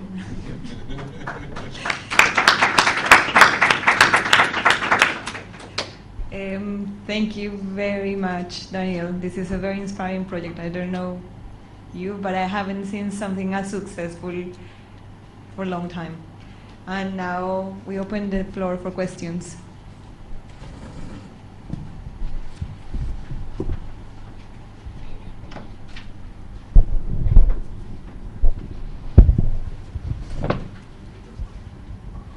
Francis Lopez from Kville campus, agronomist. How did you get these farmers to cooperate in these cooperatives? I think it's really difficult. Farmers, especially small farmers, they tend to be very suspicious. And the problem is that sometimes they grow for the cooperative, and at the end they have a crop and they can get a better price somewhere, and they go. And so the cooperative doesn't survive for long. I don't know, maybe in an isolated setting, perhaps where this area is located, it may work, but I can't see it working in our system here where we're so open, there's so much communication, there's so much, what are your thoughts on that? Yeah, I think you answer on your own. Because the community has been there for a long time, so you actually have dynamics within the community. You have groups. Unfortunately, sometimes it's even a little bit politicized. But you create small groups of people that support each other, and they've been working together for a very long time. So, in our cooperatives, there are 70 farmers. So they've known each other for 30, 40 years. So it is actually a small community. We have a small community within the community. So that's the reason why it's probably working. So that's one. I would say that's the first reason. Then the second one is trust. So we have been really committed to bring structural change there. So because it's very easy, it just comes a project and then goes. So we have been committed really to change at least the reality of that area, specific area, in some way. So, and people really saw that. So now today they're trusting us because there's so much money is being going there. But people come and go, leave, just give something, then doesn't work and just leave. Lots of consultants. So, and change requires a lot of persistence. So when I started the project, I was supposed to stay there for like a year or something. That's been 10 years. So, and doing always the same thing. So the same project. It's just changing shape, but it's been there for like pretty much 10 years. So these, I think, are the two main reasons, my perspective.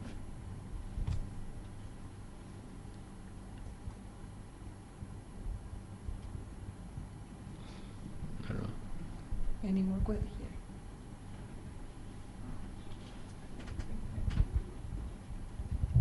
Hi, yeah, I just wanted to ask about the cactus.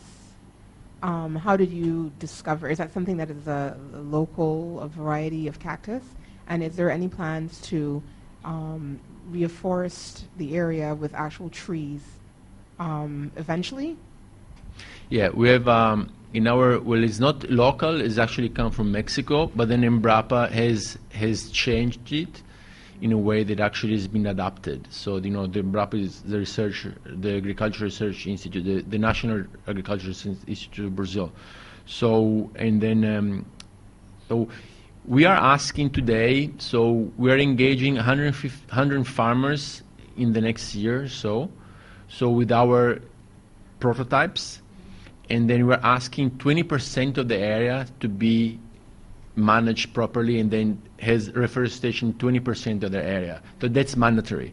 If they don't do that, there is no way they can do that. And then on top of that, you must have cactus. So there are the two requirements for this sort of thing. So yeah, it's exactly. It's either like that or it's not gonna, because a lot of resilience. The thing is, there is a lot of resilience because what happened is, for example, in the region where we work, 80% of the farmers own 20% of the land, pretty much.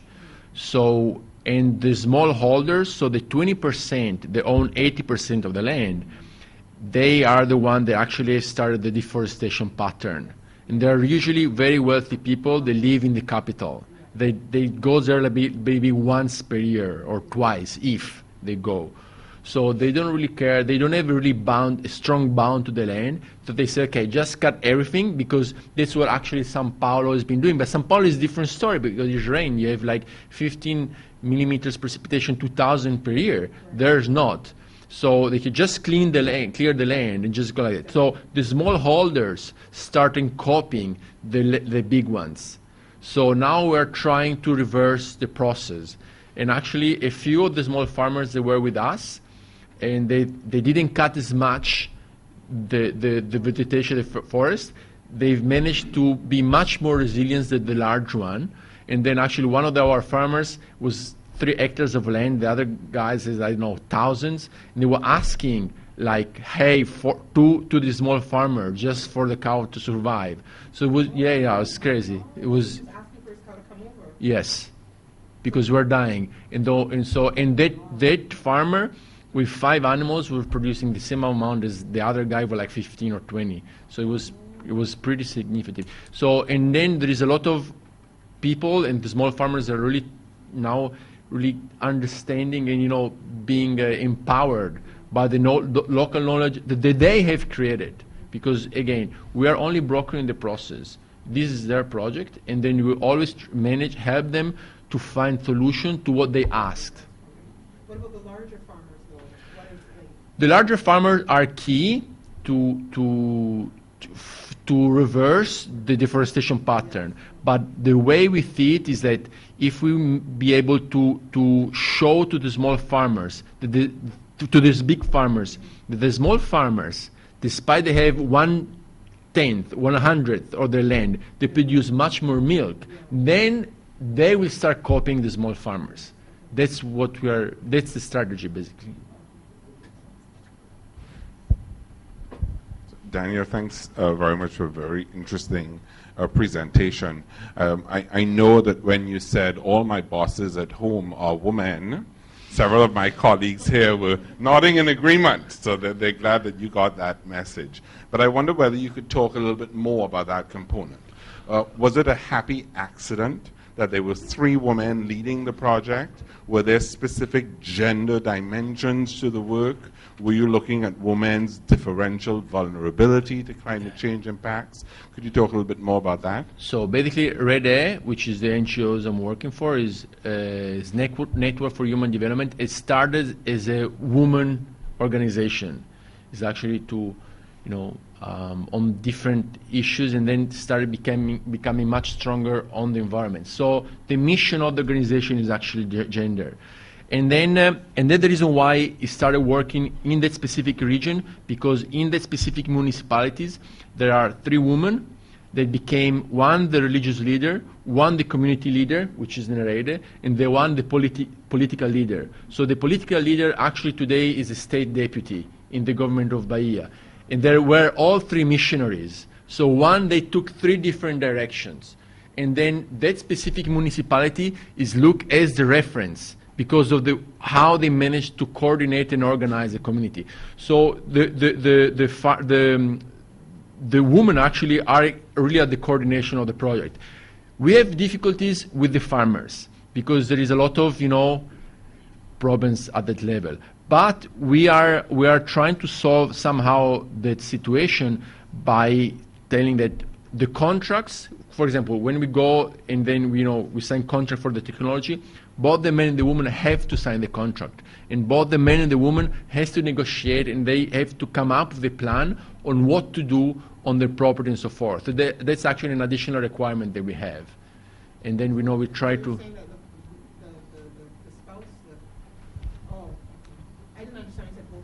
Yeah, the spouse and the husband, they have to sign the contract to be part actually of the project. And we have revolution, but maybe I can tell you this story. It's actually pretty funny. We were working with one of this family, and there was, I would say, probably below the poverty line. Then this woman, they said, okay, I want this system, this small efficient irrigation system, and that's what I'm going to be doing. She's been extremely successful. So, even in terms of monetary terms, she's doing very well. So it's just, it's making for the region, is making very good money. And that has empowered her to be completely, not dependent on the husband financially. So she started be very, in a way, self-sufficient. And then the husband freaked out. So they started to have huge arguments for that. So she kicked him out of the farm twice.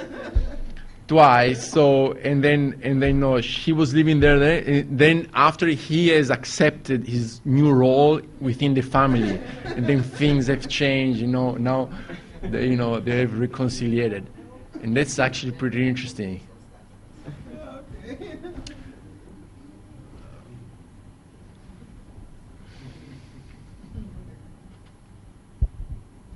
I think that is a success of your project right there. You mentioned in your introduction that there's a particular farmer who you said is the most innovative in the group. Could you tell us a little more about his strategies that you think has made his work so successful? Yeah. So which is Messias, which is this guy. It's very interesting. Messia has 15 between brothers and sisters, so there are 15. And he's actually the only one that has been, we tried to engage all the others, but they were not really receptive, and so he's the only one that managed to get to that level. And he's been absorbing basically everything that we were proposing. He was absorbing all our suggestions, improving them, and giving that back to us much better than what we thought. So it's been an amazing experience for us. And then why is, it's very difficult to understand why certain people go through that pattern, and then like the sort of technical. For sure, we've seen that you do need to have some access to basic resources, so which is electricity, water, and so forth. Some capacity, also some basic capacity. But beyond that, it's very difficult to understand how people can evolve. That's something I don't know if science and anybody here can tell us about that, but I don't know if it's actually we can prove why somebody goes better than the others or not. I think it's pretty challenging to say.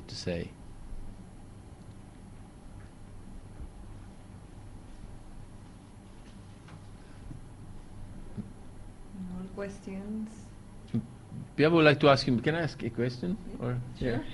So how do you see the similarities on what we, because, it would be great also to learn from your experience, so to be enriched. How do you see similarities between, what we've been doing here and what you're doing, I mean, does it apply to which level to small island states, and do you recognize some similarities?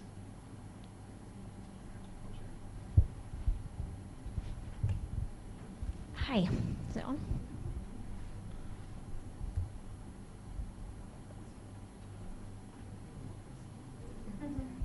Hello, there we go.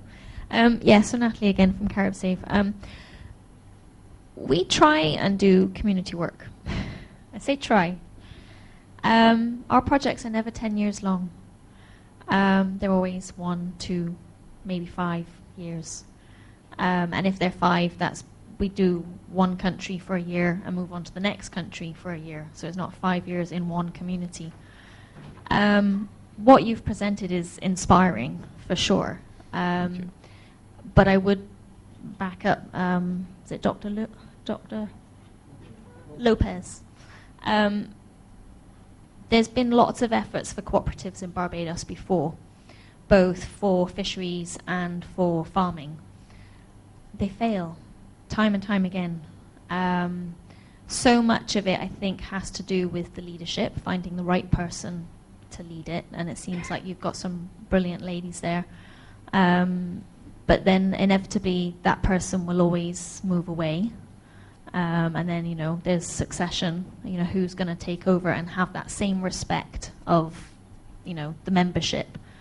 There's a lot of trust issues. There's numerous issues that cause, I think there might be just one fisheries cooperative now functional in Barbados.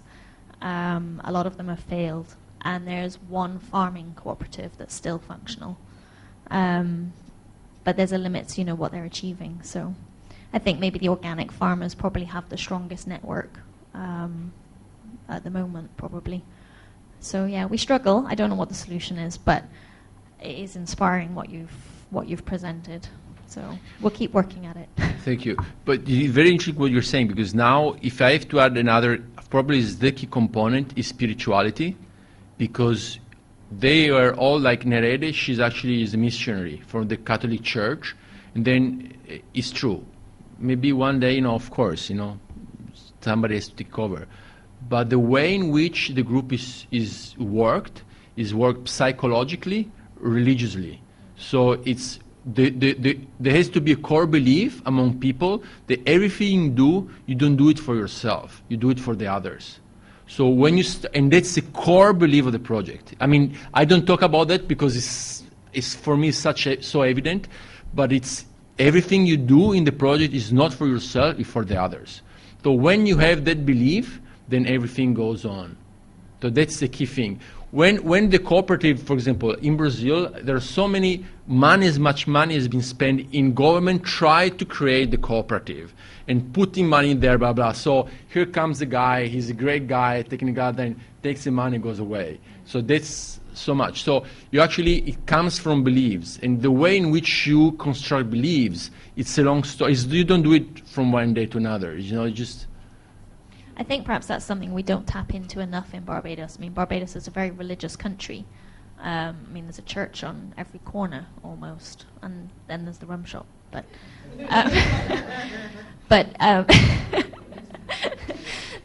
I don't think maybe we tap into the church enough to get over these environmental messages and need for action. So perhaps that's something that we need to learn from. I've got a question. You said that you started, or it started as you going there for 1 year, but then you've been there 10 years. I mean, how did it? How I know that it was first the Dutch that gave the project the money, but then you convinced the Brazilian to continue it. Is that what happened? Yeah, basically it's well, we got money from the Dutch at the beginning, and then because they wanted to see something tangible, so we just choose the technology.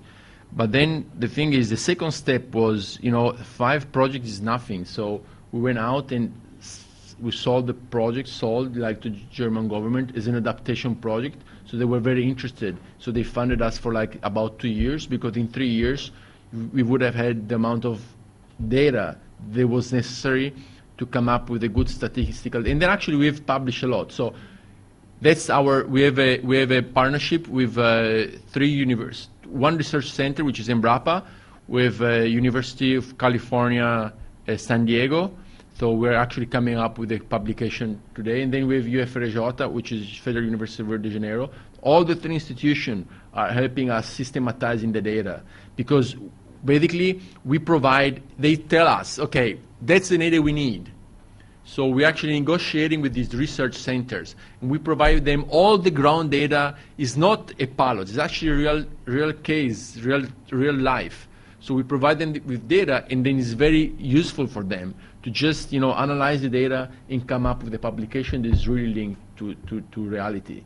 So this has been actually one key thing, to get additional money, because we are technically and scientifically sounded. So that's key. For the Brazilian government, this was very important. So when we wrote the project to the Brazilian government, we showed what we had, and then the publication we wrote. And that's what convinced the government to basically give us money. It's science, it's very important research.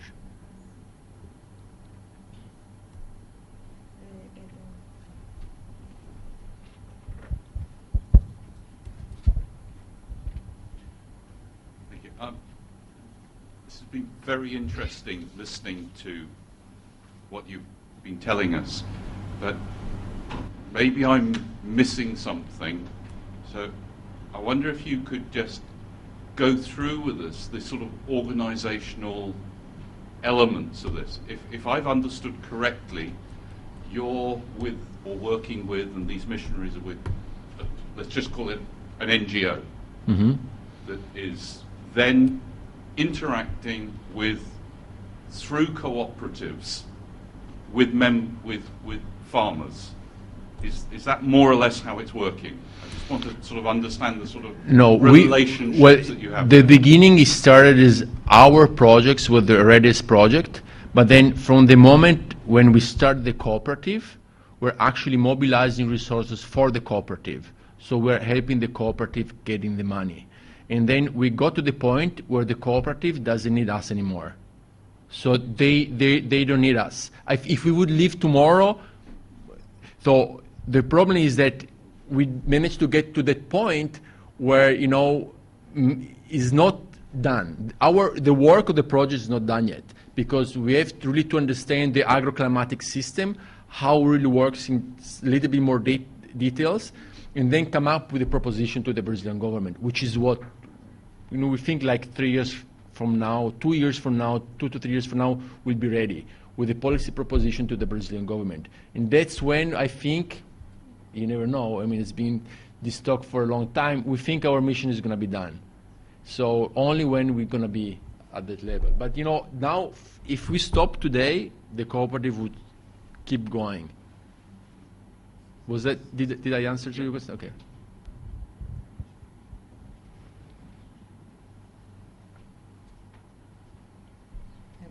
I have another question. Is this project being reproduced anywhere else in Brazil? Yeah, I was saying we're moving from 1 cooperative to 5. But within Sertão? Within the same county. So first we were in 1 municipality, now we're in 14 municipalities through 5 cooperatives. So, and we have a big question mark, and we say, okay, we've been doing a lot of work, and quite a lot of money has been spent in doing all this work. So there has to be a legacy. So we either gonna find somebody that bring this on for I don't know how much time, or I don't know what is gonna be the continuation of this, And then we understood that actually the policy perspective was very responsive. So and then that's probably is going to be the legacy of the project, because the project starts, there is a beginning, there is a middle, and there is an end. So and that's where we were thinking about probably the best way is policy. Is just go at the policy level and give to policymaker as much as you can all our best experiences and success stories and failures, because we also had a lot of failures. Give them that message, so in such a way that maybe it can be integrated in some way in current policies, and that's actually how we see the future.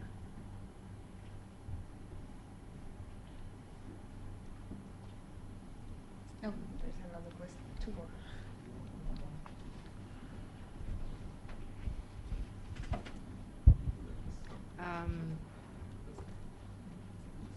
Unfortunately, whenever I think of Brazil, I think of the favela issue.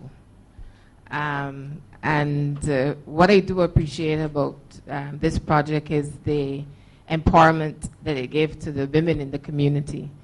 So my question is, do you think that this model could somehow be modified accordingly? Maybe instead of water management, alternative energy, and be applied to favela communities to empower them? From electricity perspective and so forth? Yes, yes. Yeah, I think there is some basic thing. The thing is, it was very interesting because before I was actually in academia, and I was working before in the academia and then in the private sector, and then now I'm working with NGOs. And then when I was in academia, private sector no, but in academia, I was always listening to, community engagement. Okay, community engagement, I understand what it means. But until when you don't do community engagement, you actually don't know what it means. So to understand, and that's when we say community engagement, especially for when we talk to policymakers, so that's the key thing is the concept of community engagement is fairly easy to understand. But the real meaning of community engagement is not if you haven't done that. And then the importance of community engagement.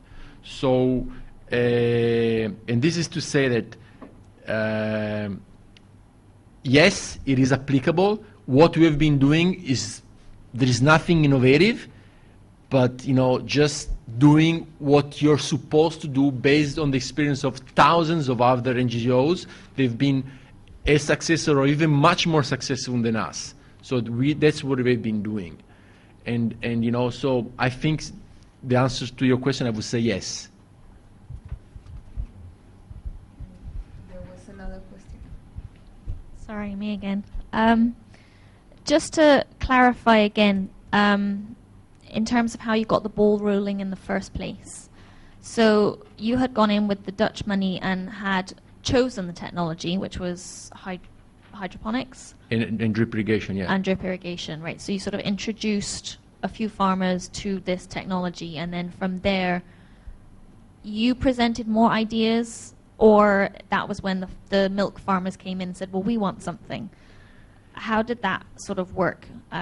If I give you some context, we're trying to start a project and really get some enthusiasm behind it, which is looking at medium, small micro enterprises in the coastal zone.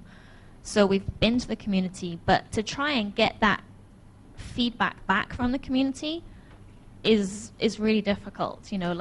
How you can find something that's going to ring a bell with someone that they're going to go, oh yeah, we want that, and then start building the enthusiasm. Okay.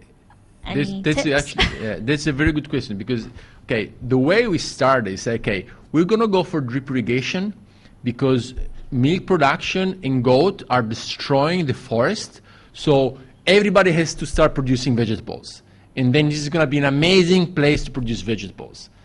then, you know, the number of people that were producing actually vegetables was very tiny, was very interested. It was mostly women, small plots, and men didn't really care about that. So, and that's when we understood that we had to start the change from within. So we had to work with what we didn't want to work, which is basically cow and milk. It's destroying, but that's how you actually make the change happen. So the first thing that I actually, my, you know, very basic suggestion, if I would try to understand what the community, what is the key priority for the community? What are people interested in mostly? And then start from there, because then that's where you're going to get your motivation. And then they're going to come to you with a lot of questions. Okay, you know, that's what I want to do, blah, blah, how can I do that? And then you try to make the linkage and then really try to give them the answers in a way that is meaningful to them. And then they're going to come back to you to questions. You're just brokering the process between the needs and the supply. You're just in between. That's what we've been doing. We've just been brokering the process between the needs and the supply, the demand and supply.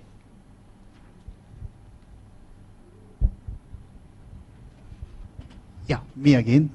I think that role that you've been playing as an NGO is very essential. I think you've been operating as a research, coordination, marketing arm for that cooperative.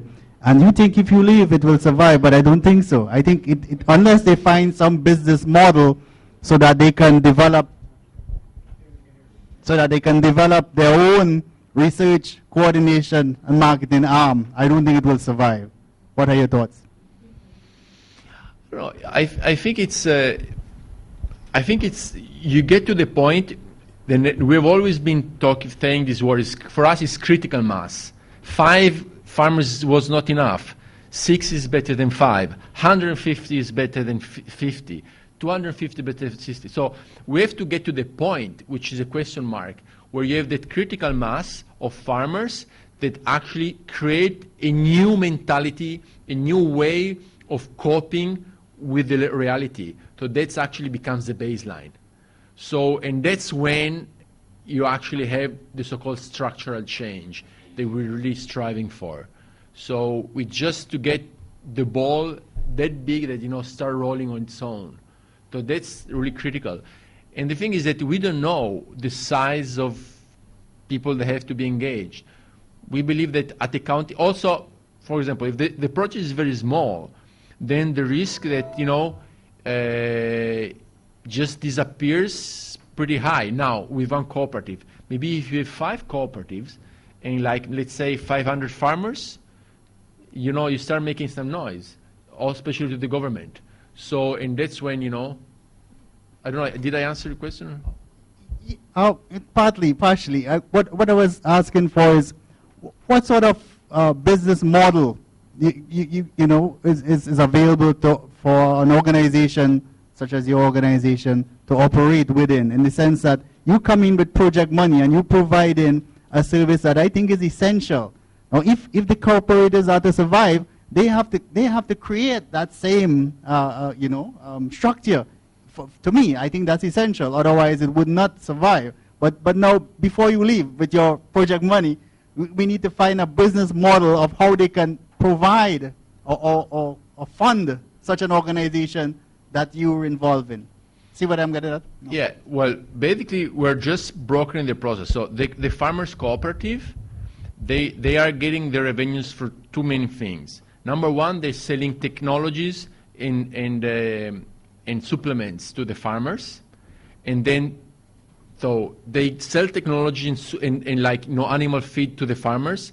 These farmers sell back milk, vegetable, and fruits. And the cooperatives buy and sell it to the government. So we're working with the government, and we're actually providing, I would say 100% of our products is bought by the government, because the Brazilian government is a very successful program of buying food from small farmers to build stocks and then give it for free to the poor. So we're actually, the government is our main customer. So that's how the cooperative survives. It's just selling all this product to the government. So, and that's how it's generating income, basically. With about 10% The cooperative is not the NGO. The cooperative is about 10% net profit. Last year, there was $70,000 in generating net profit. So this includes taking away all the cost of transportation, paying people, blah, blah, blah, blah, is $70,000, which, you know, is pretty interesting. You know, starting from scratch, actually, we think is actually an achievement. We're very satisfied with the result. So of course, it goes up and down. We had a year we were losing actually money, like the cooperative was losing money, but you know, it goes up and down. And the key thing is management, is because managing a business, because the cooperative is a business. So if we would leave tomorrow, then the cooperative, we, in a way, we've been helping the cooperative, you know, we've been paying part of their costs. But, you know, I think they would survive even without us today. But when a cooperative needs to understand where to sell, identify other markets, increase, you know, there is always a problem, a machinery that breaks, where I'm going to get the money from, I need to get to the bank, get a loan, negotiate the terms. So that's actually how to run the business. And that's, you know, it's pretty complex. So you have to create the culture within the people that grow. So we've been taking farmers. Now they are part of the board of directors of the cooperatives. And we choose the youngest. People that are like 24, 25. Today are like 32, 34, 35 years old. But then they grew through the project. So they managed to acquire the business skills, that view. So, and they're going to be the next leaders. So that's how actually create continuity through the project. Well, thank you, Daniel.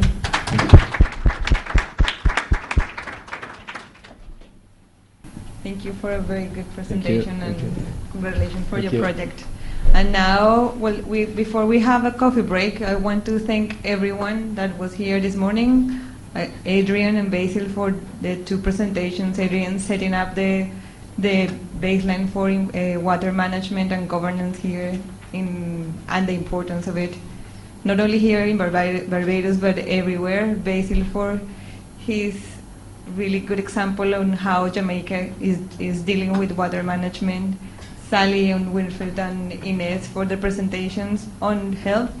Very interesting, and we hope that all the challenges are met soon. And well, Danielle, thank you again for your presentation, and thank you to all of you. If you have any questions, we have like about 20 minutes before coffee, but if you have any questions for the experts, if you want to speak with them, they are here, and we could just have conversations depending on your interests. So thank you.